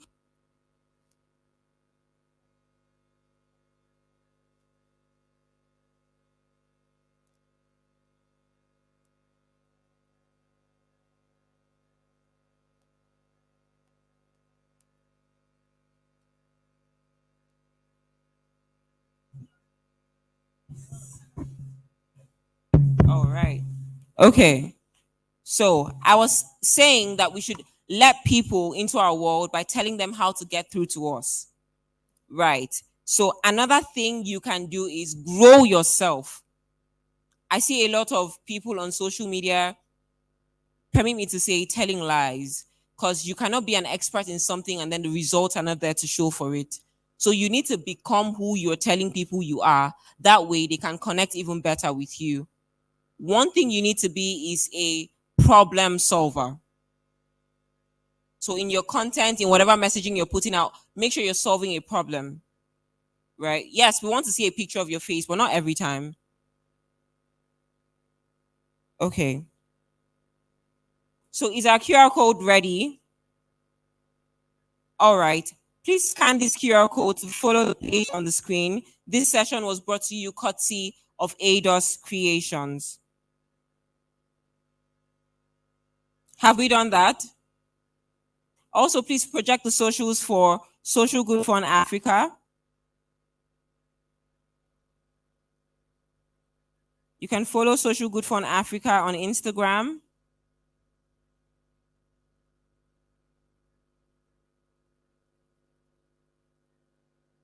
Have we done that? Please follow Social Good Fund on Instagram at Social Good Fund Africa. This conference was proudly brought to you by Social Good Fund.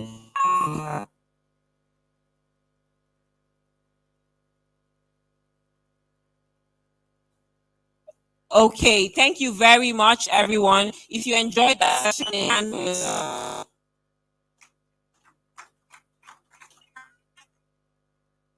okay, at this juncture, we're absolutely thrilled to welcome the distinguished presence of one who needs no introduction. With an illustrious career marked by profound impact unwavering dedication to societal progress. She stands of leadership, advocacy, and innovation in Africa and beyond. As the president of Human Capital Africa and senior economic advisor at Africa Economic Development Policy Initiative, AEDPI, she is at the front of shaping policies that drive sustainable economic growth and empower communities across the continent.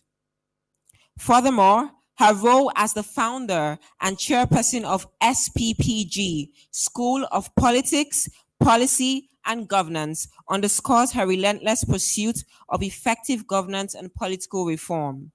Through initiatives like Fix Politics initiatives, she is spearheading efforts to elevate the standards of political discourse and foster a culture of accountability and transparency. Her tenure as Vice President of the World Bank for the Africa region, Minister of Education, and Minister of Mineral Resources in Nigeria, Dr. Ezekwesili brings a unique perspective to the table, one informed by both academic rigor and real-world pragmatism. Her impactful advocacy work, particularly as the co-convener of the Bring Back Our Girls campaign, has not only shed light on the plight of abducted schoolgirls, but has also galvanized global attention and mobilized collective effort to address the issue of insecurity in Nigeria and beyond. Beyond her professional accomplishments, Dr. Obi unwavering dedication to gender equality and women's empowerment is exemplified by her current role as the board chair of Women Political Leaders, Brussels. Through her leadership, she continues to champion the rights and aspirations of women in politics, paving the way for a more inclusive and equitable world. Ladies and gentlemen, with a standing ovation and a lot of cheers, please make welcome for the first time at the Respectech Conference, Dr. Obi Ezekwesili. Make some noise! Don't stop clapping till she gets here. Thank you so much, Ma, for coming. Well, give it up to the MC, except that I want to correct something immediately. You don't ask people to give standing ovation. Standing ovation is out of the volition of people. It's not something you command. All right? Yes, sir. Yes, but you're a great compare. Thank you. Folks, you can sit down, please. Thank you very much for your warm welcome. I must tell the ones who are making noise behind that I am not good at listening to noise when I'm giving a talk. So we might need to agree that we have one room and that we're in one house. Thank you very much. Thank you. I've always maintained that the greatest way to show respect is to allow people who have the mic to speak, right? With you giving the person rapt attention, even if they're not saying something you like. But the fact that they have the mic means that you have to listen. Or you might even not listen, but just keep quiet. What a pleasure to be with you at this year's event. I am very delighted to be with you in person. And the only reason that happened was that I couldn't travel yesterday. I was traveling out of the country. And the strike. Yeah, so the airport, we actually got a boarding pass, but couldn't fly. It's important for every one of us to understand that situations that need to be fixed will have to be fixed. There's no running away from problems. Problems are meant to be tackled. And so I gladly went back home knowing that, the cause is a good cause. And I hope that they do resolve it in a way that improves the well-being of all citizens without derailing anything around the economy. Ladies and gentlemen, dear friends, you have asked me to speak to your theme, but with a specific request that I should talk about the future of Africa's human capital, a topic that I love. I absolutely love this topic on human capital. As you probably know, one of the things that I do now in my post-retirement years is to get the continent to put more attention to the importance of human capital for its development. Fact number one is that economic evidence abound that no country got to the top of the economic league table without prioritizing human capital and its development. No country, there's none that we see there without an emphasis on human capital development. Fact number two is that there are also some paths to economic growth when you see growth happening as a result of huge endowment of natural resources. Growth can come from that. But if a country wants sustainable growth, it would have to translate the growth that comes from natural resources endowment to sustainable capital. And sustainable capital is accounted for as the translation of rent that comes from natural resources into stock of human capabilities. Human capabilities are even more important for development when a country has huge population and it invests in that population through education, through skills, and through health. Because when it does that, there's a conversion of the human beings from just human beings into human capital. And where you have a massive stock of that, it makes a big difference.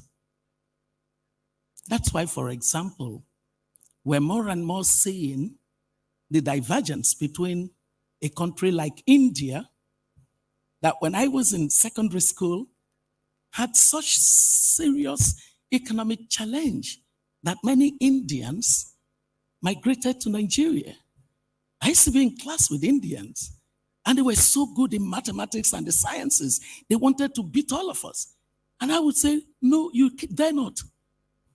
You can't come to Nigeria and beat me in class. So we had to work extra hard. They're really smart. They came here, parents, children. But guess what? India invested a lot in human development. It is therefore not surprising that decades after, we see Indians popping up in global spaces because of the power of education and technology. We also see the Indian economic growth, which I actually prefer to what I have seen of China, because as creaky as the democracy of India may be, it has held its own. And it has figured out how to arbitrate issues. So we know what is possible. Unlike their neighbor, we don't yet know what is possible. Even with this double digit of growth that really made China what it is today. Because political resilience and systems do matter for sustainable development. So you look at India and it tells you a story of what it means for a country that was about the same stage in development as ourselves to invest in its people. Are you following me so far? So, when we think of our continent, where at least 2/3 of the countries on our continent have one form of natural resources or the other. And we have seen the political incentive in societies that have endowment of natural resources to tend toward a complete leaning toward those resources and a disregard for what is possible through investment in the people. It tells a story.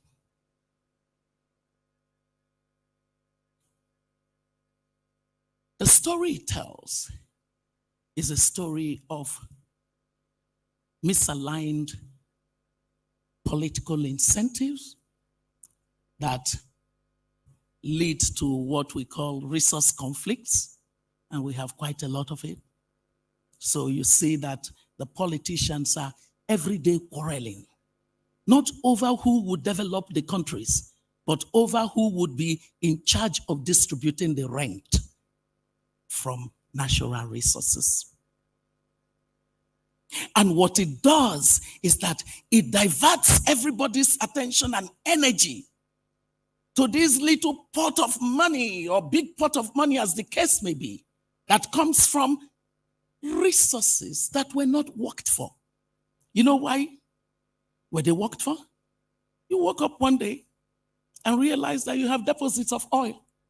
You woke up one day and found that you have diamonds.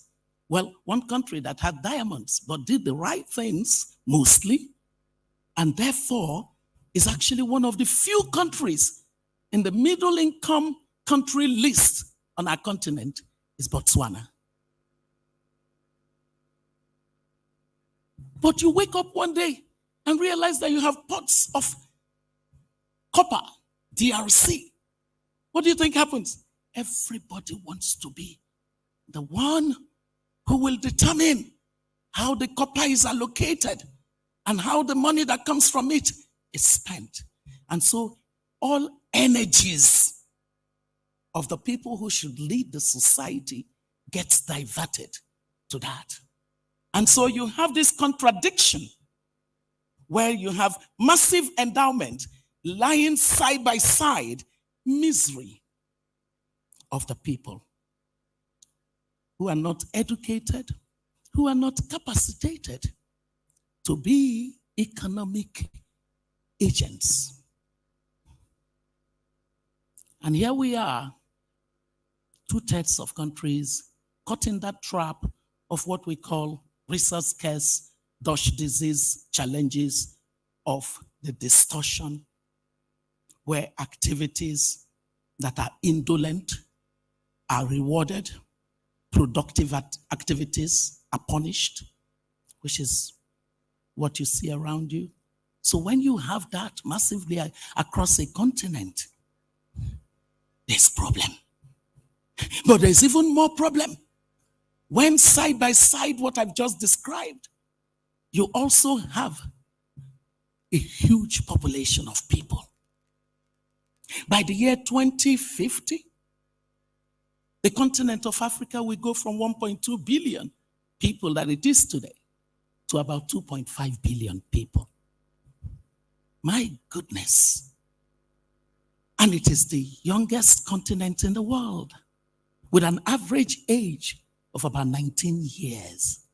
Hey, the reason that I am quoting data to you is because in my world, in God I trust, every other person must bring their data.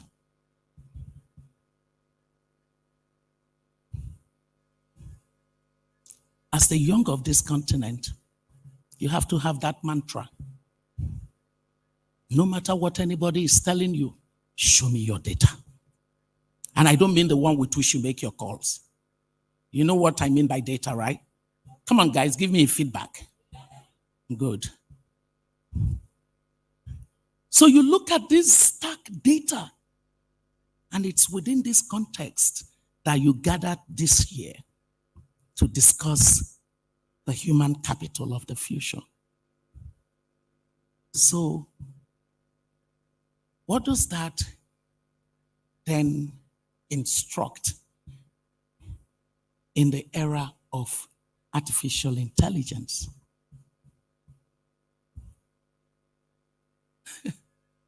Are you excluded from the shifts occasioned by this rapid advancement in technologies? Is it okay for you to just cheerfully mind your business while these kinds of revolutionary trends are happening? What is the world of the future that you own? You're going to be the leaders.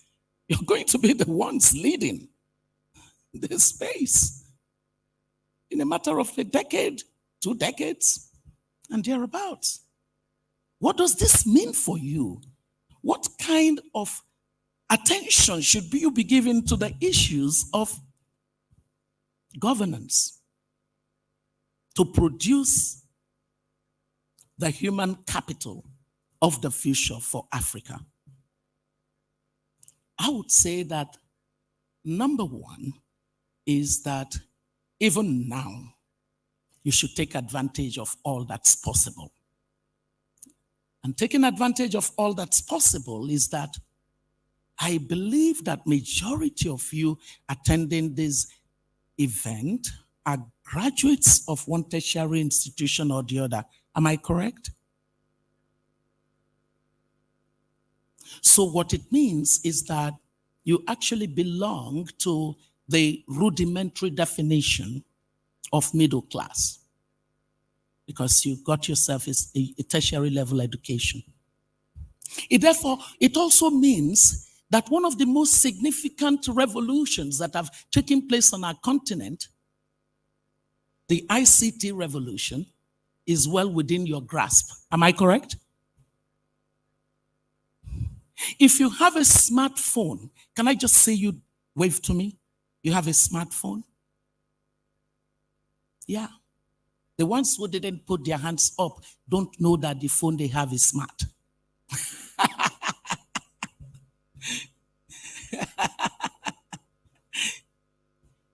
If you have a smartphone, what that does is that it says to you that you actually have an opportunity.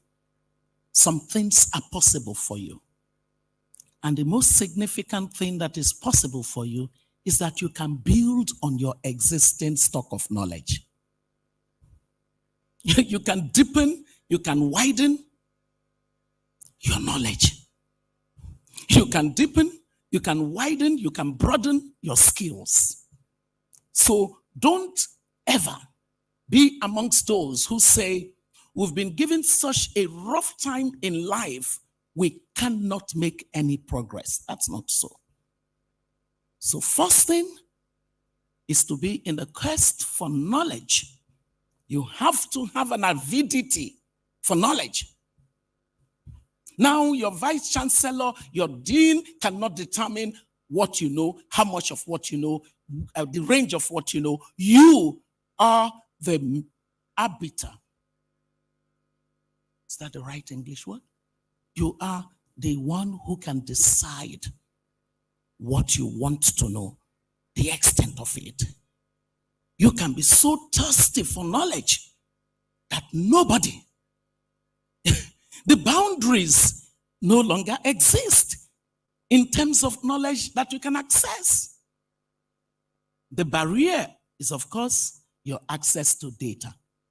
But frankly speaking, some of the data you spend doing some other things are better deployed to getting the knowledge that builds up your own capacity to engage the world.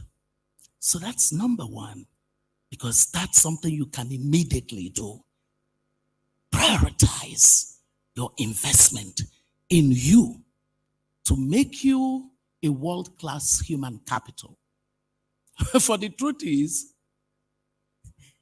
I get excited when I see parents who say things like this to me. He says, I don't know what my child is doing all the time on their laptop. And when I say, why don't you have a job? Why are you not looking for a job? He says, I'm employed. Who has employed you? And they say to me, they are doing remote work. You know, some parents in my generation, they don't understand your language at all. So when you speak that language, it annoys them. He said, this boy says he's doing remote work, but he's always on his computer. I hope my son hasn't joined that gang. And I say to them, he actually is doing remote work. Because their generation of Africans are the ones who have come into being at a time when we got our first revolution, the information and communication technology revolution. In your own time and before our time, there was agrarian revolution, there was industrial revolution, there was in fact knowledge revolution by the 80s, 90s, toward the 2000s. We did not partake. We did not. We missed all of those revolutions. For the ICT revolution, we didn't miss it.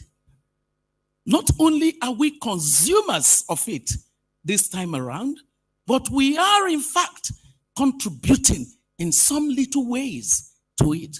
So for example, what we've seen of fintech has put us as a continent that can teach something to others. Did you know that? Safari comes, M-Pesa was a revolution. For the other people in other parts of the world, the telephone is simply a telephone for conversation. And suddenly, through the M-Pesa, we said to the world, our telephone is our most significant tool for economic engagement. So you have to optimize that possibility. Number 2 point is you are too little a percentage of your population to pull the continent as fast and as much. So scale and speed will be missing if only a few of you have these prospects. Because average enrollment across the continent for tertiary level education is still a paltry 12 to 15% thereabouts. That's if it is even up to that. But the other parts of the world, you have, well, when you compare with countries of comparable size as ourselves economically, even South Africa has more than 25% average enrollment level for tertiary education. So it means that there is huge gap that we must fill. Now, in filling that huge gap, we need to make education actually function. Education must function.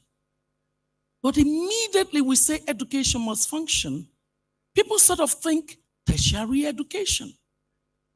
But I'm here to say to you that I'd like to mobilize you to be voices for fixing public education at the foundational level. You know, foundational education, early grade education. Do you know that there is a terrible data that 9 out of every 10 children on our continent are not achieving minimum proficiency level in literacy, numeracy, social, emotional skills. That's terrible. That's terrible. And you know that those who are not achieving are those stuck in failing public school systems.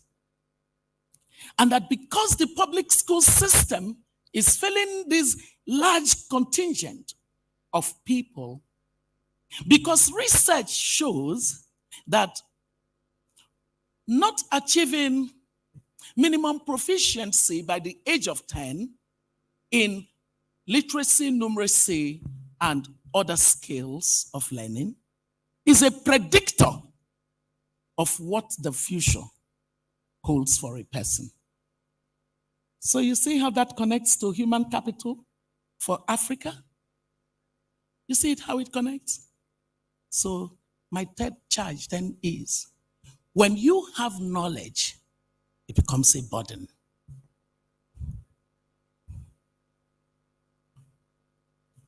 Knowledge is a burden. You now know that if you care for an Africa that will optimize human capital as a pathway to its progress, you cannot have 9 out of every 10 children not achieving minimum proficiency levels. And so, number 4, if knowledge is a burden, for your generation of people, you're the most actively engaged youth yet on our continent. The burden becomes even deeper. You have to take responsibility for shaping the future of human capital in Africa. How do I mean take responsibility? You have to become the advocates for human capital development for Africa. You have to become advocates for fixing education systems and sectors that have not yet become aware that there are evidence-proven solutions to the problems of learning poverty on our continent. You would be right to say to me, you were Minister of Education. What did you do about this? And I would be glad to say to you, a lot. But the politics made sure to fail the children. The records are there of the identification of this challenge as of that time. And what we began to do in terms of teacher quality and the teaching method, which are known to be the 2 most important things that improve learning for children. We had the reforms. We had a nationwide teacher upgrade program where we mobilized the Nigerian Teachers Institute in Kaduna and all the colleges of education, as well as departments of education in universities, to move all the TC2. I came into office seeing that even though teacher grade 2 certificate had been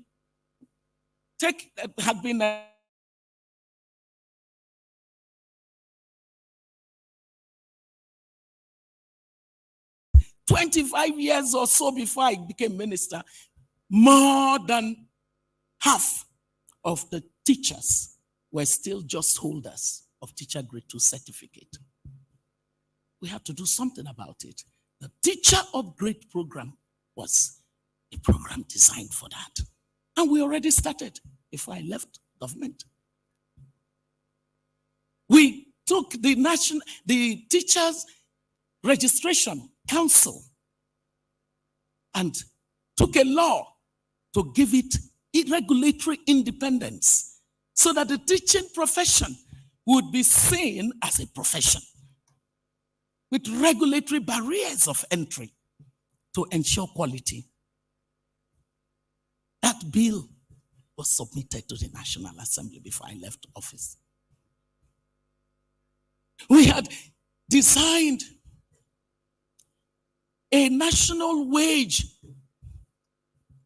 conversation between the Wages and Consolidation Commission and the NUT. So I can reel so many more. We even had something called Housing All Teachers Initiative. We brought back and designed teachers in service training programs. All of it to do what? To enhance the quality of the teachers and the method of teaching in the public school system. Politics destroyed. As a matter of fact, when my successor was asked, what is your plan for education? He said, to reform Ezekwesili's reforms. They are still reforming them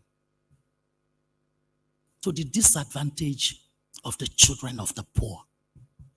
So I speak to you today with a sense that you have a duty.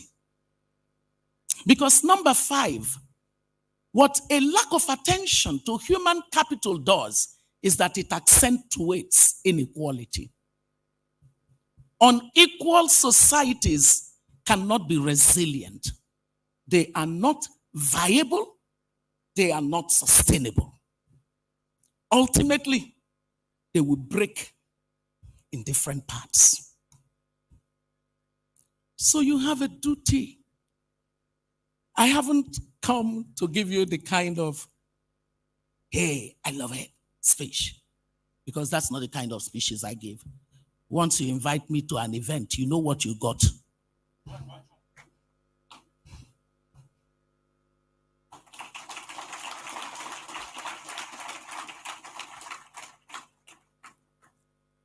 You have a duty, my dear young friends, because the human capital of the future is not outside of our reach as a continent.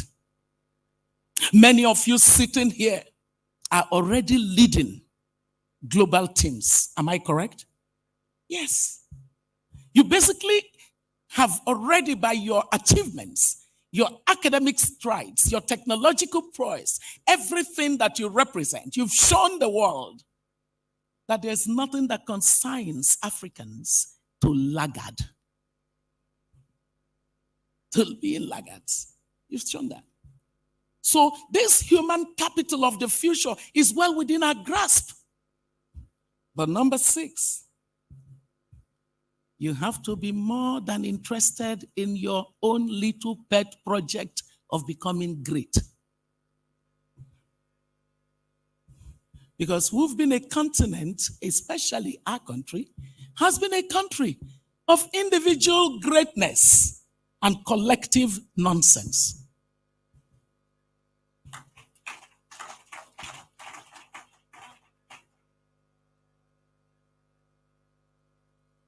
So you do need collective action in making sure that you are interested in how you can improve governance of your country.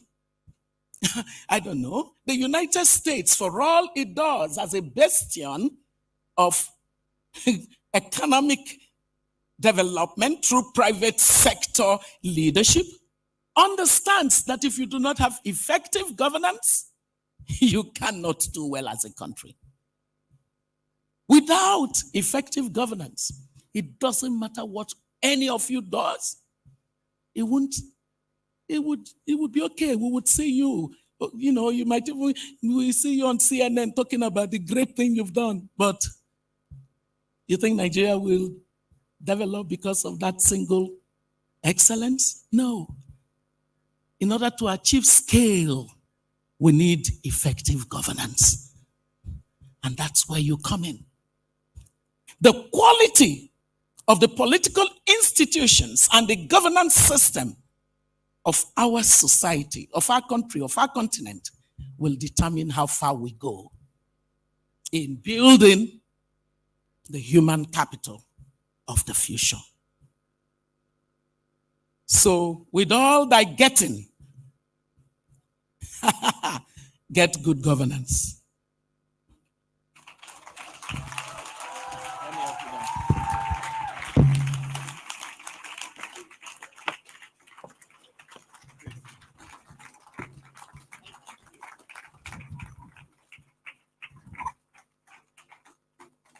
Wow. Wow, so powerful, so inspirational. Thank you so much, ma'am. Can we give another round of applause?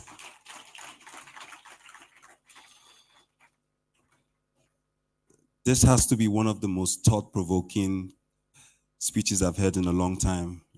It struck me in so many ways, and it also gave me hope. It also gave me hope. Thank you so much, ma'am. Another round of applause, please.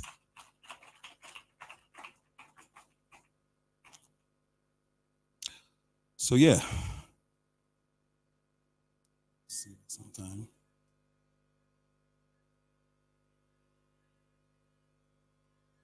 Hello everyone, how are we? How are we feeling? You're not feeling fine? What's the problem? Oh wow. Okay, we just have one more conversation before we go on break. So just to touch base on what she said, a couple of things. The importance of education. Can we have one house, please? Can we have one house? Thank you. So she talked about the importance of education, the importance of having a smartphone and how that's an opportunity to constantly evolve, constantly grow. She also talked about the education system, which for me is personal as well, because my mom, she worked in the school system as well, and she retired some years ago. And I personally know some of the issues that she went through. So we're looking forward to the education system in Nigeria becoming so much better. So for the next conversation, we have some special guests from the Nelson Mandela University, Dr. Latola. Did I pronounce it properly? Dr. Latola. Can we welcome him to the stage? I'm sure he's going to tell us one or two things about the university, and I'm looking forward to learning from him. Thank you so much. Pronounced it well, yes. Thank you for having us here this afternoon and giving us the opportunity to talk to you. As you've heard, my name is Dr. Nehemiah Latola, and as I've shortly alluded to in my introduction, I work with managing the university's African portfolio. So the university has taken a strategic thrust through the Vice Chancellor's office to expand its footprint on Africa. We believe that we are an African-centric university, and our coming to Respectech is one of the ways through which we want to further build connections. So I'm going to talk this afternoon to you a little bit about the university, but also more specifically on how we can partner as individuals or as the businesses or entities in the room with us today to solve this issue of upscaling and providing services. So before I start, we have two promotional videos, and if the tech team could maybe just start the presentation and play those videos, whereafter then I will speak. Thank you.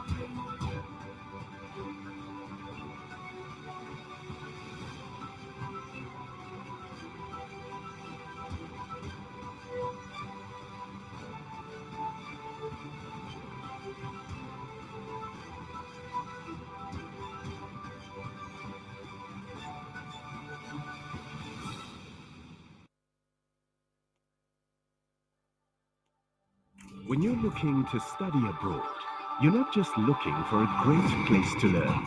You're looking for the experience of a lifetime.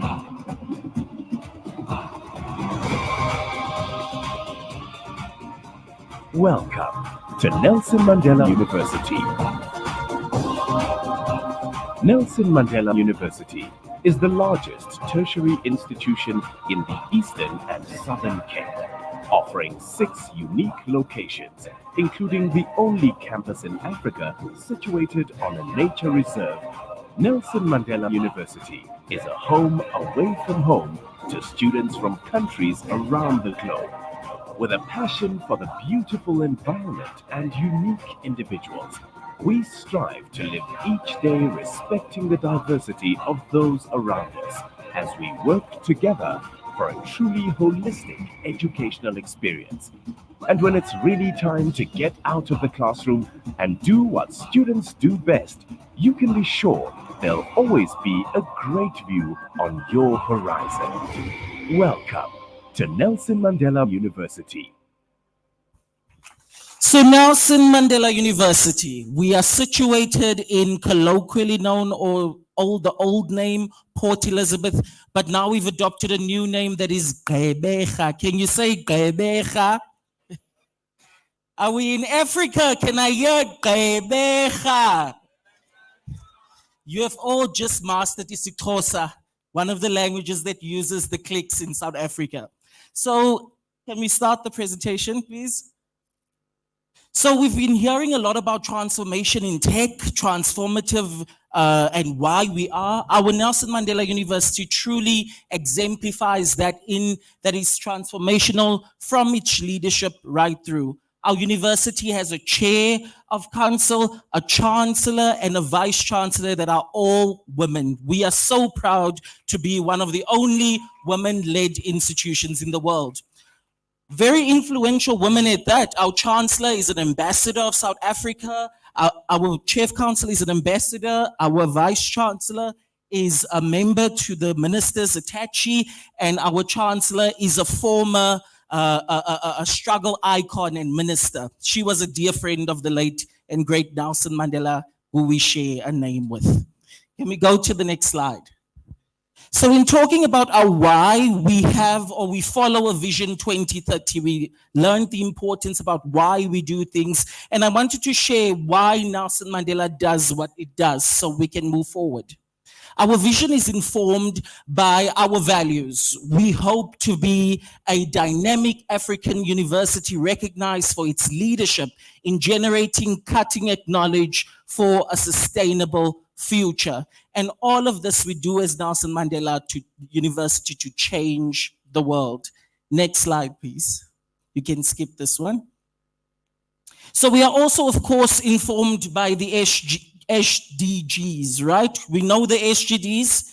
Remember, whenever we learn the importance of speaking about our projects, but a key tip that we always need to remember that if you are speaking about your projects or your business, always relate it back to these with investors. Investors are very concerned about the SDGs, the Global Development Goals, and our university is too. Next slide, please. We are also, of course, Africa-centric. We are situated in Gqeberha, which is in the Eastern Cape of South Africa, on the motherland continent, Africa. So we are concerned about the welfare of African people. And so we follow and subscribe to Agenda 2063 for the Africa that we want. Next slide, please. We are also guided by our national policies. We have a national development project or policy that's in place that guides all of these agendas that we subscribe to. There's also the scientific white paper and all of those things in South Africa. And if you want to study in South Africa and you want funding, you need to know a little bit about that, just to put it in there so that your chances are high of accruing funding from our government or our institutions. So next slide, please. So a bit about a history about Nelson Mandela University. Nelson Mandela University is a conglomerate of universities that were instructed by the Minister of Higher Education in 2025 to link. up and become one mother institution within the region. Someone asked the important question yesterday about are we a private or are we a public university? Now, see, South Africa has a unique history of apartheid, right? You've heard about apartheid. That's when Nelson Mandela comes and emerges as a hero and a bastion of freedom and human rights, right? So South Africa had then taken a stance that higher education would not be privatized, that it would be a public state instituted. So if you want to come to South Africa, try public before, try state before you go into public, which is state, before you go into private. Sorry. Next, please press the next thing. In 2017, we started as Nelson Mandela Metropolitan University, which is the region that we are located in. But in 2017, the Mandela Trust, the government awarded this conglomerate of now universities to be named Nelson Mandela University, the only one of its kind in the world. And today we are honored. We are now in our 7th year of bearing this name of this iconic leader, and we have many, many ventures that I'm interested in telling you about. Next slide, please. So if you want to partner with us, you want to know what are our strategic objectives as an institution.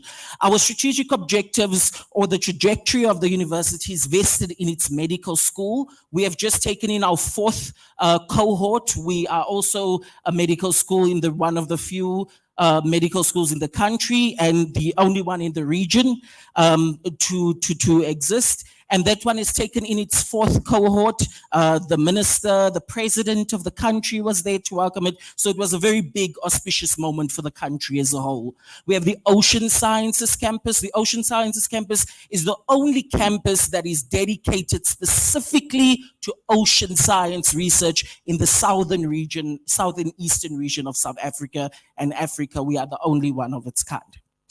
So we are very interested in revitalizing the humanities. You know, many of the funding out there is going at STEM-led programs, and our institution, our vice chancellor, has decided that there needs to be a movement by the institution to focus on the humanistic elements that are involved in STEM. And those are the things that when we learned about the history of STEM, those problems at the bottom that were articulated are keenly addressed and focused through the humanities. We also have transformative engagement, and then finally a strategic trust is the expansion of the African footprint of the university, which leads me to stand before you today. We also have 6 institutional research themes then. So if you're interested in coming to do research with us or partner with us in research, those themes include oceans and coastal research, social justice and democracy, environmental stewardship and sustainable livelihoods, innovation and the digital economy, our techies out there, origins, culture, heritage, and memory, and finally, humanizing pedagogy. And you will find out that these terms are very catch-all terms, these research spaces. But even if you don't find yourself in there, we are keenly placed in the region where we are at the tip of the ports, one of the 3 ports in South Africa. Port Elizabeth, Gqeberha, where we're from, houses a port there. We probably give Europe half of the VW cars that go into VW cars that go into Europe are produced in South Africa. So our university then benefits from that. We are keenly placed in the research where our engineering facilities, they benefit from that exposure of that. We also are, like I said, the ocean sciences campuses that we have. We are leading. We have 4 research chairs, and you would know them as excellence research centers in your country, right? Research chairs that are mandated and funded, and those 4 are solely stationed at the Ocean Sciences campus. And they venture from law, they venture from anthropology, they are in ecosystems, and they are in art. So very expansive chairs that are housed there in that Ocean Science campus. So we have a diverse campuses and students. We have about 33,000 students, where 2% to 3% of those are international students. We have about 2,500 staff, and we are located across 7 campuses. Next slide, please. We have 7 faculties which are indicated there. And as I've mentioned before, law, science, health sciences, environment, built environment and technology, engineering, education, and business and economic science. We offer over 481 programs from certificate to master's to doctoral degrees. And we have the 6 institutional research teams I shared with you. Next slide, please. So a bit of a statistic on the university. We have to date about 180, it's not written there, 1,000 qualifications that we have awarded, with almost 1.9 of those being doctorates. We have about 9.5 master's degrees that we've conferred. We almost have 150 graduates from over 80 countries in the world. So if you go to our booth and you see those flags over there, those flags are representative of all the students that we've had at our institution. So we also have, of course, 71 honorary doctorates that we give to leaders of the institution. We gave a Nigerian global tech leader, a woman, a tech head from Nigeria, an honorary doctorate in information systems last year. Next slide. So this is what I'm excited about. This is my offer in my partnerships. For companies here that are seeking to upscale young Nigerians in those fields, we offer study abroad programs as the international office where I'm a manager at. So the international office curates these programs in accordance to how the company would want these programs to be given to this cohort. We do this for companies, we do this for institutions, and we do this for investors who seeks to upscale countries. So this could be, take an example, you have a group of techs and your techs are all savvy in tech, but no one knows any basic information. And you are all interested in teaching them a bit about business in Africa. One of the short learning programs we have at Nelson Mandela University is Business in Africa, with a flair or flavor of South Africa. So you come and you learn how business and economics functions in Africa, and you do all of this in under 7 days. So a crash course, and in the middle of that, you can be exposed to the culture and the goings on in South Africa. Next slide, please. But on a personal basis, we can also skip this. So on a personal basis, if you as the individual want to come and take advantage of these short-term studies, we know that if you want some time off, a visitor's visa in South Africa lasts 30 days. If you want to come and upscale yourself in 30 days, there are a range of short learning programs which we have highlighted, but a few such as Introduction to HTML and CSS, which is web design, that we offer in the Department of Computing Science in the Faculty of Science at Nelson Mandela University. We have Foundation to Entrepreneurship that's offered in the Business Economic Science faculty. We also have things like corruption or prevention of corruption that's offered in the law faculty as short learning programs. And these are all courses aimed towards upscaling yourself. So you're not signing up for a degree, a long-term 3-year study. You are coming for a week or 2 days to do, or doing it online, and doing this, the university offers the service to you to be able to upscale yourself in that very short period of time, and go away with a certificate that is accredited by the university, and you can gain credits that is transferable in your Nigerian credit system. Next slide, please. So with all that being said, we are welcoming you. We have a booth outside.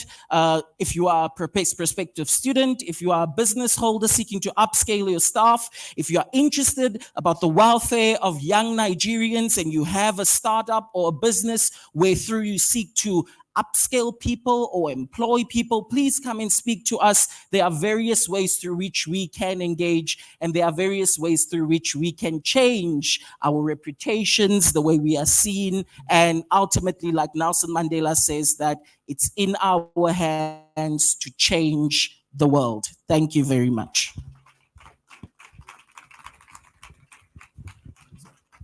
Thank you so much, Dr. Latoya. Thank you so much. Wow, really impressive stuff from Nelson Mandela University. I'm sure some of us will be interested in some of their courses and their programs. If you're one of them, you can check them outside in their booths. Quick announcement for those people that have registered for the employment. If you have tag number 1, please go to the employment booth outside. So right now, we're just going to be taking a quick break. Just relax. For those that have to go to the employment booth, just make your way there and we can just have a quick break. Thank you.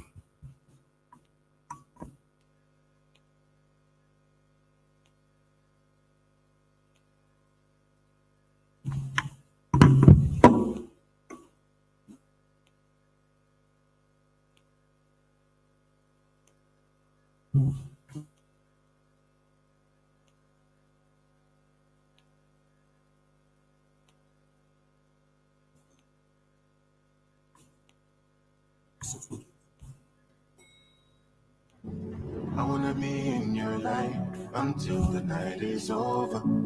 I wanna hold you so tight, coming closer. It's been a hell of a ride, but every single moment you were there by my side.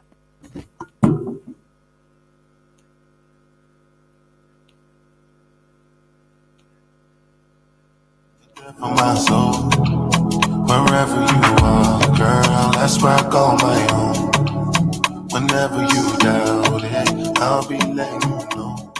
Oh, girl, I want to be dancing with you forever. You see through the storm and take me as I am. Baby, it's magic anytime that we're together. I make I just love you and hold you for my hand. Hold you for my hand. Hold you for my hand. Hold you for my hand. Over and over again, yeah, my love is burning, babe. Feels like time is frozen and night is for us. We're alone again, every moment's golden, yeah. Feelings I've been holding in, it must be love. Whenever I'm broken, you make me feel whole. Whenever I'm lonely, you're there for my soul. Wherever you are, girl, that's where I call my own. Whenever you doubt it, I'll be letting you know. Oh, girl, I want to be dancing with you forever. You sit through the storm and take me as I am. Baby, it's magic anytime that we're together. I make her just love you and hold you for my hand. Hold you for my hand. Hold you for my hand. Hold you for my hand. Hold you for my hand. Hold you for my hand. Hold you for my hand. I wanna be in your life until the night is over. I wanna hold you so tight, coming closer. I wanna be in your life until the night is over. Until the night is over. Until the night is over.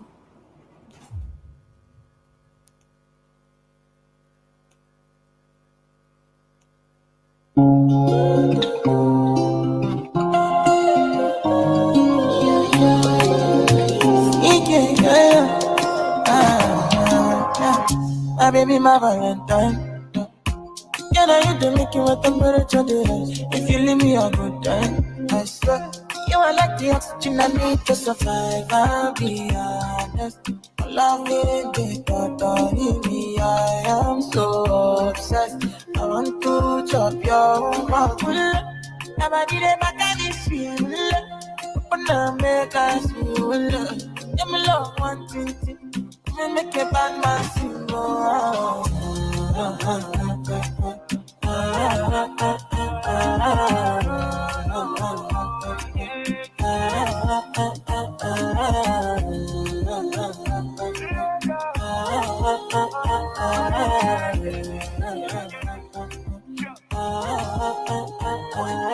Pounds and dollars I could spend for your head. Talk all they want, I don't care what they say, cause your matter. Hello, good afternoon. For my head every night, and you I want to carry to my bed. Good afternoon, everyone. if you're still here for the interviews, we'd like to please have us arranged in orderly fashion, right? So please be arranged in order of your numbers so that we can sort you out properly and quickly and have you in and out in no time. So you have a number tag already, or you should. If you don't have one, please get one at the registration desk. If you have a tag already, let's please have the numbers seated in sections so that we can have you sorted quickly. All the ones, all the twos, all the threes, let's just have us please arranged so that it's orderly and we don't have people mixed up. Right, so let's please have ourselves arranged in orders of numbers so we can find everybody and sort everyone out. Thank you. Also, if you're a cloud and DevOps person, we have an employer specifically looking for you, right? If you're cloud and DevOps, please indicate once I step off the stage. We have someone looking specifically for you. If you're cloud computing and DevOps, please. Fine girl, you know your body bad. Same body back can make you shake it for Ghana. Here, dancing for me, baby pan. Come and keep it show.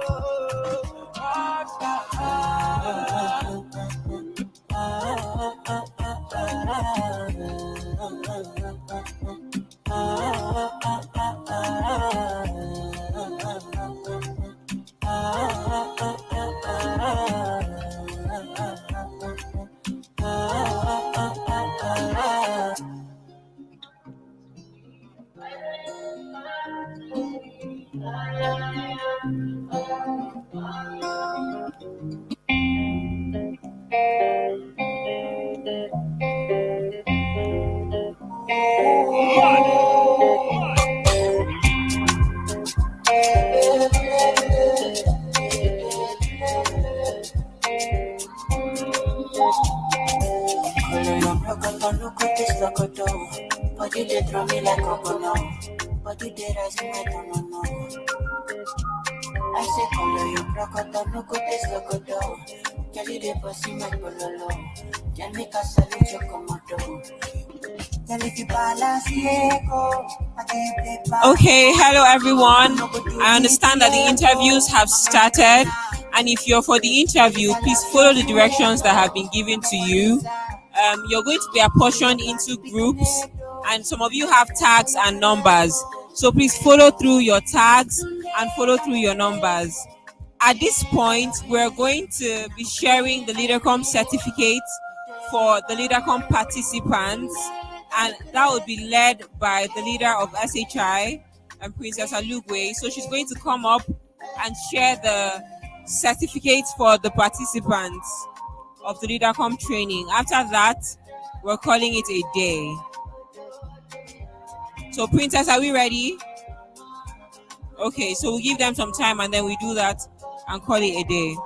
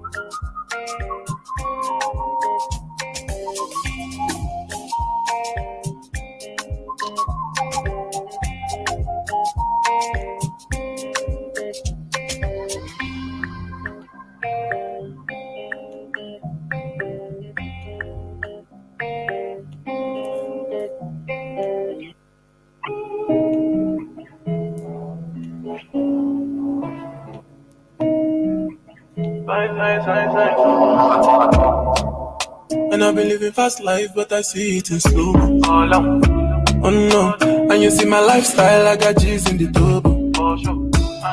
See many people there outside where they feed man's oboe. Oh no, and me I stand the defender like Joseph Yobo. But girl say she want Netflix and chill, so I chatty get even warning. If you fall in love, Kelly satin. You go to breakfast, I'm not capping. And you see dripple, I'm not catching. I'm not faking this, no fugazi. You see these feelings, I'm not catching.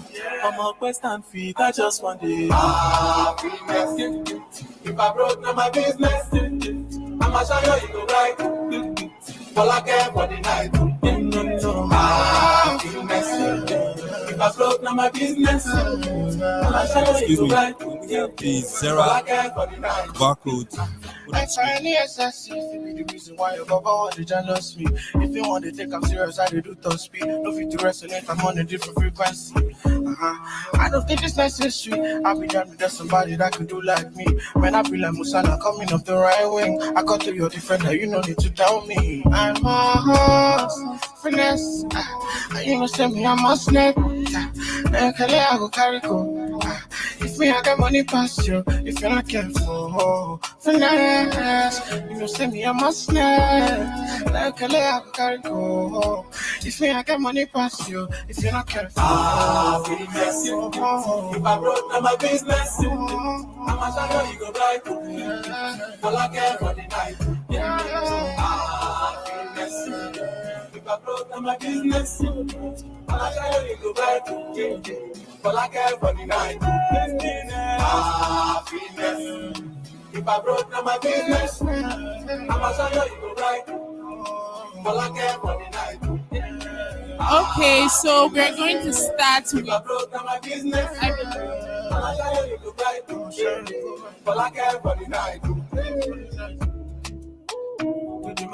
Okay, so we'll be starting with Tochi Dioka.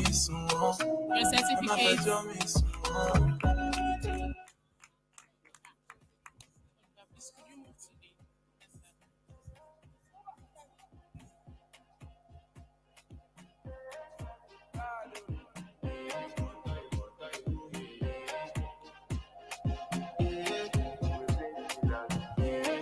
To flex my love. I want to Next up, Anne Orefi James. I want to bless. And I want to carry my love away to a place she loves.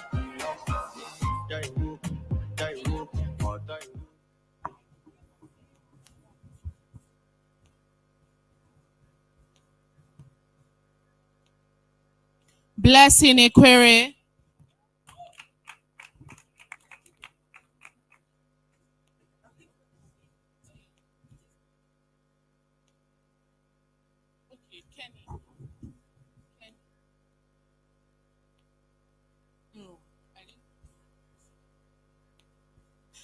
Kenny.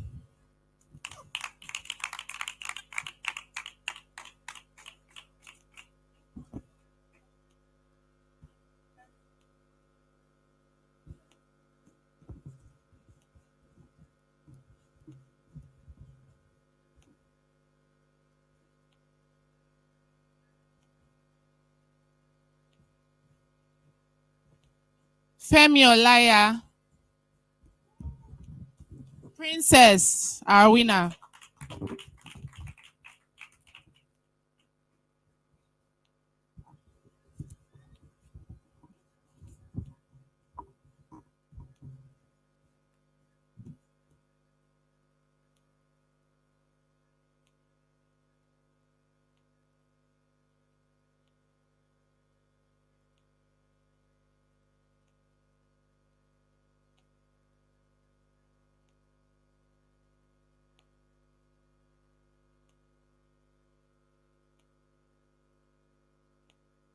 Victor Adetolajo.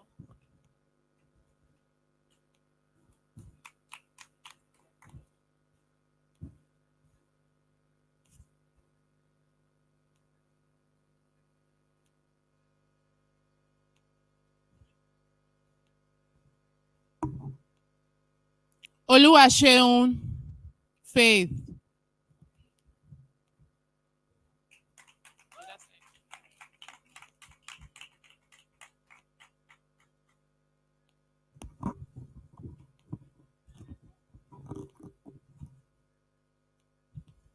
Michael.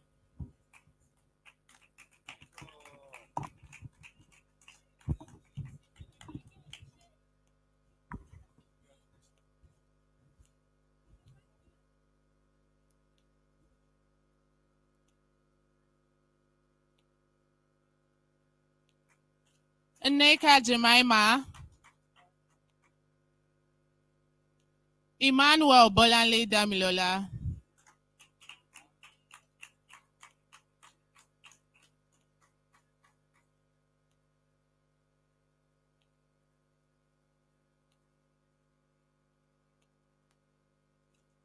Simon Matthew.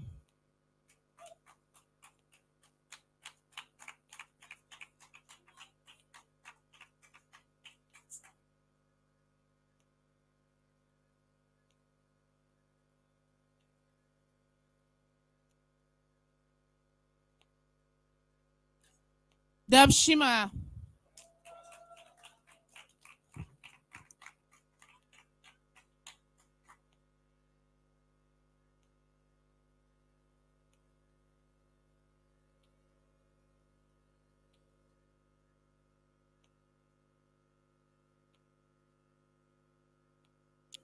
Samaila.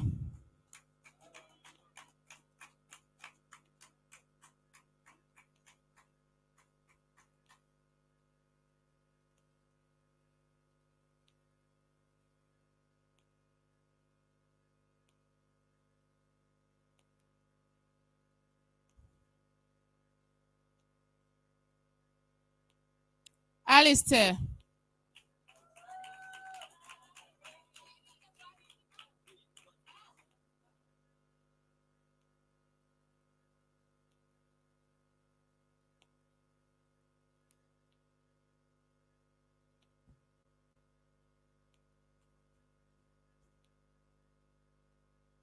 Aisha.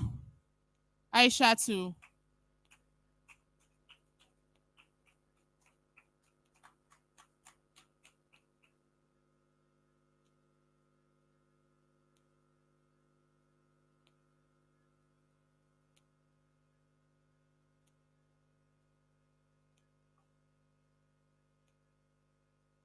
Angela.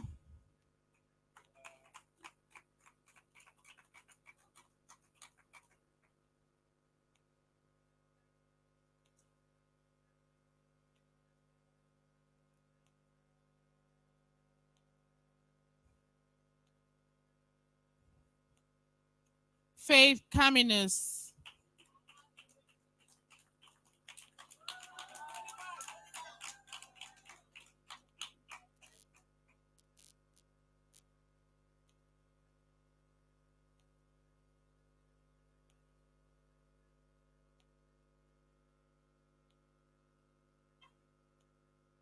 Hillary.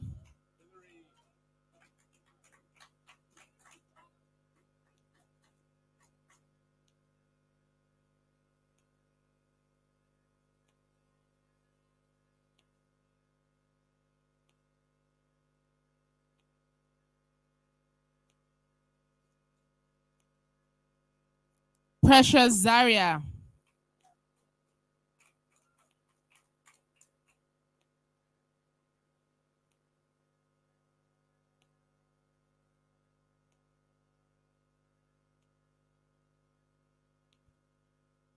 Grace. Okay, thanks for serving. Greg.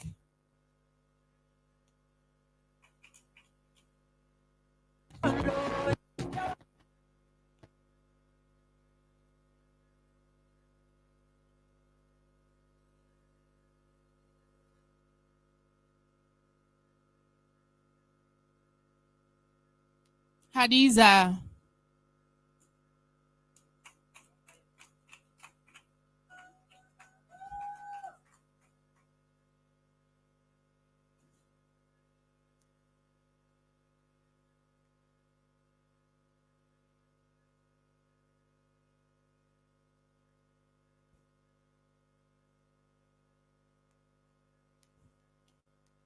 Zini. Z.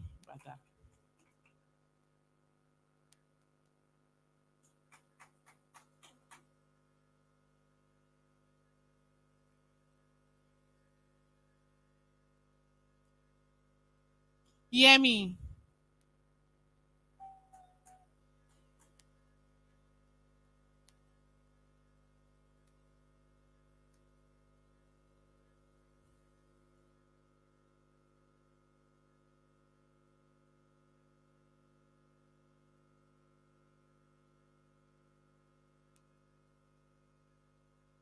Okay, can we just have a group picture?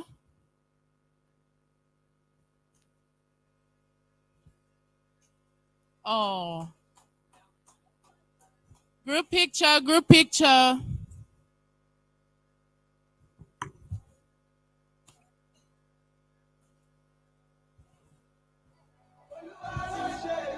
Money make me emotional.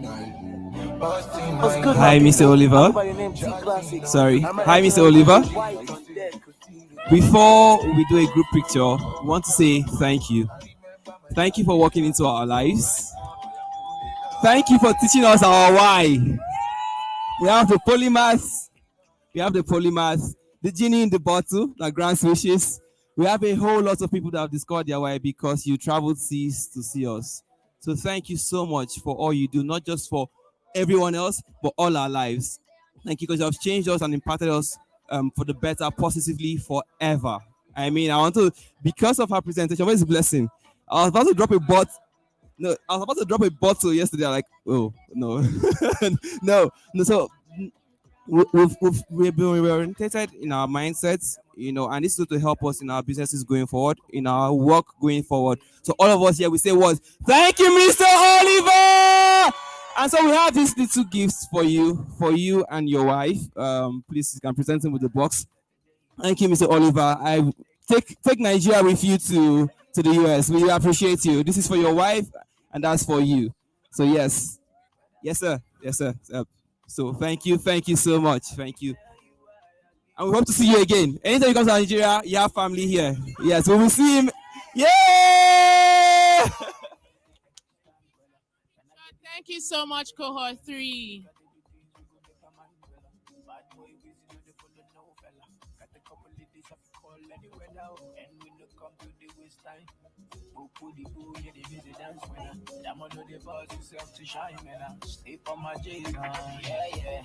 Pretty please, missing with the bullshit. Mr. Big Wheel, Mr. Big Mr. Louis V, sipping 42 weeks. When the girls be me trouble, yeah, Jashi. Nearly shall I lead like now, only beauty. Color, yeah, talk from the jump, you don't take. My brother don't play nothing with no face. Say happy day, you anything, proceed nothing. See this life not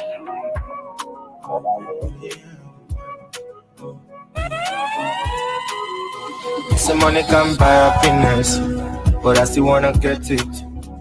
I'd rather cry in a private jet than to be smiling in the trenches.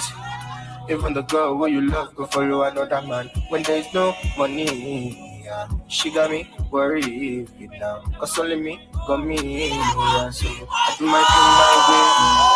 Me, I live for you. Nobody go follow me, feel my pain, I keep asking. All right, thank you, the Calm 3.0. And also, Oliver, we love you so much from Ados Creations, and we prepared something really cute for you, your wife, and your kids.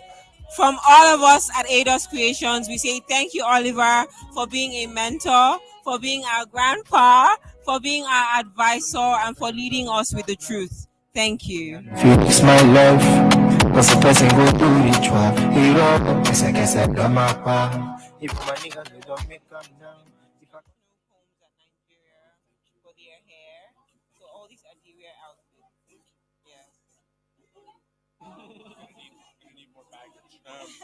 More cost. Wait, I need to do Western Union. Can we do a picture? IBK.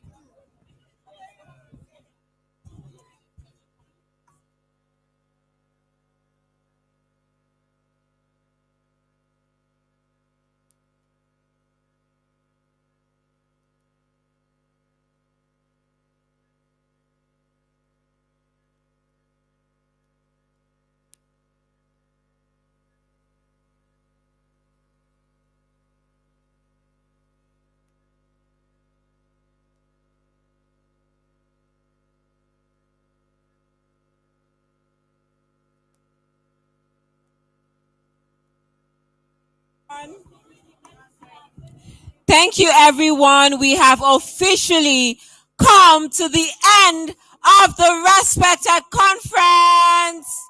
A hand for yourself. Thank you so much to the team, to everyone that put this together. We appreciate you. We love you. God bless you. Now, if you're here for the job fair, please stay seated. The process has begun. I wish all of you the best, and I pray that all of you get good jobs. Thank you. Good night.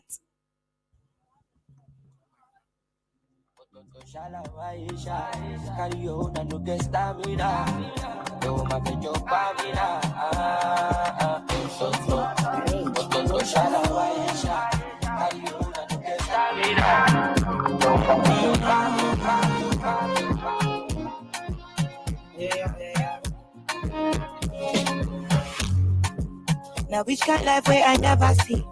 I carry God so I can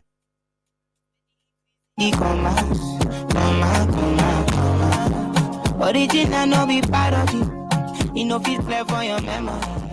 Whether now winter or summer, I take my nose sharp now. Living life, see my fire burning bright within the inside. Molly way, my skin never know I color. To remove fight, check and balance. Everything inside my mind daily. Trust me, you can't fool me. Energy don't got love. One friendly, I'm a legend.